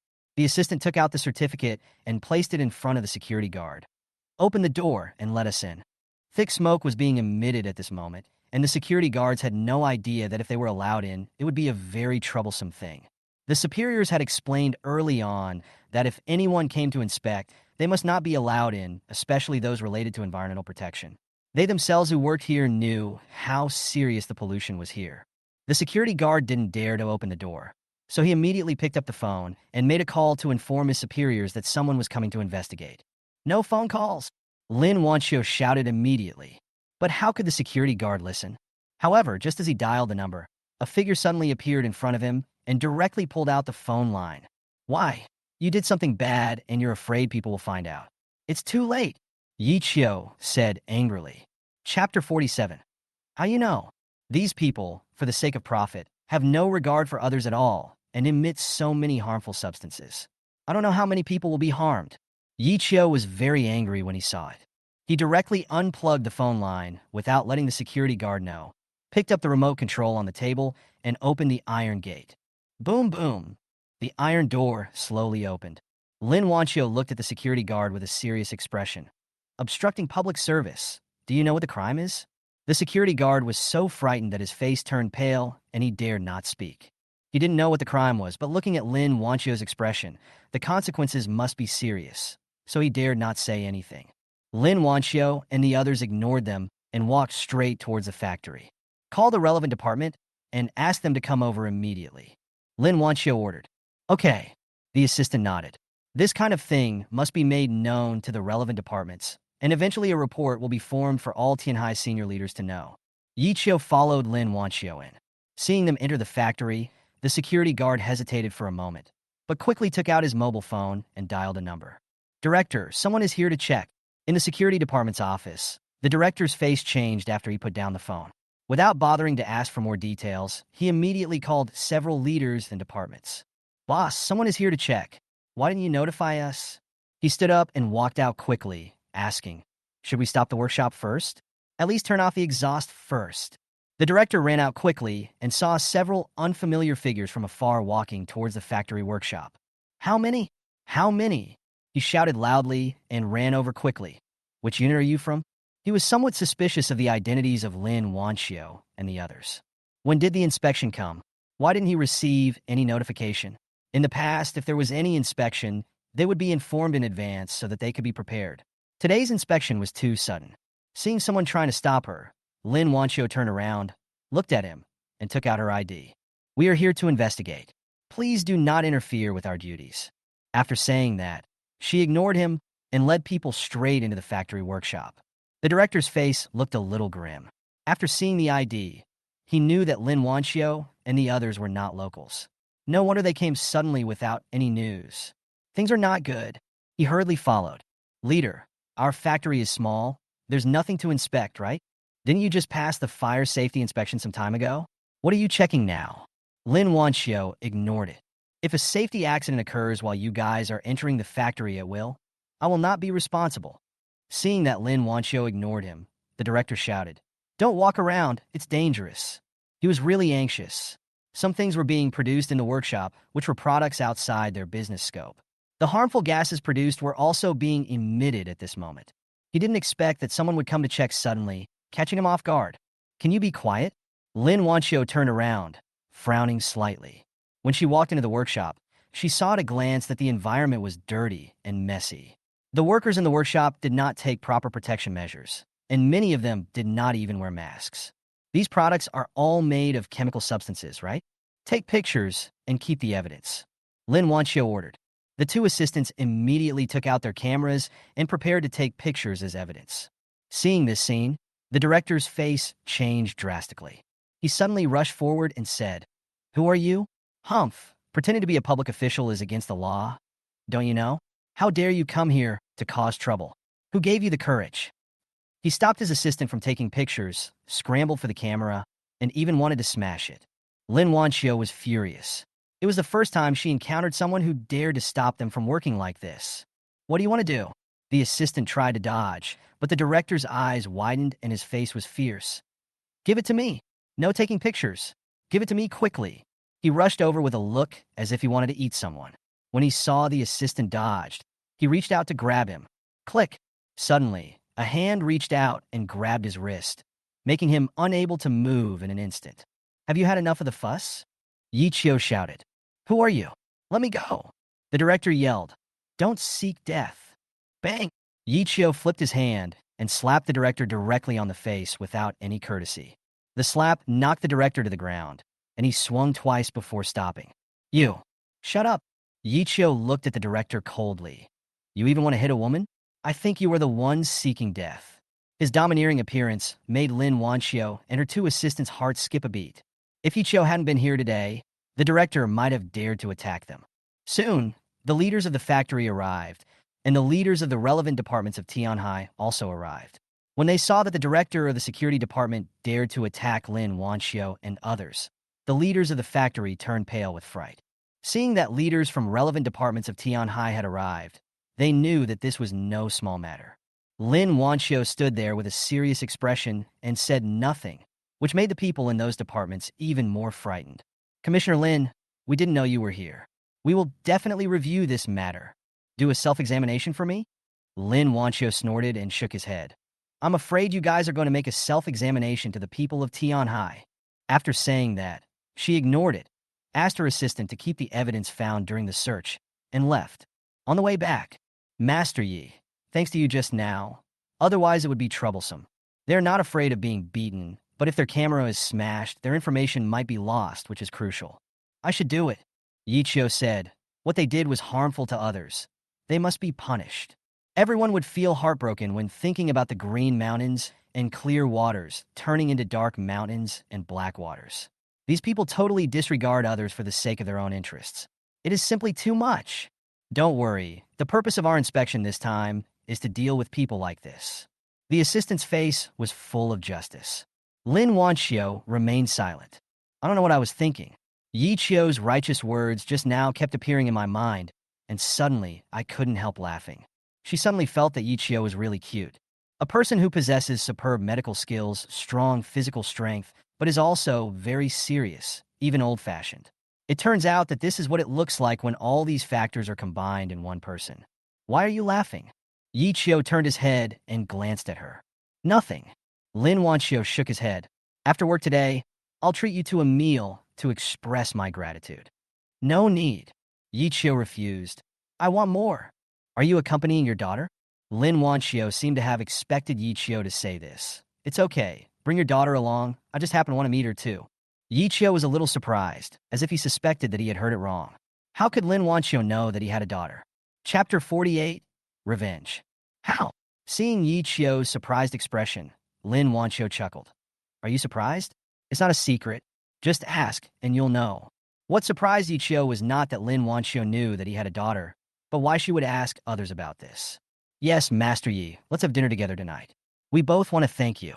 Yes, if you hadn't been here today, we would have all been beaten. The two assistants hurriedly followed. Yi Chio hesitated, not knowing how to refuse. Otherwise, wait until all the work is finished.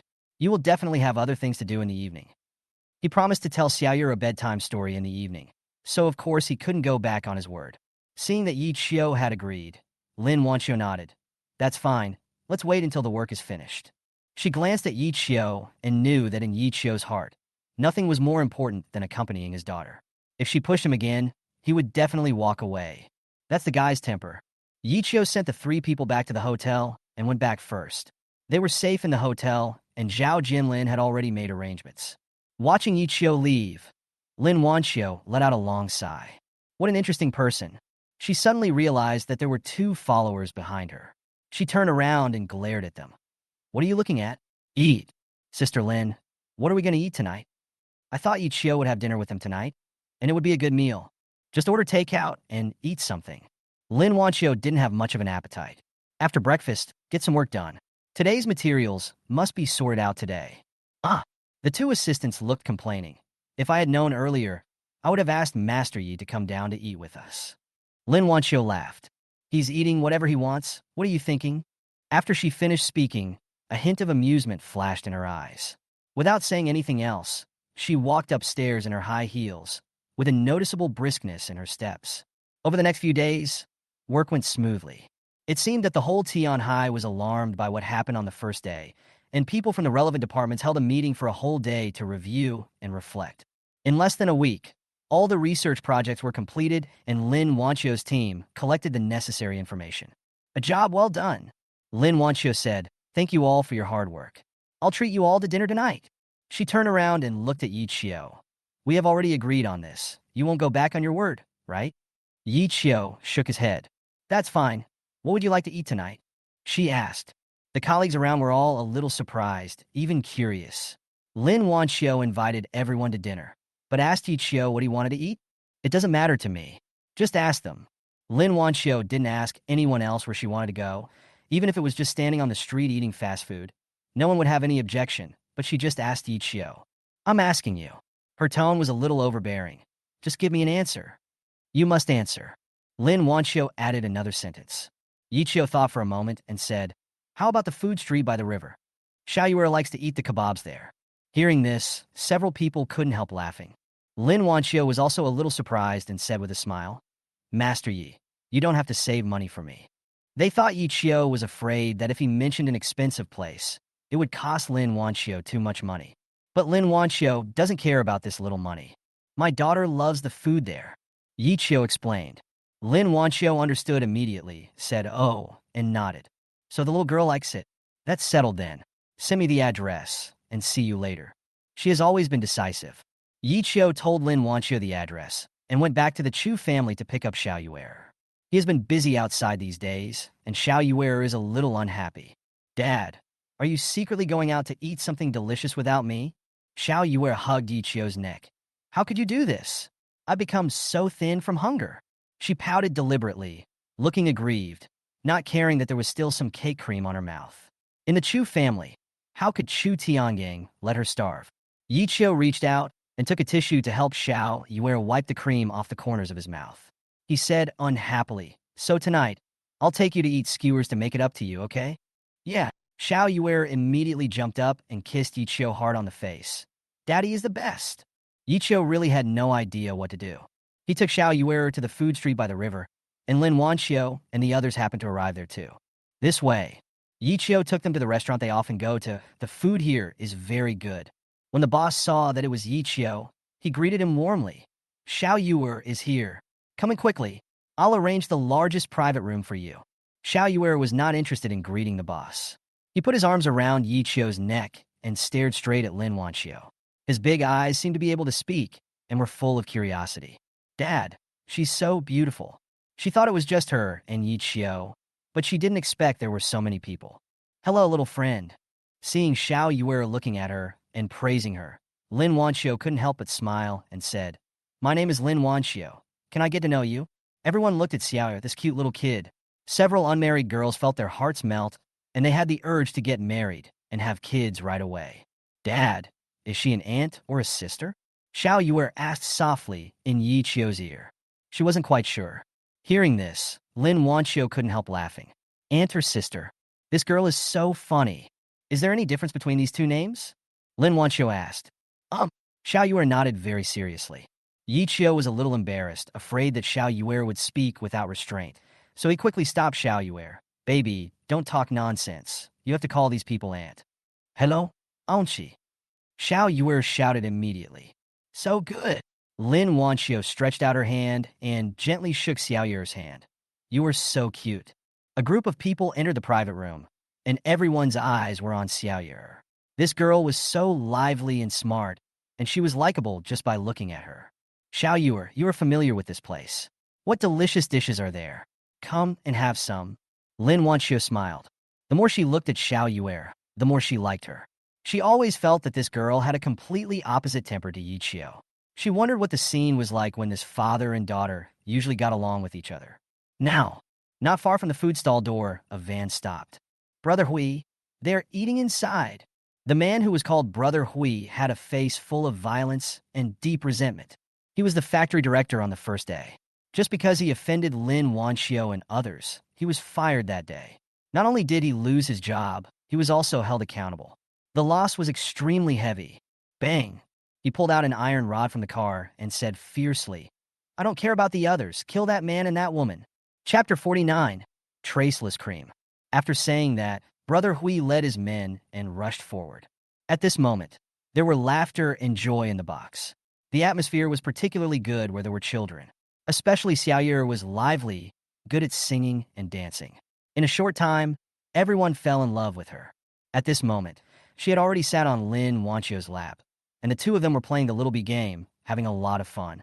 Yi Chio didn't expect that Xiao Yuer was so powerful. Seeing her cheerful look, of course he was happy. Bang! Suddenly, the door of the box was kicked open. Before everyone could react, Brother Hui had already rushed in with his men. He saw Lin Wanxiu at a glance, and a fierce light flashed in his eyes. It's you.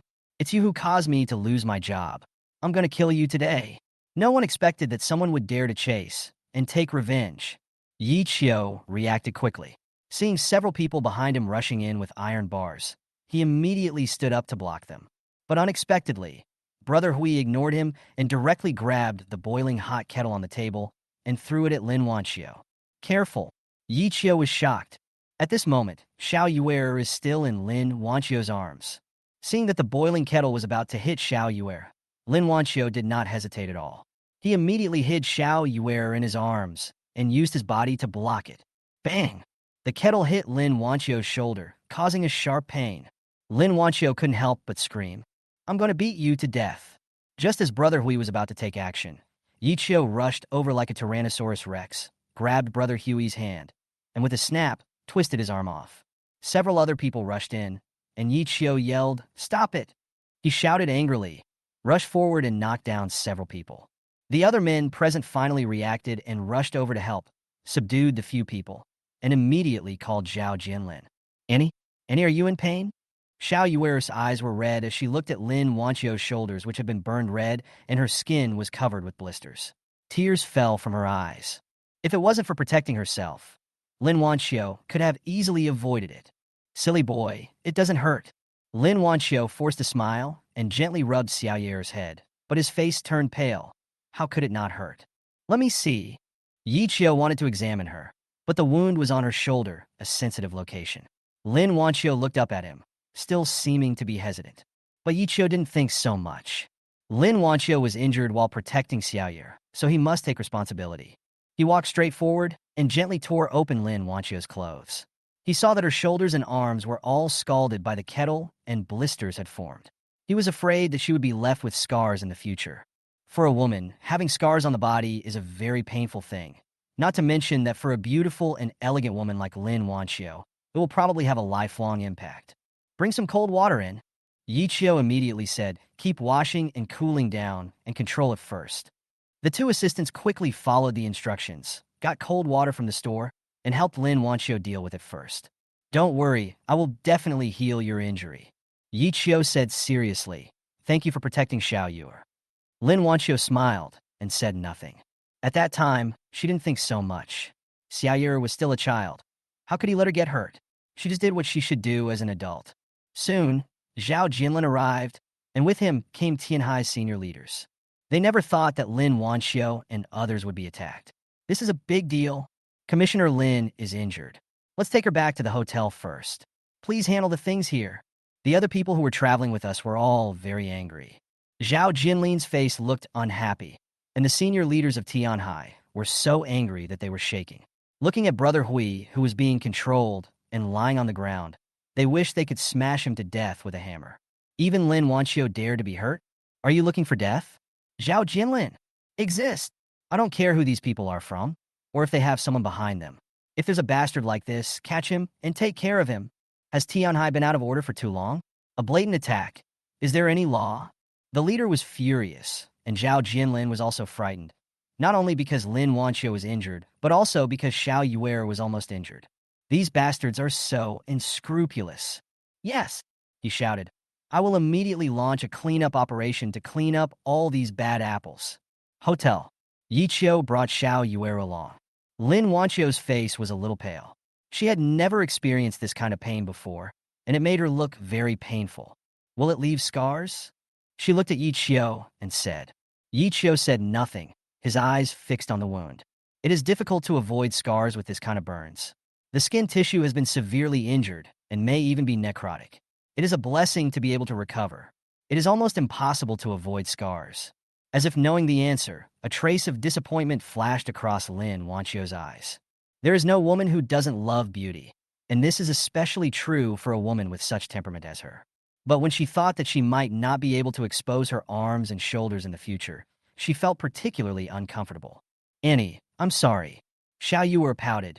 It's all my fault. I'll help you blow it. She blew gently on Lin Wanxiu's wound, hoping that this would make Lin Wanxiu feel better.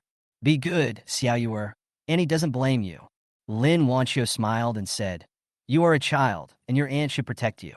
Xiao Yue's nose felt sore, and tears started falling again. Lin Wanxiu quickly hugged her and patted her back gently to comfort her. My mother never protected me like this, Xiao Yue said sadly. Hearing this, Lin Wanxiu was shocked. It was the first time she heard Xiao Yue mention his mother. It seems that for Yi Qiu and Xiao Yue, that woman is a taboo topic and no one mentions it. Yi Qiu is an adult, so he can understand it, but Xiao Yue is so young and doesn't seem to want to mention it either. It seems that the woman not only hurt Yi Qiu, but also Xiao Yue. Lin Wanxiu raised her head and looked at Yi Qiu. Yi Qiu still didn't speak.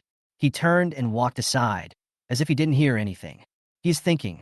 Just now, when Yi Qiu saw Lin Wanxiu's scars, 3 words flashed through his mind. Scar-free ointment. This ointment can eliminate scars left after wounds heal.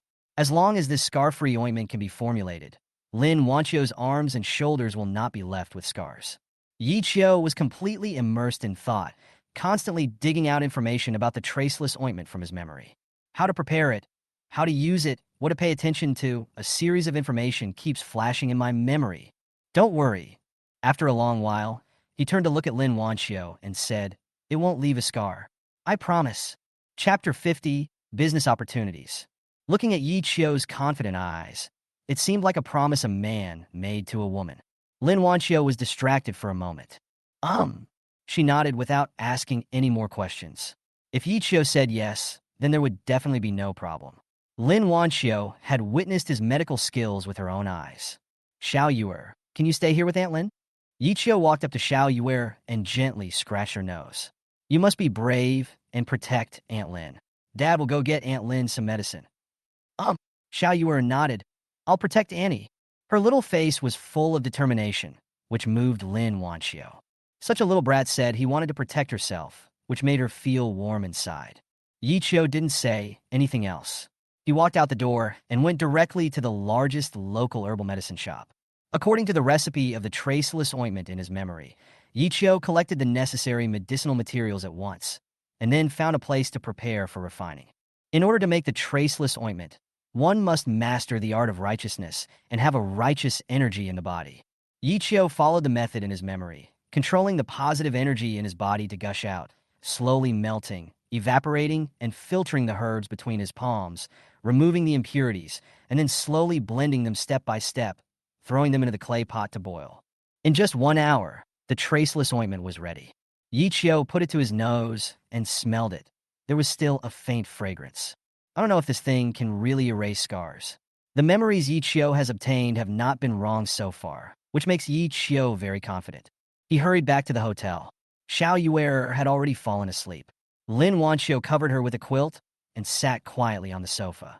She could only lie sideways, otherwise the wound would be touched or pulled, and the pain would make her break out in cold sweats.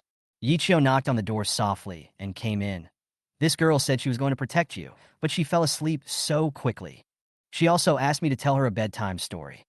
Lin Wanqiu couldn't help laughing. Children are always children. They want to sleep when they are tired. How can we control them? You want to sleep with me at night? Lin Wanqiu suddenly asked. It was already midnight, and it felt a little weird for two people to stay in the same room. If Xiao Yuer hadn't been here, Lin Wanqiu would have felt even more embarrassed. Although she had invited Yi Chio into the room before, Yi Chio refused. Ah? Oh no!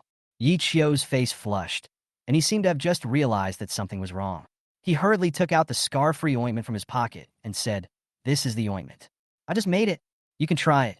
It can remove scars." Lin Wanqiu took the ointment, opened it, and smelled it. It smelled so good.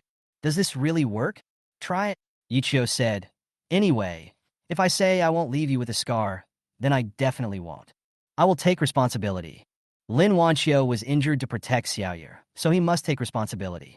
But this statement sounds somewhat ambiguous. Lin Wanqiu stared at Yi Chio blankly. His words about being responsible for herself made her heart, which had never moved before, suddenly jump, and her face turned red instantly. So, are you going to help me apply the medicine? She bit her teeth lightly and glanced at Yi Chio with complicated eyes.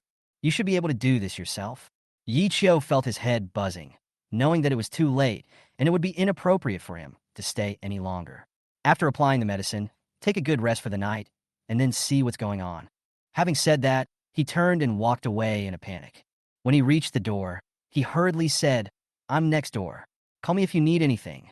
After saying this, he closed the door, as if he had forgotten that his daughter was still there. Seeing Yi Chio so nervous and flustered, Lin Wanqiu almost couldn't help laughing. This man was really interesting. Could it be that if she kept him, he would be eaten? She didn't expect that Yi Chio left in a hurry to make a traceless ointment for her, and then hurried back, as if he was afraid that if he delayed for one more second, she would have to endure one more second of pain. This touched her deeply. I don't know if it will help. Looking at the black ointment in front of him, Lin Wanqiu didn't think much about it. He stretched out his finger and applied some on his wound. Suddenly, a cool feeling came over him. The feeling of pain was relieved instantly. So magical. Lin Wanqiu immediately applied ointment on the wounds, and they indeed felt much more comfortable. It was as if a layer of ice silk covered the wounds, causing the necrotic skin tissue to slowly fade away, and then new skin would grow. She fell asleep quickly and did not lose sleep due to the pain. No words were spoken that night. When Lin Wanqiu woke up early the next morning, she opened her eyes and found Xiaoye was already up. She had boiled water and poured her a cup of steaming water. "Annie, are you awake?" When Xiao Yuer saw Lin Wanqiu wake up, he held the cup in both hands and walked over carefully. "Drink some water, it's not hot." "Thank you, Xiaoye. This girl is really too sensible." Lin Wanqiu reached out to take it, only to realize that his arm no longer felt any pain. She took a look and saw that the red scars on her arms from last night's burns had faded in color and were recovering very quickly. That traceless cream is really useful and the effect is amazing. Boom, boom, boom. Someone knocks on the door. Xiao Yuer walked over quickly, opened the door, and saw Yi Chio. "Dad." "Good morning." "Good morning." Yi Chio reached out and picked up Xiao Yuer. "It's time for you to go to kindergarten." He walked in and was relieved to see that Lin Wanqiu's complexion had recovered well. "How's the wound?" Much better. Your traceless cream is really effective.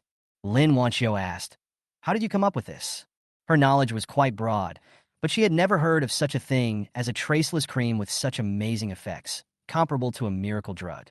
"I saw it recorded in an ancient book, so I tried it out." Of course, Yi Qiu couldn't explain the memories that appeared in his mind.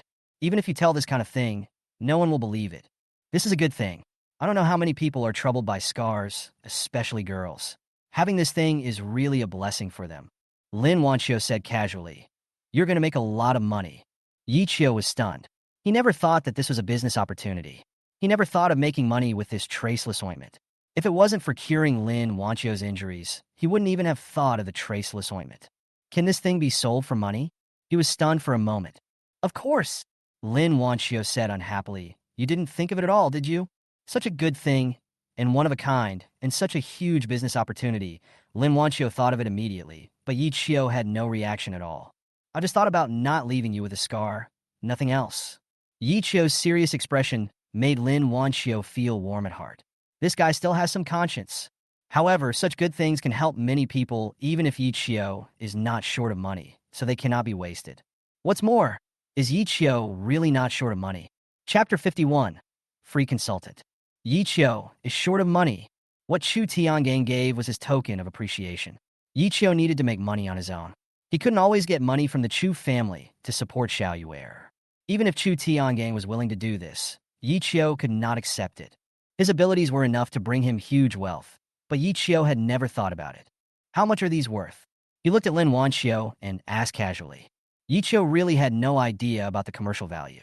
I can't tell you the exact number for your question, but I can guarantee that once it's launched, it will definitely make you a top-notch billionaire. There has never been such a product before, and it is so effective. Not only women need it for beauty, but almost everyone can use it. It's just that if you want to sell it, pricing is a problem. Lin Wanxiu said, "This thing should cost a lot, right? How could such a miraculous ointment be made from ordinary medicinal materials?" She didn't quite believe it. Yi Qiu paused. Not high. He didn't say that the herbs used in this ointment are all available on the market and are not expensive. In total, it should be very cheap. What is truly valuable is his secret method of refining it. Then you win. Hearing Yi Qiu say that the cost was not high, Lin Wanxiu smiled and said, "As you're talking about this, I want to invest and become a shareholder and cooperate with you." Yi Qiu was stunned for a moment, seemingly unable to react. "Just kidding. Why are you so nervous?" Seeing that Yi Qiu seemed reluctant, Lin Wanxiu couldn't help laughing. She didn't want to take advantage of the situation. Really? But Yi Qiu was very serious. If you are willing to help, you should be able to do it. I don't know anything. Now it was Lin Wanxiu's turn to be stunned. I've already told Yi Qiu about the commercial value of this thing. It is enough to make him a first-class rich man. But Yi Qiu actually asked me to join? That doesn't mean giving away profits for nothing and saying bluntly that you know nothing. If he met someone with bad intentions, he might have already thought of a trick and set a trap for Yi Qiu. I really don't know whether to say this guy is honest or too stupid. I'm just saying. Lin Wanxiu said, the most precious thing about this thing should be your refining method. So, it means that only you know how to make it. Do you understand what this means? This is a monopoly. Others can't learn it even if they want to. Yi Qiu shook his head. If this thing can help more people, then it will be meaningful to produce it. It turns out that what this guy has always been thinking about is not how to make money with this thing, but how to make this thing help more people. Lin Wanxiu didn't know what to say for a moment. Yi Qiu's heart was really kind, which was not a good quality in the business world and could be cheated by others. She suddenly felt a little bit sorry and watched Yi Qiu being cheated. If you need any help, you can always ask me, but I can't invest in you, so I'll just be your free consultant. Lin Wanxiu said, because of her special identity, she is not suitable to participate in such business matters, not to mention cooperating with others to invest, which will have a bad impact. However, there is no problem in giving Yi Qiu advice and helping him when necessary. Okay, thank you. I'll get things sorted out first. Yi Qiu nodded. I'll take Xiaoyu to kindergarten first. See you later. Goodbye, Auntie. I'll come see you after school. Xiao Yuer waved his hand. Goodbye, little fish. Lin Wanxiu nodded and waved goodbye. She saw Yi Qiu and his daughter out the door until their backs disappeared at the end of the corridor. This father and daughter are really cute. Lin Wanxiu smiled. However, she could clearly feel that Yi Qiu seemed to be on guard against women. It was not deliberate, but seemed to be engraved in his bones. It seems that she was really hurt, although she would never say it, let alone show it. Lin Wanxiu believed that her feeling was not wrong. Sister Lin, how are you? Several colleagues came to visit Lin Wanxiu, and seeing her at the door, they walked over quickly. I'm fine, Lin Wanxiu greeted. Yi Qiu helped me treat my wounds, and I am recovering well. A few people took a look and found that the wound that was a little scary last night was more than half healed today. It was amazing. Sister Lin, Jingdu called and asked them to go back immediately to avoid any more accidents. A lot of things happened during this investigation, and Lin Wanxiu was in danger twice. This made Kyoto furious, and they will definitely punish Tianhai. Going back now? Lin Wanxiu was stunned for a moment. She also made an appointment with Xiaoyu to meet after school. Well, we have to go back now. Lin Wanxiu frowned slightly, and just as she was hesitating, the phone rang. When she saw the number, she couldn't help but sigh. As soon as she answered the phone, the old Taoist voice came from the other end. Your dad is so worried. Are you hurt? What are those idiots from Tianhai doing? The old man will break their bones. Come back quickly, it's safer to stay in Kyoto. Tianhai is such a lousy place. The old Taoist priest started to blame Lin Wanxiu, and Lin Wanxiu didn't even have a chance to interrupt. Okay, I understand. I'll be right back. Lin Wanxiu put down the phone and said, then pack up your things and go back to Kyoto immediately. Yi Qiu sent Xiao Yuer to kindergarten and received a text message from Lin Wanxiu, saying that she had to return to Kyoto immediately and asked Yi Qiu to say goodbye to Xiao Yuer on her behalf. He replied with bon voyage and no extra words. Yi Qiu returned to the Chu family and saw Chu Tian just lying there, having asked a masseur to give him a massage. He was extremely exhausted these days, but fortunately, everything was back on track, and he could finally breathe a sigh of relief. Yi Qiu, you're back. Chu Tiangang raised his head slightly and groaned twice. Do you want to have a massage too, to relax? This master's skills are very good. Yi Qiu took a look and said with a smile, have you forgotten what I do?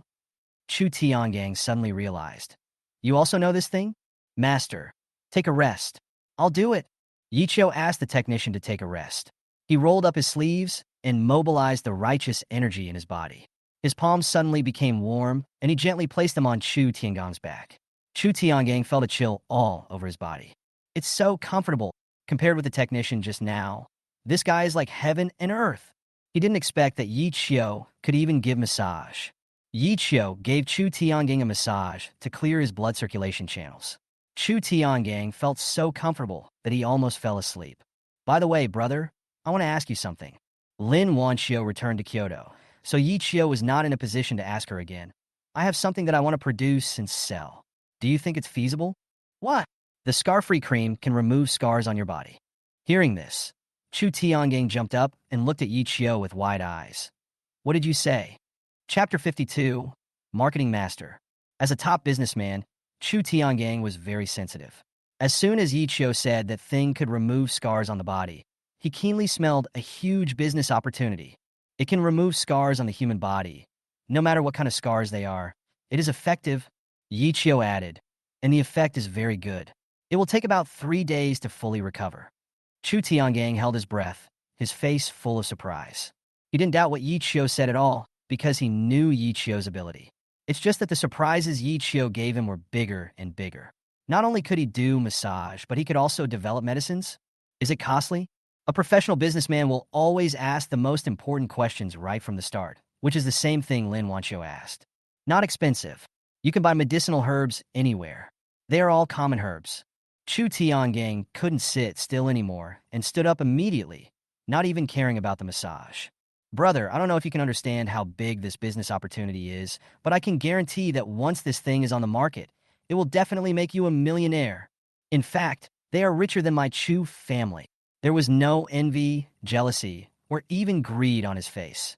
He was simply happy for Yi Qiu. Chu Tiangang is not an ordinary person. He has long concluded that with Yi Qiu's ability, making money is just a piece of cake for him. However, Yi Qiu has never been interested in this.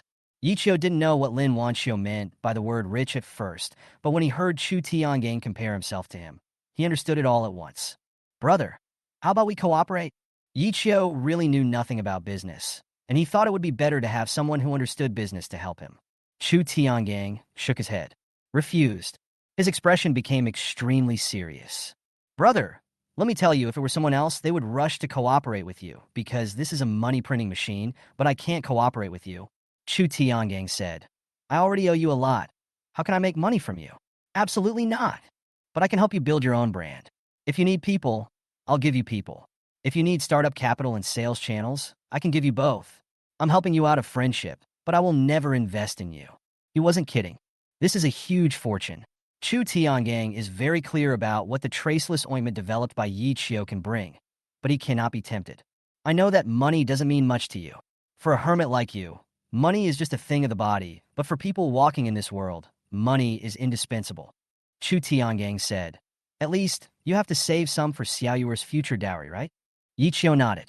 His focus now was on Xiaoyuer.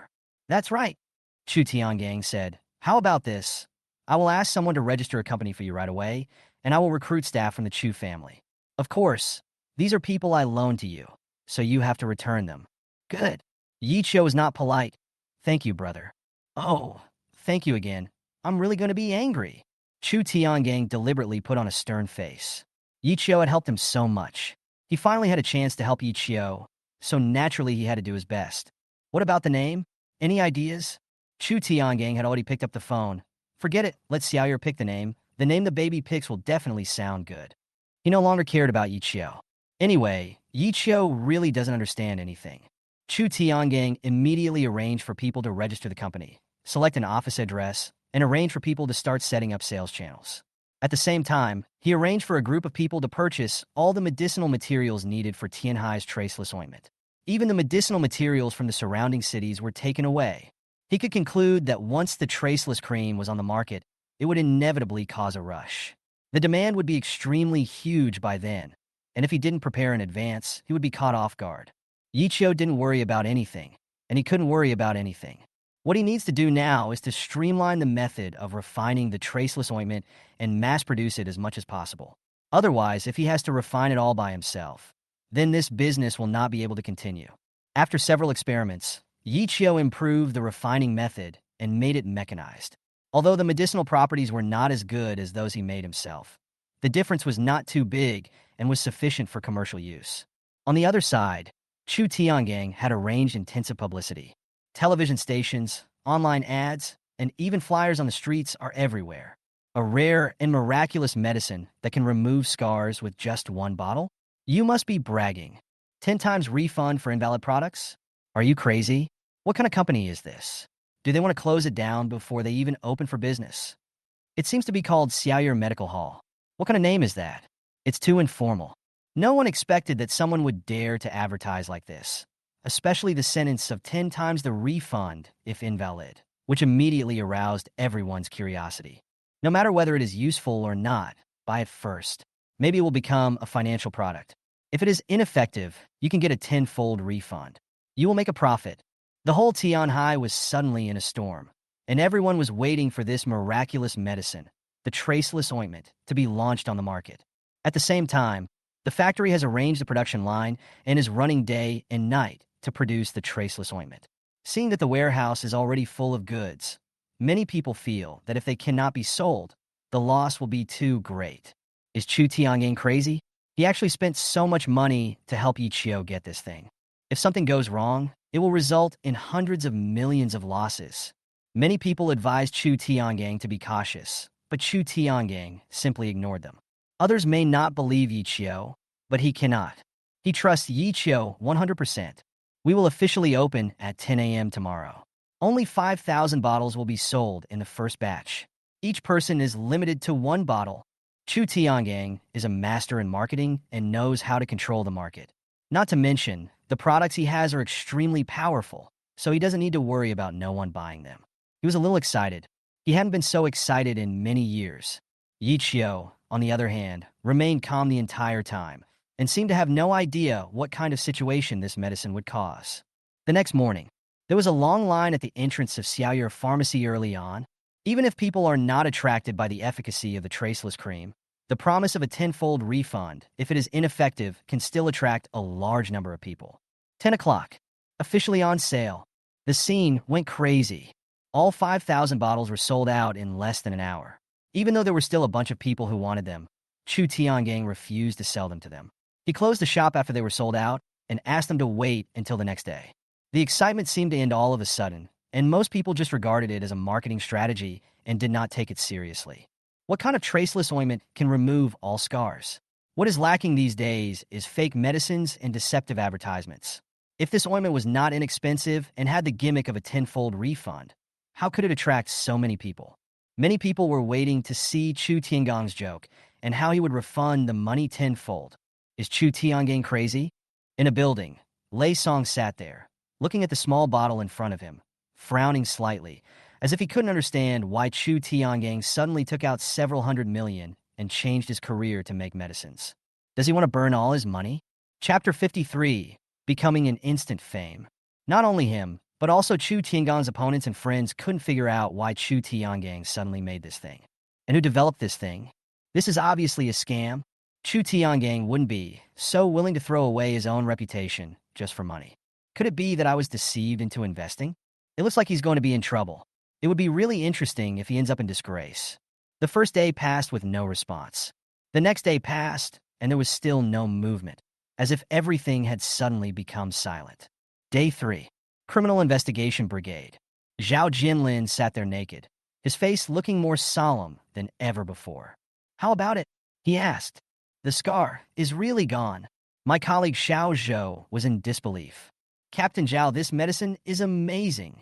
On the first day of sale, Zhao Jinlin asked him to queue up and buy a bottle, wanting to see what Chu Tiangang was trying to do. It wasn't that he was interested in Chu Tiangang, but because this matter must be related to Yi Qiu. It took him 3 days, and at this moment, the scars on his body left over from his early years actually disappeared without a trace. It's amazing. Yi Qiu is so amazing. Zhao Jinlin sighed, wondering how big a sensation this miracle medicine would cause once it was developed. Today is the 3rd day, which is basically the time for the medicine to take effect. I'm afraid Tianhai will be boiling today. Xiao Zhou, take some people to Yi Qiu's pharmacy.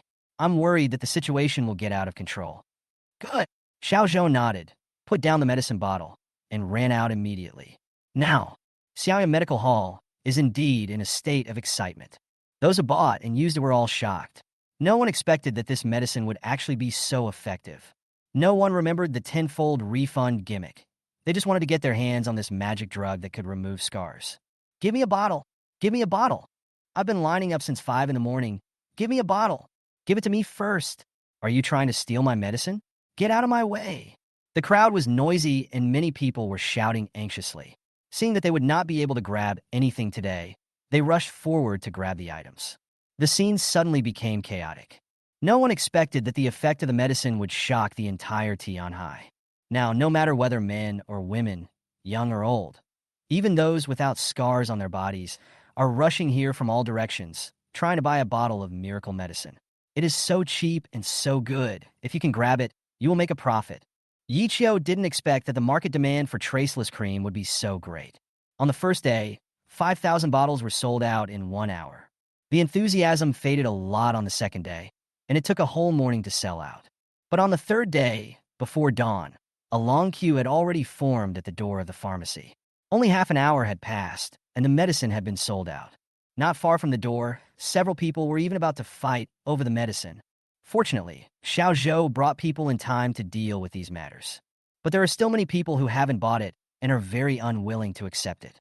The word of the traceless cream soon spread throughout the streets and alleys of Tianhai, and anyone lucky enough to buy a bottle could brag about it to others. It's horrible. Even Chu Tiangang was shocked.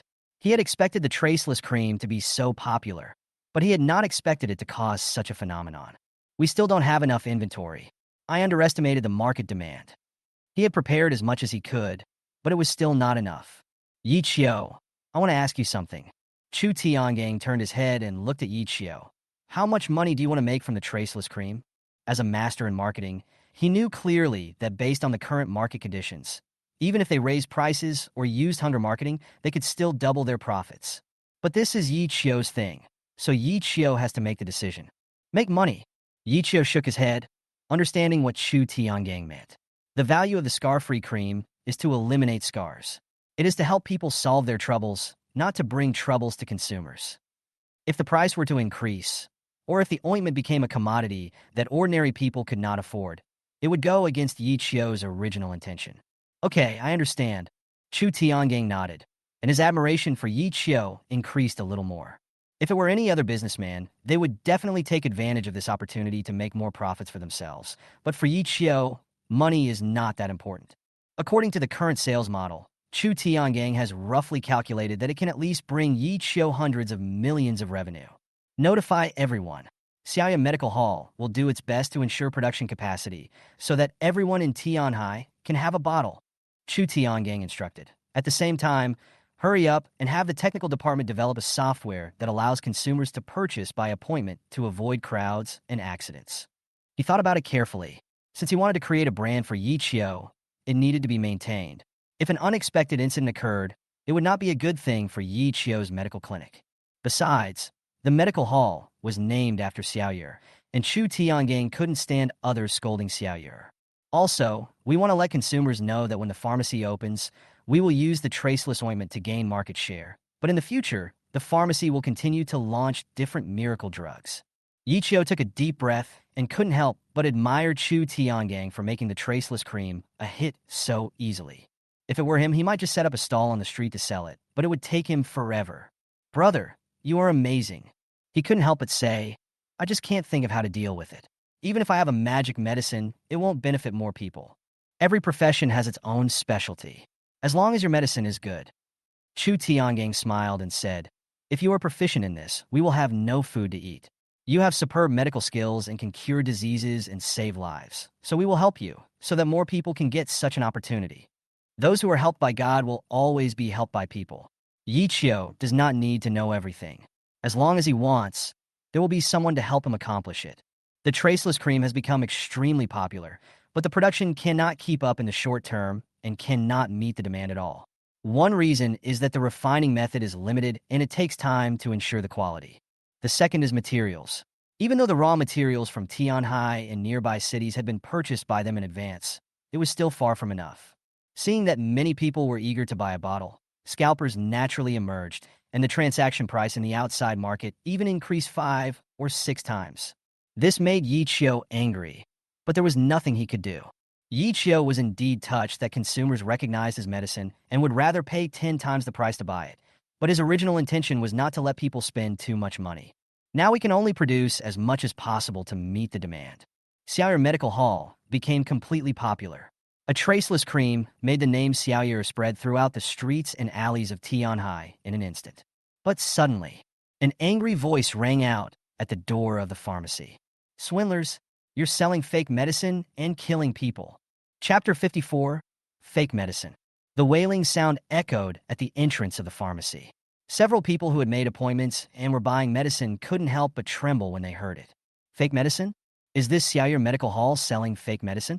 They saw the advertisement and heard many people talk about the efficacy of the medicine, so they fought hard to get a spot. But it turned out to be fake medicine. Could it be that those who say the medicine is good are all agents?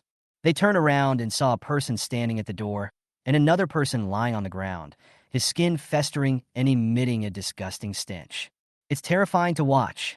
How disgusting. It hurts so much. The man lying on the ground was wailing in pain, his body twitching constantly. It was obvious that this pain made him extremely uncomfortable. The middle-aged man standing next to him cried angrily. This pharmacy sells fake medicine. My son, who will save my son? More and more people gathered around. No one expected that the newly famous traceless cream would cause such serious consequences. Looking at the child lying on the ground, many people felt their skin starting to feel uncomfortable as well. It was horrible. Where is the person in charge of the medical hall? Come out and explain. What the hell is going on? Will the medicine still work? Look at him. His skin is all rotten. It's too scary. I don't dare to use this medicine anymore. Various voices were heard from the crowd. From time to time, people take photos and send them to their friends, reminding them not to be fooled. Once they buy fake drugs, the consequences will be disastrous. This was a huge blow to the pharmacy. The traceless cream, which had just become popular, was in the process of expanding its market, and the sudden negative impact was a big trouble. Upon hearing the news, Yi Qiu rushed over immediately. Impossible. He frowned slightly. This medicine is made of herbal materials. The irritation to the skin is minimal, It is unlikely to cause any serious consequences. What's more, after mass production, the medicinal properties have been weakened. Although the effect has been weakened, the safety has been improved more than a little and can adapt to the physique of more people. The situation is not good now. The medical hall has been surrounded. Chu Tiangong's first reaction was that someone was deliberately causing trouble. It's not like he hasn't experienced this before. With the traceless cream being so popular, there will definitely be people who will take advantage of this opportunity to stir up trouble and steal business. Because he believed in Yi Qiu, if Yi Qiu said there was no problem, then there must be no problem.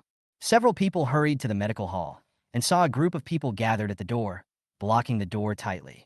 Why haven't they come yet? I think they don't dare to come. Don't you need an explanation for harming people like this? Report them, complain about them. These black-hearted businessmen. Angry voices were heard from time to time. If several shop assistants had not repeatedly assured that the person in charge would be here soon, they would probably have rushed in directly and smashed the pharmacy. Having harmed others like this, who knows if the next one will be you? They put in a lot of effort, and some people even spent 10 times the price to buy from scalpers. If it turns out to be fake medicine, wouldn't they be losing a lot of money? No. I think they're just trying to trick us. Let's go in. Charge in. Someone started to make a noise, and the crowd suddenly became excited. At the door, the middle-aged man was still crying and accusing, which made people feel both distressed and angry. My son was burned in a fire, and his body is covered with scars. He never dared to go out for fear of being laughed at by other children. He finally thought he had found a miracle drug, but he never expected that it would harm him like this. A 40-year-old man burst into tears without caring about his dignity on the street. Who would not feel sympathy and be angry at the medical clinic? Just when the clerk couldn't stop them and the crowd was about to rush and to vent their anger, a horn sounded. Here it comes. The person in charge is here. Looking at the city-famous Rolls-Royce, the crowd instantly quieted down. Yi Qiu and Chu Tian just got out of the car and walked quickly to the door. They didn't expect that it was Chu Tiangang. Such a wealthy man has been doing good deeds recently, donating money and materials, and supporting the development of many public undertakings in Tianhai. These have long been spread. Seeing that it was Chu Tiangang, everyone's anger subsided a little. Everyone! Chu Tiangang pressed his hands together and said loudly, "Please calm down, everyone. We just got the news and rushed here immediately. If there is really a problem with our medicine, I will take full responsibility." He was not at all ambiguous, knowing that explaining or making excuses at this time would be meaningless and would only intensify the conflict and make people even angrier. The best approach is to take the initiative to assume responsibility first. Since President Chu has said so, let's see what the problem is. Yes, we want to see the truth. Boss Chu has a good reputation. He won't ruin his reputation for such a small amount of business, right? Seeing that everyone's anger had calmed down a little, Chu Tiangang was very moved. He was even more grateful that it was Yi Qiu who asked him to do more good deeds and accumulate reputation. Otherwise, he would just be an ordinary rich man. Yi Qiu, check it out quickly, Chu Tiangang said. This matter is neither big nor small. For medicine, the most important thing is safety, but as long as it is medicine, there will definitely be problems because everyone's physique is different, and this is all an experiment. But for Yi Qiu, such problems would not be allowed to happen. Yi Qiu nodded and walked to the man. A foul odor immediately hit him in the face. My son became like this because he used your medicine. The middle-aged man was crying, and his eyes were red and swollen. He looked like an honest man. He hadn't changed his clothes for who knows how long. He was still wearing them, even though they had several holes. I'm afraid he bought the medicine from a scalper at 10 times the price. Don't worry, Yi Qiu said. I developed this medicine, so I will be responsible for it to the end. He didn't care about the disgusting wound on the child's body at all. He reached out his hand and gently brushed it. A warm air flow instantly covered it. The child's painful sound suddenly became smaller, and his brows relaxed. Obviously, the pain was relieved. Everyone around was staring, and when they saw that Yi Qiu didn't care about the disgusting wound and was helping the child to check and treat it, they all fell silent. Because they know that no one can do it if it were them. I'll treat him first and relieve the pain. Yi Qiu turned to look at the middle-aged man. Did you bring the medicine? The middle-aged man nodded, and hurriedly took out the half-remaining bottle of traceless cream from his pocket and handed it to Yi Qiu. As soon as Yi Qiu opened the lid, he frowned. If this is false. The crowd was suddenly in an uproar. It turned out to be fake. Even the people who developed it said it was fake. I mean, you bought fake medicine. Yi Chio shook his head. Didn't you buy this bottle of medicine from my pharmacy? Chapter 55, Miracle Doctor. Hearing this, the middle-aged man's face changed, and he stammered, not knowing what to say. Tell me the truth. I can guarantee that no matter whether it was caused by my medicine or not, I will take responsibility and cure your child. Yi Chio said. His sense of responsibility made those present admire him. If it were other merchants, who would be responsible if something went wrong with the medicines that were not sold in their stores? I should have told the middle-aged man to get lost long ago. I might even sue him for ruining my reputation. Some people have guessed that this must have been bought from a scalper, and the medicine sold by the scalper may not be bought from Xiaoya Pharmacy by queuing up by himself.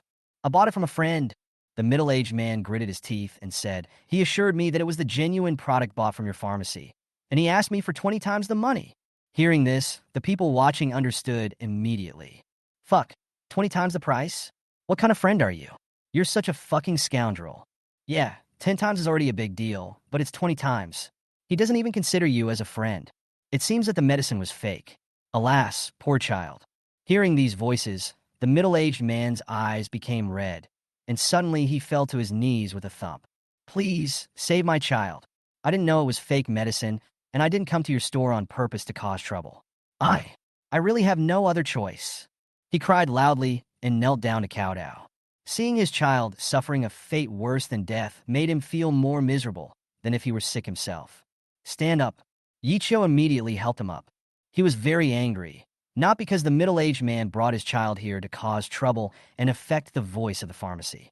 Instead, I am angry that there are people who make fake drugs, use them to make profits, and harm people. These people deserve to die. Take the child to the medical hall first. I will treat him. Yi Chio suppressed his anger. Now was not the time to care about these things. The child's injuries were serious, and the fake medicine was too harmful. If it was not dealt with in time, there might be sequelae. When the middle-aged man heard this, he hurriedly stood up, carefully carried the child into the pharmacy, and placed him on the examination bed. The entrance was still crowded with people. No one was leaving, but more and more people were coming. They wanted to see what this young man who invented the traceless cream was capable of. Yi Chio stretched out his hand and rubbed his fingers gently. One by one, the faint air needles were pinched in his hand. This was the righteous energy in his body. He kept inserting air needles into the acupuncture points on the child's skin to stimulate blood flow in the skin. Soon, a lot of black blood seeped out of the child's body. Chu Tiangang and others stood aside and watched amazed. What kind of method was this? It looked very powerful. They couldn't help but exclaim when they saw the child's expression gradually relax and the obvious pain disappear. Amazing! What kind of medical skill is this? It looks amazing. Look at the child. His breathing is even. Is he asleep? The middle-aged man wiped away his tears and watched the child's complexion gradually recover. His nose felt sore, and he finally felt relieved. All right. Yi Chio withdrew his hand, and the air needles gradually dissipated without a trace. He wiped off the black on the child's body and said, the child is no longer in danger. Just take him home and have a good rest. Thank you, doctor. Thank you, doctor. The middle-aged man was about to kneel down again, but was stopped by Yi Chio. He knew that as a father, children were their lives. Yi Chio could understand it very well. So how could he blame the middle-aged man? I understand the heart of a father. Yi Chio said, this bottle of traceless ointment was made by me myself. Take it back and apply it to the child every morning and evening. All the scars on his body will be gone. The middle-aged man didn't expect that Yi Chio actually gave him a bottle, and it was made by Yi Chio himself. His lips trembled and he was speechless for a moment. This was truly priceless. Thank you. Thank you. After thousands of words, in the end there are only these two words, and these two words are full of sincerity and gratitude. Wow. At the door, the crowd burst into applause. Good job. You are indeed a miracle doctor. You are so amazing. What else do you have to say? Do you still need to question the medical skills of this miracle doctor? There was constant applause. Now, this medical clinic is not only backed by a kind-hearted and wealthy man like Chu Tiangang, but also has a miracle doctor in charge, who would not be at ease. Yi Chio waved his hands, feeling a little embarrassed. He just did what he was supposed to do and didn't think he was anything special. Godly doctor, I'm a little sick. Can you help me? I don't know who shouted, but the voice seemed a little excited and nervous, as if he was worried that the medical expenses for a miracle doctor like Yi Qiu would be too expensive. He hesitated for a moment before daring to speak. Yi Qiu waved his hand, asked him to come forward, and immediately checked his physical condition with his eyes. Your problem is not serious. I can just prescribe a prescription for you. He took out a pen and paper, wrote down the prescription on the spot, and asked someone to get the medicine right away. How much? The man asked nervously. I was afraid that the price would be outrageous, and I regretted asking without thinking it through, so I didn't even dare to reach out for the medicine. Just give me $15 for these medicines. How many? Everyone present suspected that they had heard it wrongly. Only 15 yuan? Yi Qiu was also stunned for a moment, then turned to ask the clerk how much these medicines cost. The answer was 15 yuan and 30 cents. He then said affirmatively, 15 yuan will be enough, and the 30 cents will be waived for you. Buzz! The crowd was instantly boiling. It's so cheap. Me. Divine Doctor, I also feel like there's something wrong with my body. And me. Can I help you? A large group of people rushed up immediately, and Chu Tiangang was frightened. He didn't care about anything else, and quickly stood in front of Yi Qiu. Everyone, come one by one. Come one by one. Just line up. Yi Qiu was very quick at diagnosing patients. Most people didn't have any serious problems, and he could see through them at a glance. At most, he would just take their pulse, while some patients would just require a few words of advice. In less than an hour, I had looked at everyone in the group and finally finished. After seeing off the last patient, Yi Qiu let out a long sigh. It had been a long time since he had treated a patient like this. But as a matter of fact, he opened a medical clinic to save the dying and the wounded and to relieve the patients from their pain. In the future, don't do this. Chu Tiangang was also very tired. He was a wealthy man, but today he could only act as an assistant. He got paper and pen for Yi Qiu and helped him get medicine and write prescriptions. His hands were still shaking. Some people like to take advantage of you. When they see that you're getting a cheap consultation, they will come up to ask questions even if they have nothing to do. That wastes a lot of time. Yi Qiu smiled. He was not a person who knew how to refuse. They are also worried about their health problems, which is human nature. His medical skills are indeed more suitable for solving difficult and complicated diseases. Some common minor problems can be solved by finding an ordinary doctor. Okay, now that the problem here is solved, it's time to take action on the fake medicine issue. Yi Qiu's expression darkened. Chapter 56, Too Rampant. Yi Qiu was very angry when he thought about fake drugs harming people. He didn't expect that someone could be so cruel and crazy. He had just checked the fake medicine. Not only was it completely ineffective, but the medicinal ingredients used were also a mess. It was made randomly just to make it look the same color as the authentic one. How can this medicine be given to people without being tested? I've already called Zhao Jinlin. He'll be here soon. Knowing what had happened, Zhao Jinlin naturally couldn't just sit back and watch. This concerns Yi Qiu, but also the safety of people's medication. We must be vigilant and catch these beasts and deal with them severely. Zhao Jinlin arrived quickly and brought people from the health department. Let them take the medicine back for testing first. We will definitely catch the people who make and sell fake medicines. Zhao Jinlin said. I have a plan, Yi Qiu said. He looked at Zhao Jinlin and already had an idea in his mind. The pharmacy has temporarily stopped producing medicines, and the supply on the market has suddenly become tight, and it is hard to get a bottle. Many people can only seek help from scalpers, hoping to buy the traceless cream from them. Old Black, can you give me a bottle? The last one is all used up. I need to buy another one. It was the middle-aged man who called and begged. My son needs this medicine, you know. Brother, this medicine is out of stock now. It's hard to get it. Given our relationship, I will definitely get it for you, but the price will probably be doubled. What? Double it? The middle-aged man was surprised and asked, Is it going to increase 40 times? You are wrong. It's more than 50 times. The person on the other end of the phone didn't seem to be in a hurry. Just tell me whether you want it or not. Yes. Yes. The middle-aged man gritted his teeth. Okay, old place, bring money cash. After saying that, the phone hung up. The middle-aged man turned and looked at Yi Qiu. Mr. Yi, I've already made an appointment with him. Good. Yi Qiu nodded. You'd better stay away from this kind of friend. I know. Such bad friends almost killed his son.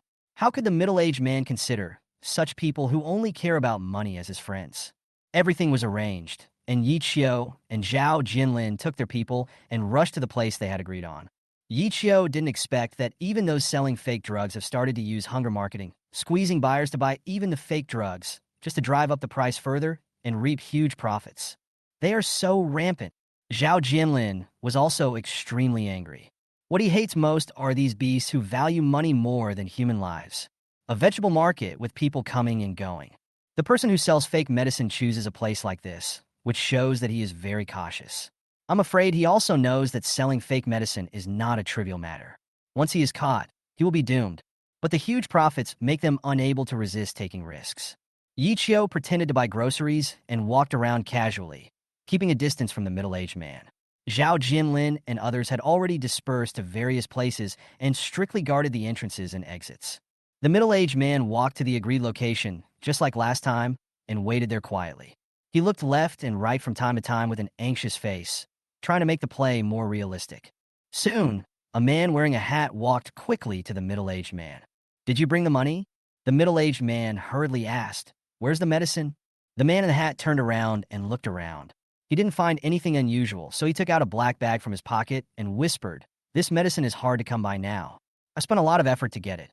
Don't tell anyone else. Just use it secretly." The middle-aged man nodded and handed the bag to the man in the hat. The man in the hat unzipped his pants and took a look. He was stunned. There was no money in it, only waste newspapers. He was about to ask the middle-aged man angrily, but the middle-aged man had already run away. "You fucking..."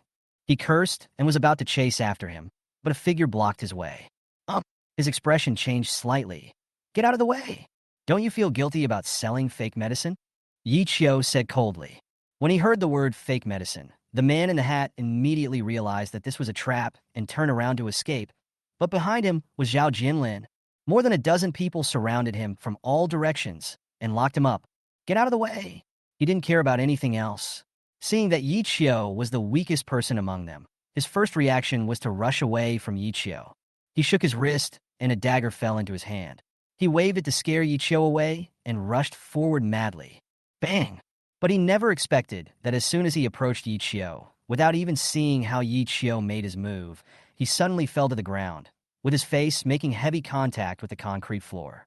Suddenly, blood splattered. "Ah!" He screamed, his nose was broken, and his whole body shrank instantly, twitching all over. "I was too gentle," Yi Chio shouted. "This is what happens when you sell fake medicine and harm people." If he couldn't hold back, this slap would have killed the beast. "Catch him," Zhao Jianlin shouted. Several people came forward, controlled the man in the hat, and took him away. He's just a man selling fake drugs. There is a gang behind him, and there are people who make fake drugs. All of these people must be arrested. Now that we have this clue, we can naturally follow the clues to find the real person.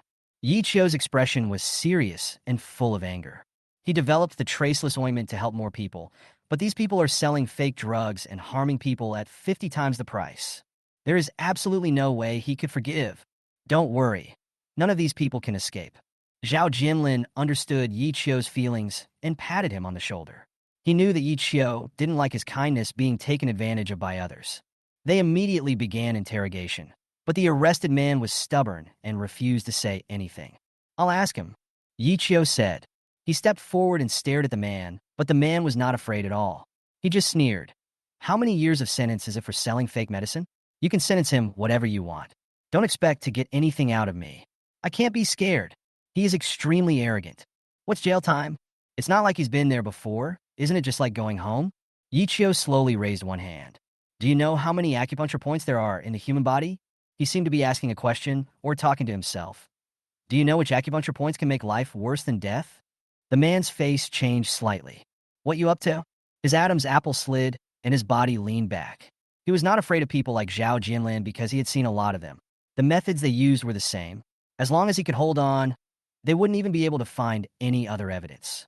But the Yi Chio in front of him made him feel a sense of fear involuntarily. Yi Chio's anger was like a blazing flame in his eyes. "Do nothing." Between his fingers, an air needle instantly sank into the man's painful spot.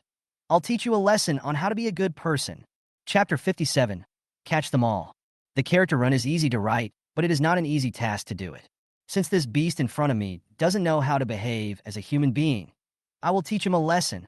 Ah! An air needle was inserted into the man's acupuncture point, and the man immediately screamed, his voice trembling with fear, as if his bones were broken. The pain was so severe that it penetrated deep into his bones and made his soul tremble. Even Zhao Jinlin and the others felt frightened when they heard the first sound. What kind of method is Yi Qiu using?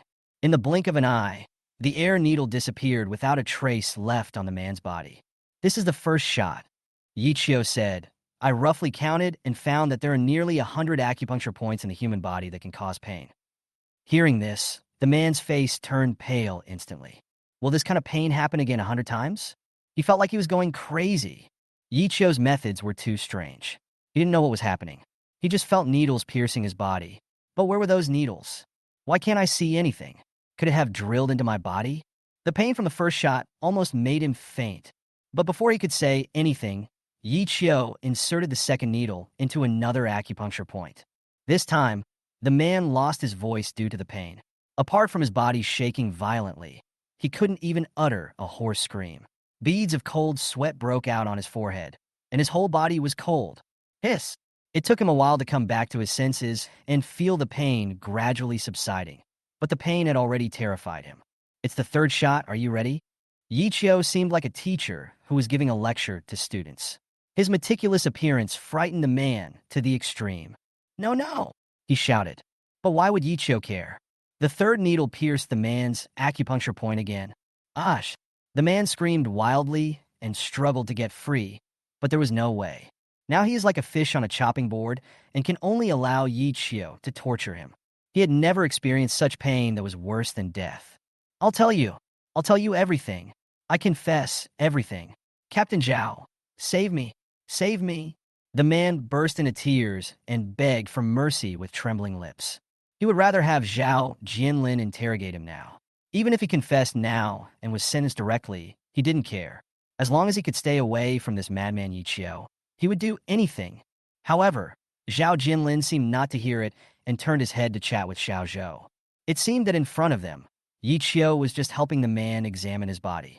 You have to be mentally prepared for the fourth shot because it will be much more painful than the previous 3 shots, so just bear with it, Yi Qiu said casually. Hearing this, how could the man bear it?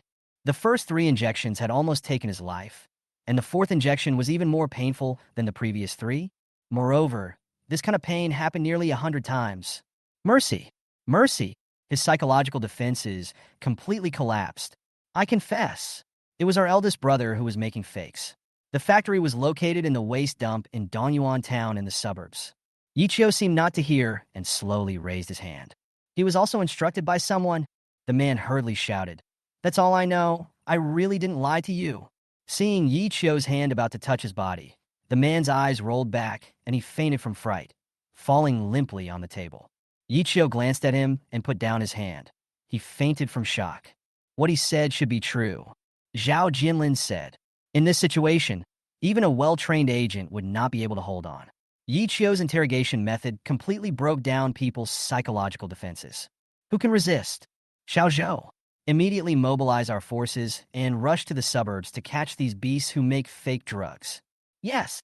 Zhao Jinlin looked at Yi Qiu. Do you want to go with us? Yi Qiu nodded.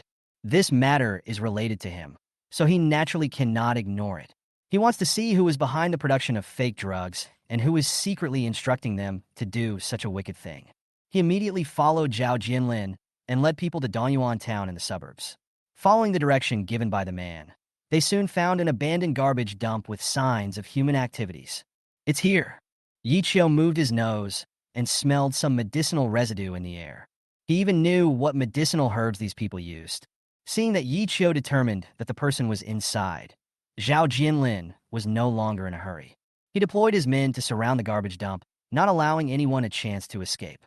When the time was right, he gave an order and a large group of people immediately rushed in. Don't move! Everyone squat down with your heads covered, Zhao Jinlin shouted. The people inside were so frightened that they almost lost their souls.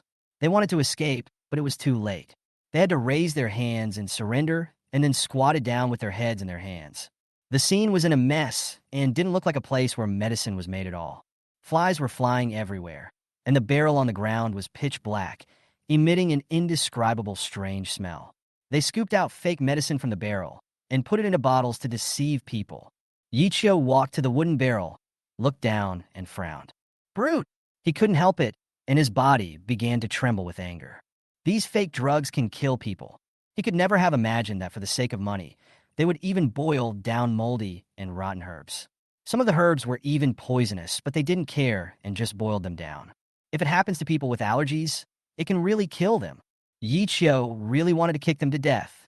Preserve the evidence and take these people away. Zhao Jinlin took a deep breath and was also stunned by the scene in front of him. Anything produced in this environment, even if it was not medicine, would probably be poisonous. Yichio, I'm afraid you still have to help me get the truth from them about who is behind this. Yichio's method is very effective. Yichio nodded. He had no choice but to take responsibility for this matter. At the same time, inside a building, Lei Song never expected that he would lose contact with the other party just after he finished explaining the matter. The entire den was wiped out? Zhao Jinlin was so fast. He couldn't help but snorted a little annoyed.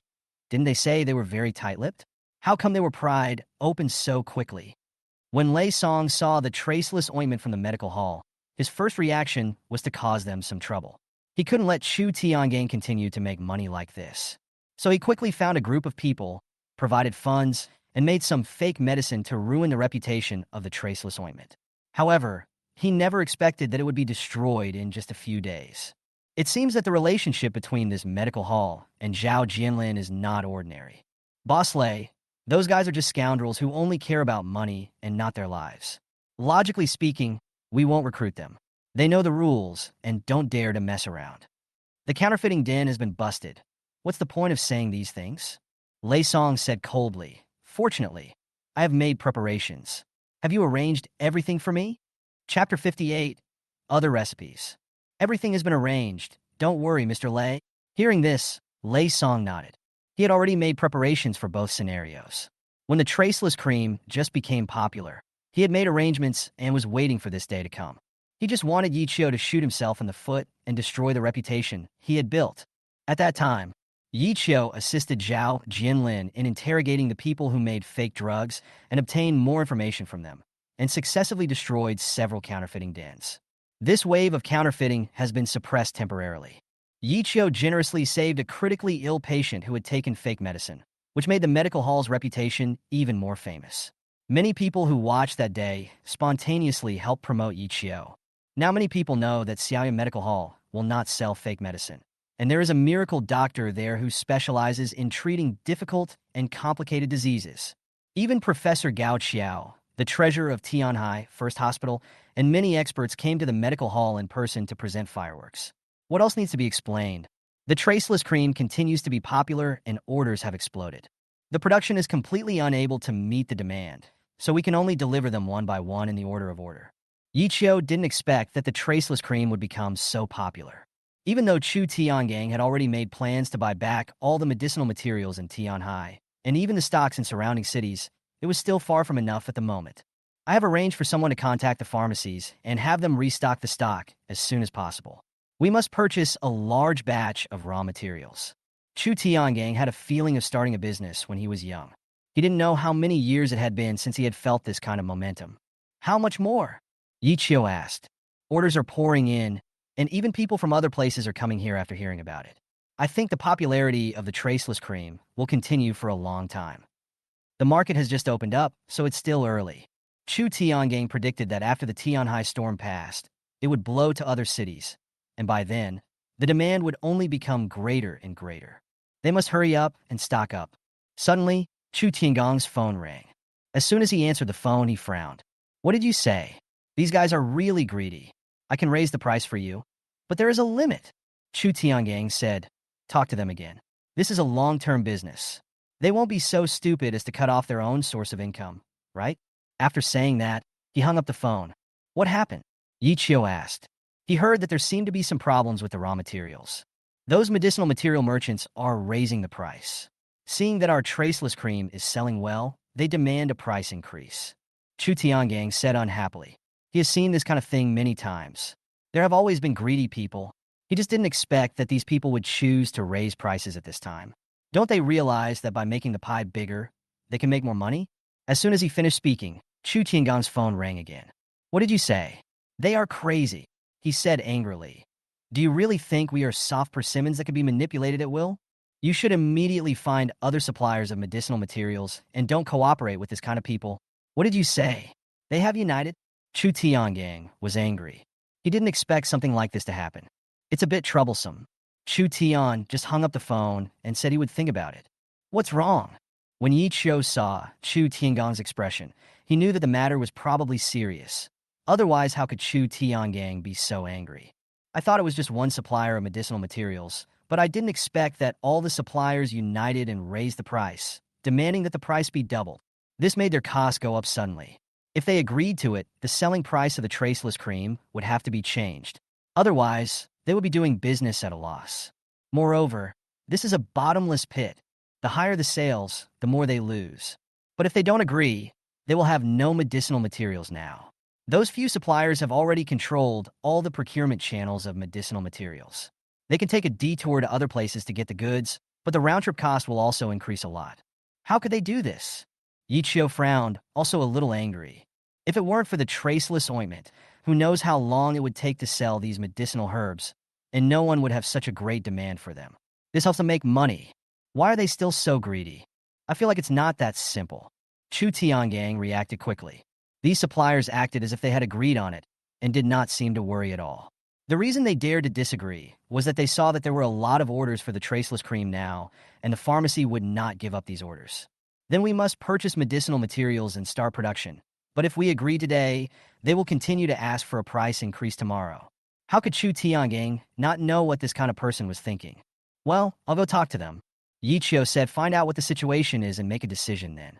The two men looked at each other, nodded, and without hesitation, immediately called the medicinal material supplier to arrange a face-to-face meeting. They soon arrived at the agreed tea house, where several suppliers were late. I'm sorry, Mr. Chu, business is business, and we don't want to raise prices, but the cost of purchasing goods is high now. If we don't raise prices, we will lose money. Yes, your traceless cream is selling so well, the profit must be very high, and you can definitely afford it. We are all forced to do this. I hope you won't mind. As long as you agree to this price, we can immediately guarantee the supply of medicinal materials. Several people sang in unison, as if they had agreed on it long ago. Their words were very direct. Either they agreed to raise the price and continue the cooperation, or they would go their separate ways. Then they would not be able to sell their medicinal materials, and the pharmacy's business would come to a standstill. It doesn't matter if there is no business. How should Yi Qiu deal with those squeezed orders? What should those patients who are looking forward to a traceless cream do? Several suppliers have completely controlled the supply channels of medicinal materials along the coastal areas. Now all the medicinal materials are collected by them and stored in warehouses. Yi Qiu had no other choice. Seeing several people like this, Chu Tian frowned. Before he could say anything, Yi Qiu spoke first. The medicinal materials needed for this traceless ointment can actually be replaced with other ones. His words stunned the suppliers of medicinal materials. Could the prescription be changed? Even if you don't need any of them, you have so many herbs in stock. If you can't sell them, how much loss will you suffer? Yi Qiu looked at the men and said, if you insist on raising the price, then I will have to change to another formula. Besides, I can no longer cooperate with you on the new formula of medicinal materials. He was very direct and decisive. He didn't even drink a cup of tea and just got up to leave. Several suppliers suddenly became anxious. They have stockpiled too many medicinal herbs. Who would have thought that the traceless cream actually has other formulas? Chapter 59. Stealing a chicken, but losing the rice. At first, they thought Yi Qiu was fooling them, but when they saw Yi Qiu walking out the door, they finally realized that Yi Qiu was not joking. This is no joke. In order to control Yi Qiu's pharmacy and force him to agree to raise the price, they squeezed those kinds of medicinal materials into the warehouse and did not release them to the market at all. Just like Yi Qiu said, if Yi Qiu doesn't buy these medicinal herbs, then they won't be able to sell them for several years. Several people looked at each other. Is he kidding? He wants to defeat us. How can he have any other formula? How could there be two formulas for one medicine? Although they were a little worried, they still felt that Yi Qiu was playing psychological tactics on them. But seeing that Yi Qiu and Chu Tiangang had already gone downstairs and left without looking back, several people were still somewhat worried. Downstairs? Is there really another formula?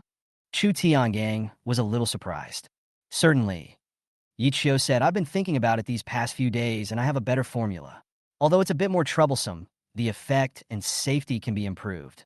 These people are too greedy. They need to be taught a lesson." Ah, that's great. Chu Tiangang was extremely furious. Having been doing business for so many years, he had seen all kinds of people. People like this who go back on their words were the most disgusting. Yes, they need to be taught a lesson. The two drove away in a very cool and graceful manner without any delay. In the tea house, several suppliers of medicinal materials watched Chu Tiangong's car leave, and only then did they realize that Yi Qiu was not joking. What now? I have stored millions of medicinal herbs. If all these were to get moldy in the warehouse, they would suffer a huge loss. And from what Yi Qiu said, he had a new formula, which meant he would have to cooperate with other people. As one gains, the other loses. They might even lose their position in the medicinal materials supply channel. What should we do? How would I know what to do? Didn't Mr. Lei say that if we can't sell it, he would take care of it? Yes, I almost forgot. With him backing us up, we have nothing to fear. After discussing it, a few people immediately went to find Lei Song. When Lei Song learned that Yi Qiu actually had another recipe that no longer required these herbs and did not agree to the price increase, he was a little surprised and even a little annoyed. How could this happen? How can a medicine have multiple formulations? This is simply unrealistic. But now the news has come that Chu Tiangang has arranged people to start purchasing other medicinal materials, and the quantity purchased is huge. These are real money, so how can they be false? Boss Lei, we have already agreed that if we monopolize the medicinal materials but fail to sell them all, you will back us up. You can't go back on your word. Yes, if we include the few of us, there are tens of millions of medicinal materials in the warehouse. Mr. Lei, when will you arrange for someone to collect them? They looked at Lei Song with anticipation, but Lei Song narrowed his eyes. You're right. If you can't sell all the herbs, I can help you collect them. But now, you haven't sold any herbs at all, right? He stared at the few people with a calm face. What I promised is to finish the job for you, but I don't want all your herbs. Besides, I'm a real estate developer. What do I need your herbs for? Upon hearing this, the faces of several medicinal material suppliers all changed. Boss Lei, you can't regret this. How can you do business like this? People only agree to cooperate with you because of your prestige. How can you? Snort. Lei Song waved his hand. You are greedy and want to raise the price to make more money. What does it have to do with me? You failed to gain anything, but ended up losing a handful of rice. And you still have the nerve to blame me? I just provided some information to help you, but I didn't expect that I would be blackmailed by you. How ridiculous. Without waiting for the others to speak, he called the security guard in and drove away several medicinal material suppliers. Damn it, Lei Song slapped the table. He never expected that after all his calculations, he still couldn't have expected this. Damn Yi Qiu. How come he has other recipes? This made his plan fail instantly and became useless. Not only that, it also offended people, although he did not care about those suppliers of medicinal materials. But this did affect his mood and made him very annoyed. Lei-san, you're a liar. You have no morals. You have no character. I have millions of medicinal herbs. Bastard. I must be blind to believe you. Asshole. Asshole. Several suppliers of medicinal materials were cursing downstairs in the building, but they could not change anything. In Lei Song's eyes, they were indeed nothing. The loss of millions of medicinal materials was a huge loss for them. But in Lei Song's eyes, it was nothing at all. Besides, Lei Song didn't need to bear these losses. I told you not to trust him. This black-hearted businessman can't believe a word he says. What now? Several people discussed that their total investment in medicinal materials amounted to tens of millions, and they wanted to take advantage of this opportunity to make a fortune. If they could control the medicinal material channels of the medical hall, they would be able to obtain more profits in the future. Who would have thought that we would lose the major channel of Yuatong? They regret it, but for many things, regret is not useful. Let's look for the medical hall again. One of them gritted his teeth and said, apart from the medical hall, who else has such a large consumption? Apart from him, we can't sell anyone else. Only then did they wake up and realize that they had made a big mistake. This method of killing the goose that lays the eggs would only hurt themselves in the end. Several people immediately rushed to the medical hall, where Yi Qiu was treating some patients with difficult and complicated diseases. Mr. Yi, they smiled awkwardly, not caring about their dignity. It's all our fault. I hope Mr. Yi will be magnanimous and give us a chance. Yi Qiu did not respond, as if he had not heard anything, and concentrated on treating the patient. Several suppliers had no choice but to stand aside and wait obediently, not daring to disturb him for fear of making Yi Qiu angry again. After a long while, when all the patients had been seen, Yi Qiu finally raised his head. Mr. Yi. When they saw Yi Qiu was about to leave, they quickly grabbed Yi Qiu and begged him, Mr. Yi, it's all our fault. We won't raise the price anymore, really, not even a dime. Please forgive us. If it were you, could you forgive me? Yi Qiu asked back. If it were them, let alone forgiveness, they would probably just cut off all ties and have no further dealings with me. If anyone dared to come to my house, I'm afraid they would beat them out. Several people looked unhappy and embarrassed, but when they thought about the fact that tens of millions of dollars of money for medicinal materials were stuck there and rotted in the warehouse, they would be really doomed. Otherwise, we'll lower the price. Someone gritted his teeth. There was really nothing he could do. Mr. Yi, is this okay? Chapter 60. This is the first bottle. Yi Qiu looked at him and suddenly laughed. What are you saying? It's like I'm forcing you to lower the price. My medical hall is your largest customer for medicinal materials. Our monthly consumption is more than your other medicinal materials combined in an entire year. I never asked you to lower the price, did I? But you guys are banding together to raise the price. Tell me, isn't that a bit too much? Now, you can't sell your herbs anymore, but you still force them to sell to me? I don't want them. Yi Qiu was not polite at all. I don't even want a price reduction. Just let these herbs rot in the warehouse. Hearing that Yi Qiu was really angry, several people were completely panicked. Mr. Yi, the leader cried out.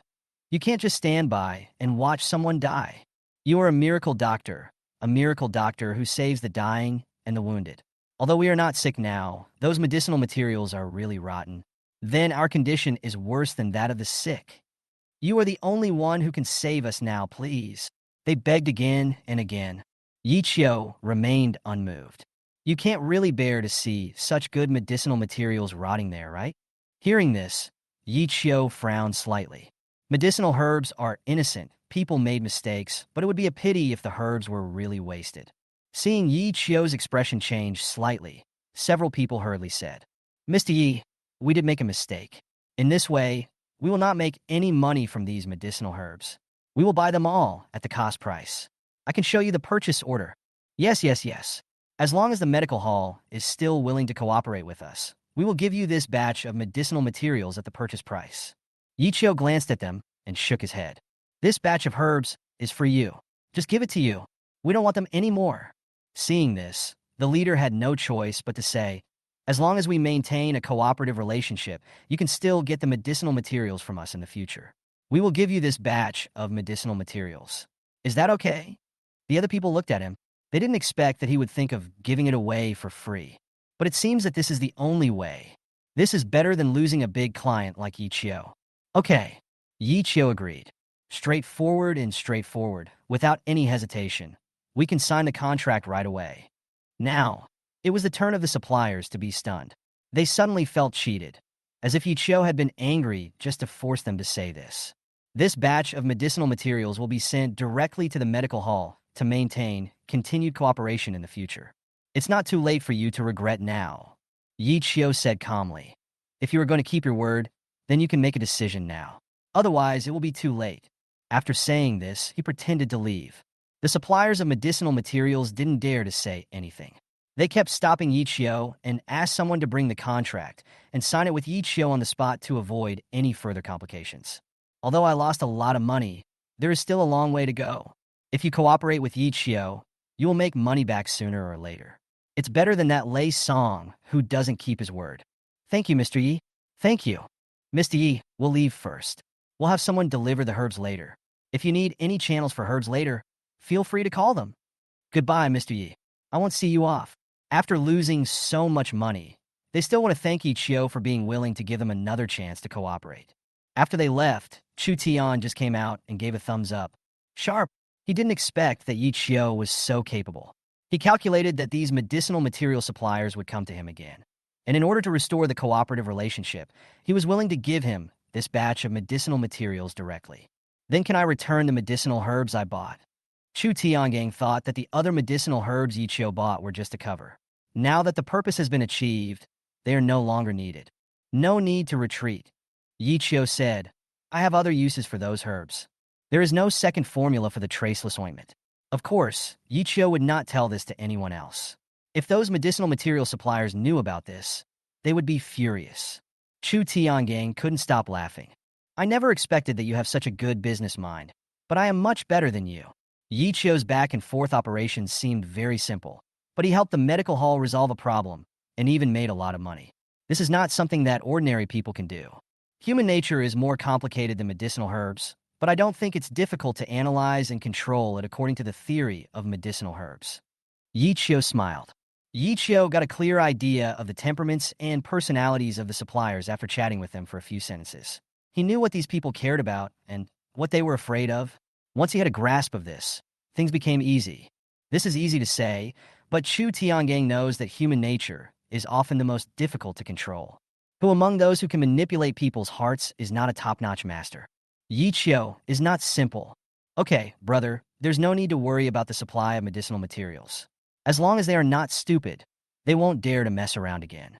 They have many choices and are willing to give a chance because they consider the cost and don't want to waste time on such trivial matters. Otherwise, with just a word from Yi Chio, people who want to cooperate with him will come to his doorstep. Because he has more than just this popular traceless cream, Yi Chio also has other magical medicines. Every one of them will shock the market and become popular in the whole city, even in the whole country and the world. The popularity of the traceless cream quickly spread from Tianhai to the entire coastal area, and many people even drove long distances to Tianhai to buy it. As soon as the news came out, countless pharmaceutical development companies noticed this traceless cream, making them envious and jealous. Some people wanted to imitate it, but they found that not only the formula was out of control, but the production process was even more out of control. Moreover, the price sold in the pharmacy was low, and the profit margin was not large. Even if they can make it, they are not competitive in product quality, and they have no competitiveness in price. This means that the traceless cream can only be sold by Xiaoyer Pharmacy, and they are the only ones who can earn the money. Others can only watch and envy, but there is nothing they can do. Kyoto. Lin Wanxiu looked at the traceless cream in her hand and was a little surprised.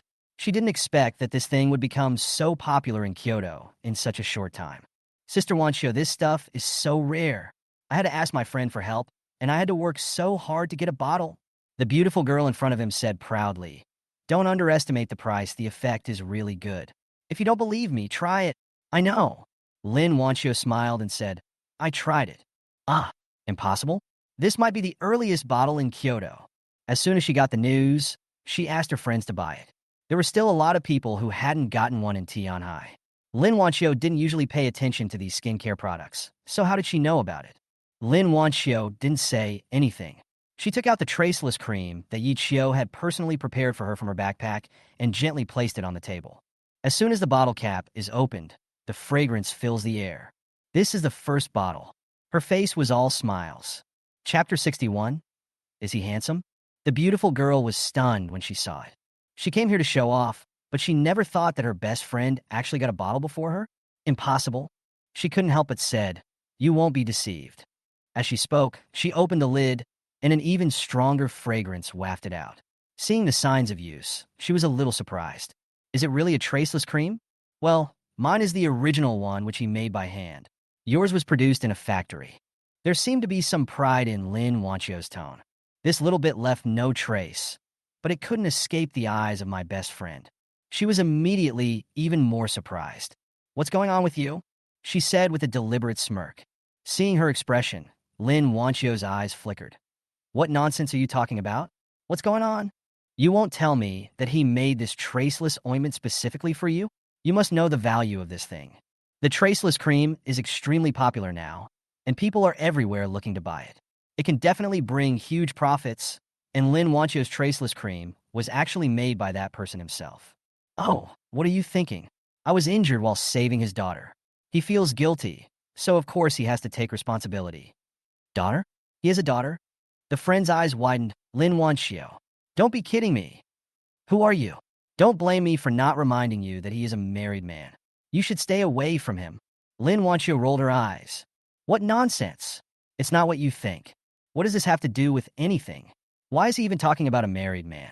Besides, he's divorced and is raising his daughter alone now. The best friend didn't say anything but stared at Lin Wanxiu. Doesn't she know the eldest daughter of the Lin family yet? She just said she was a married woman, but Lin Wanxiu actually had to explain that the man was divorced.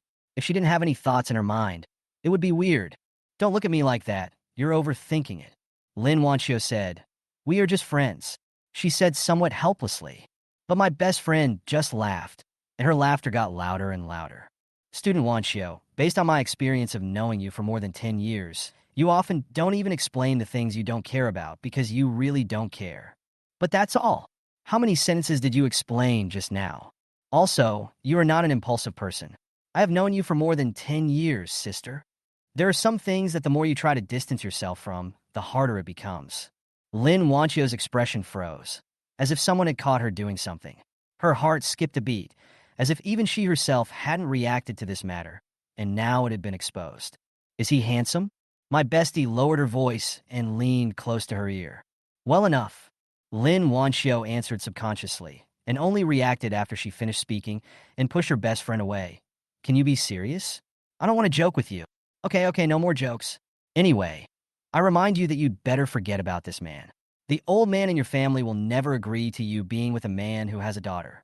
The best friend took a deep breath and spoke earnestly. This is indeed not a joke. Lin Wanxiu is a lady from a wealthy family. Not to mention her own high quality and temperament, her Lin family has a high status. There is an endless stream of people who want to propose marriage to her every day. There are so many high-ranking officials in Kyoto who are all keeping an eye on her. How could a married man with children have the chance to take part? For women like them, marriage is no longer just marriage. Lin Wanxiu stopped talking. It seemed that his emotions were slightly affected. He had a blank expression on his face and looked like he was worried about something. She looked up in the direction of Tianhai, wondering what she was thinking. At the same time, Tianhai, Xiaoyur Medical Hall continues to be popular. Just a traceless cream has made this pharmacy the hottest place in Tianhai. Even many internet celebrities come to check in, further increasing its popularity. Yichio didn't like this kind of hustle and bustle. He liked to see a deserted place like the pharmacy, which meant that there were not so many patients. After listening to Chu Tiangong's suggestion, Yichio did not sit here for consultation all day. After all, his medical skills were superb, and it would be better for him to only treat difficult and complicated diseases. Even Gao Qiao made the same suggestion, not wanting Yichio to waste too much time and energy. Those common minor ailments can just be left to other doctors. This month's data is out. Chu Tiangang arrived, his face flushed. Obviously, even he was a little surprised and delighted. Look, Yichio took the report and looked at the final statistics and couldn't help but gasp. So much. He couldn't quite believe it. This is not a lot. It often does not reach the peak because the production capacity cannot keep up. Another reason is that our market has not been opened yet and is limited to Tianhai. Chu Tiangang said, once the market is promoted to the provincial capital, the coastal areas, and even the whole country, this number will at least increase 100 times. 100 times? Yichio couldn't help but widen his eyes. To put it bluntly, he is just a small person and has never thought that one day he will have so much money. For ordinary people, this amount of money is an astronomical figure. And he just developed a traceless cream. Now I finally understand what you meant when you said the traceless cream is very valuable. Yichio suddenly thought of Lin Wanxiu. It was Lin Wanxiu who first told him that this traceless cream would bring him huge wealth. He didn't expect that in less than a month, he would be so shocked. The most valuable thing is not this traceless cream. Chu Tiangang looked at Yichio seriously. The most valuable thing is you. The traceless ointment was invented by Yichio. Yichio can also develop other miracle medicines. He's the most valuable. He was very fortunate to have met Yichio and become friends with him. This had brought about tremendous changes in his heart within a short period of time. I will arrange the finances for this money. Part of it will remain in the pharmacy's account for easy use, and the other part will be transferred to your card. Yichio, you won't worry about money anymore. Chu Tiangang smiled and said, you don't need to worry about my eldest niece's dowry. Yichio couldn't help laughing. His purpose of making money was just to make Xiaoyur live a good life. Now it seems that the money he earned this month is enough for them, father and daughter, to live a worry-free life for the rest of their lives. There is more money, and perhaps more uses. As he was thinking, his cell phone suddenly rang. Yichio glanced at the number and didn't expect that it was Lin Wanxiu calling. Hello? He answered the phone, but there was silence for a moment before there was a voice on the other end. Congratulations. I heard your traceless cream is already selling like hotcakes. Is it very profitable? Well, thank you. If it weren't for you, I wouldn't have known that the traceless cream was so valuable. Yi Chio thanked him. Yi Chio. Lin Wanchio paused for a moment and suddenly asked, "Can I ask you for a favor?" Chapter 62. Why doesn't your mother pick you up?